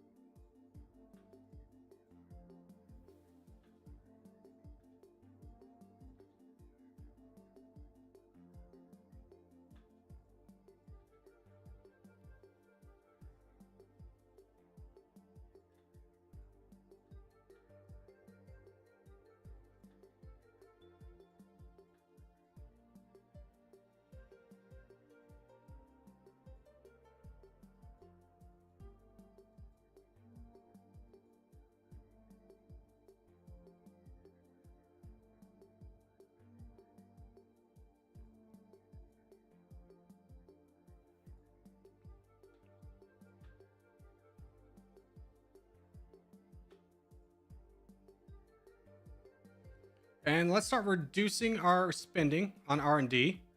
Increase our military spending so we don't lose as much. And just keep an eye on the diplomacy tab for people that we need to watch out for. But we're almost done. We're down to the islands of the United Kingdom. We've conquered everything else. Oh, we missed Vietnam. But once we're done with that, we'll start a war with China. I don't think they're too strong yet. Yeah, they've not been able to build up their strength.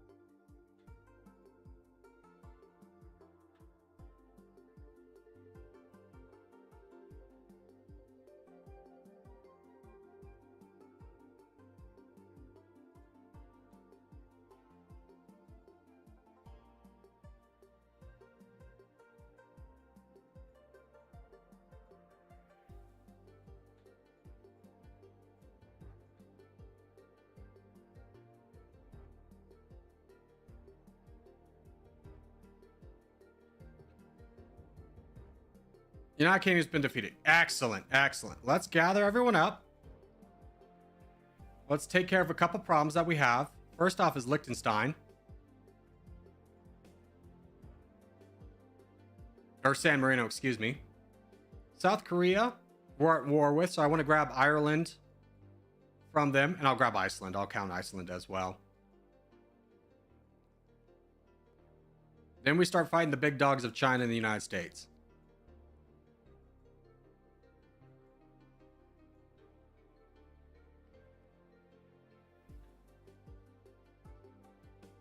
All right, so let's go ahead, take our giant dust stack, fight you down. Still producing a number of these units. Great. Let's go ahead and refresh this.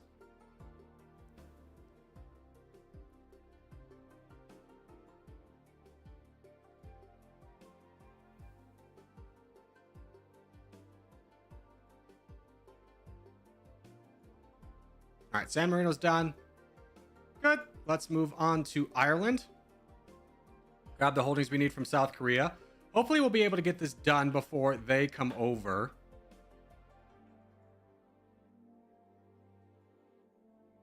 And we can just peace out with them.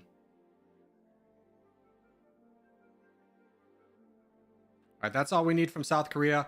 No need to fight them down. They've got a pretty sizable army. Peace out with them. Now let's go to war with the big dog. Who's got the reservists that are going to be heavy? You have 253. You have 62 million. Who's in first place? They're tied, basically.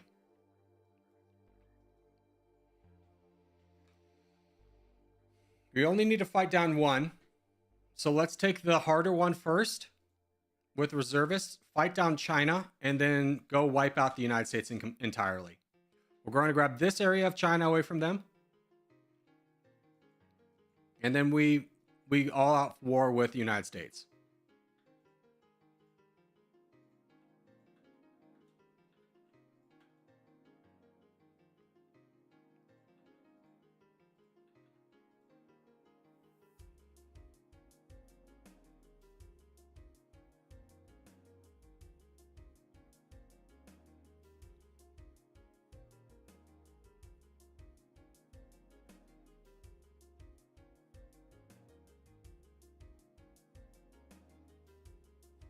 Yeah, China's army is no match for us. They had 70 million. They produced some troops really rapidly, but us having the fascism bonus and all the bonuses we have, we're barely losing any troops. Plus, whatever we're losing, we're just immediately reproducing. That's a big army, though.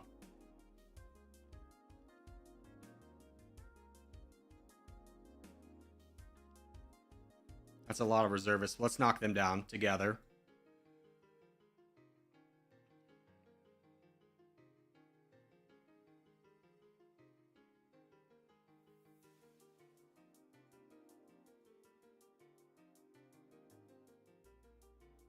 Yeah, so now they went from having 200 million reservists to 25.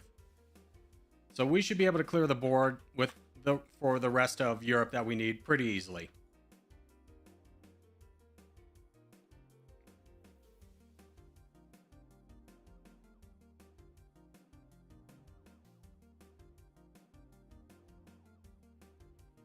If Iceland counts, don't you have to fight down the United States? I already did, because they have Denmark, the Netherlands, and Portugal.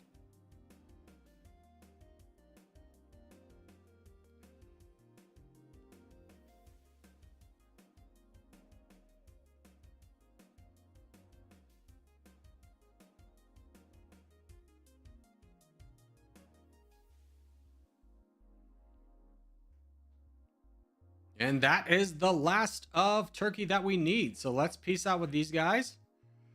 Can't afford it. Let's hang out and be defensive for now.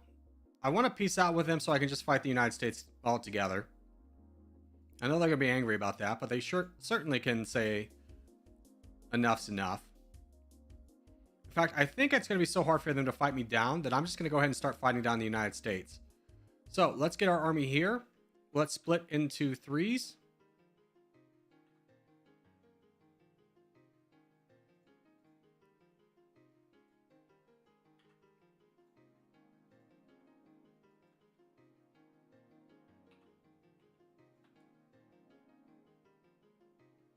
Nope, that's not what I wanted. Everybody together. 30 you go to Portugal. Half of you go to Denmark. Oh, I've got multiple selected. That was the problem. Oh my god.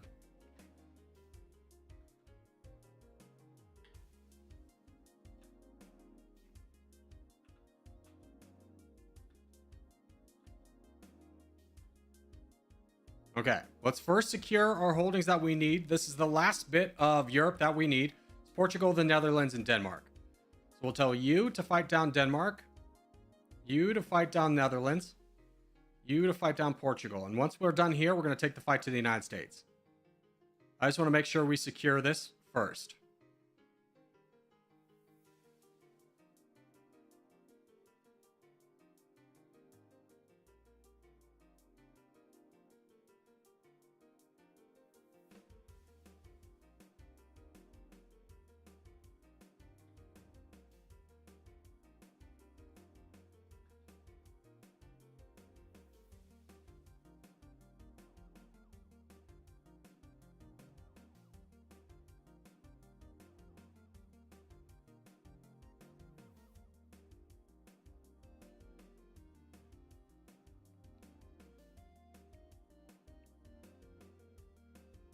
Okay, that is Europe done. Minus Iceland. Let's go grab that. We'll just tell everyone, let's go grab Iceland really quickly, and we'll take the front to the United States proper.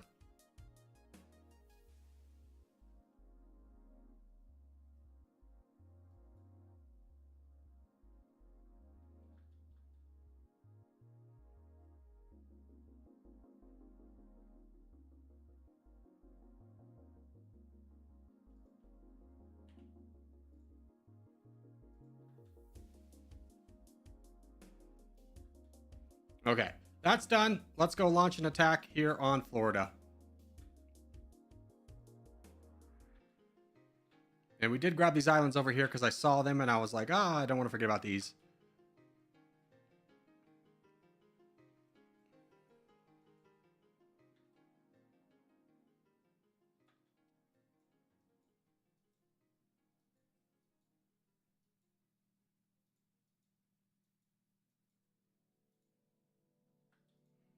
All right, let's start fighting down the United States. We'll split into two until we can knock down their full army. I don't think they have a ton of reservists left. They've got 3 million reservists, so definitely not something to be concerned about. Their army still is a concern for me to go full out split. But we've already knocked it down substantially, down to 9 million, so we can definitely just afford to go now.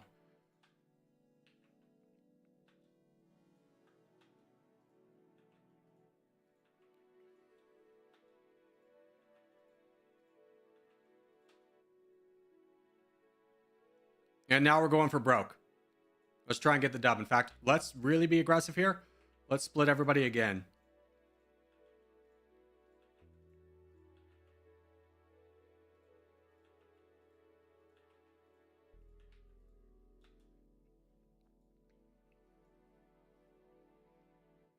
The United States, when we started, had 70%. We've already knocked them down to 40. We're up to 85.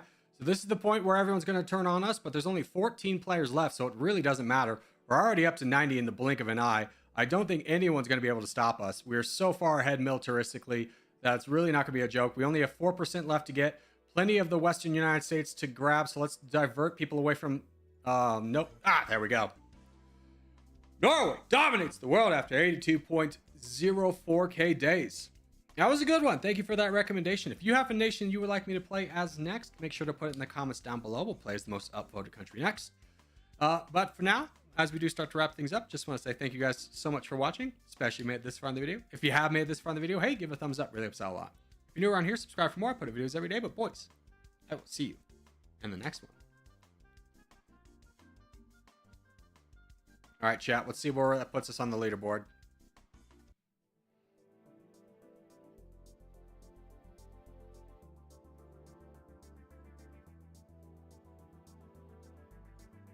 We need Norway. I completely forgot. They're going to be a hard country.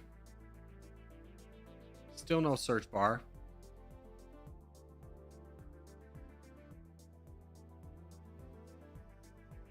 Okay, it can't be harder than Malawi, so we've missed it.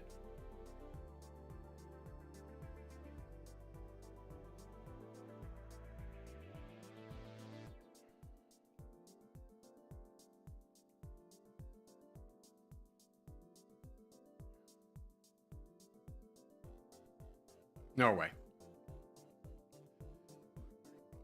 Nowhere in the cross-platform, but what about the platform? Nope. Didn't make it on. That's okay. Had fun all the same. I think the game's gotten a lot... I think there's been an update to make the game slightly easier based on that experience. Because beforehand, I feel like you had to do all the research to stand a chance, but now I think I could go faster. So, you were 6th cross-platform?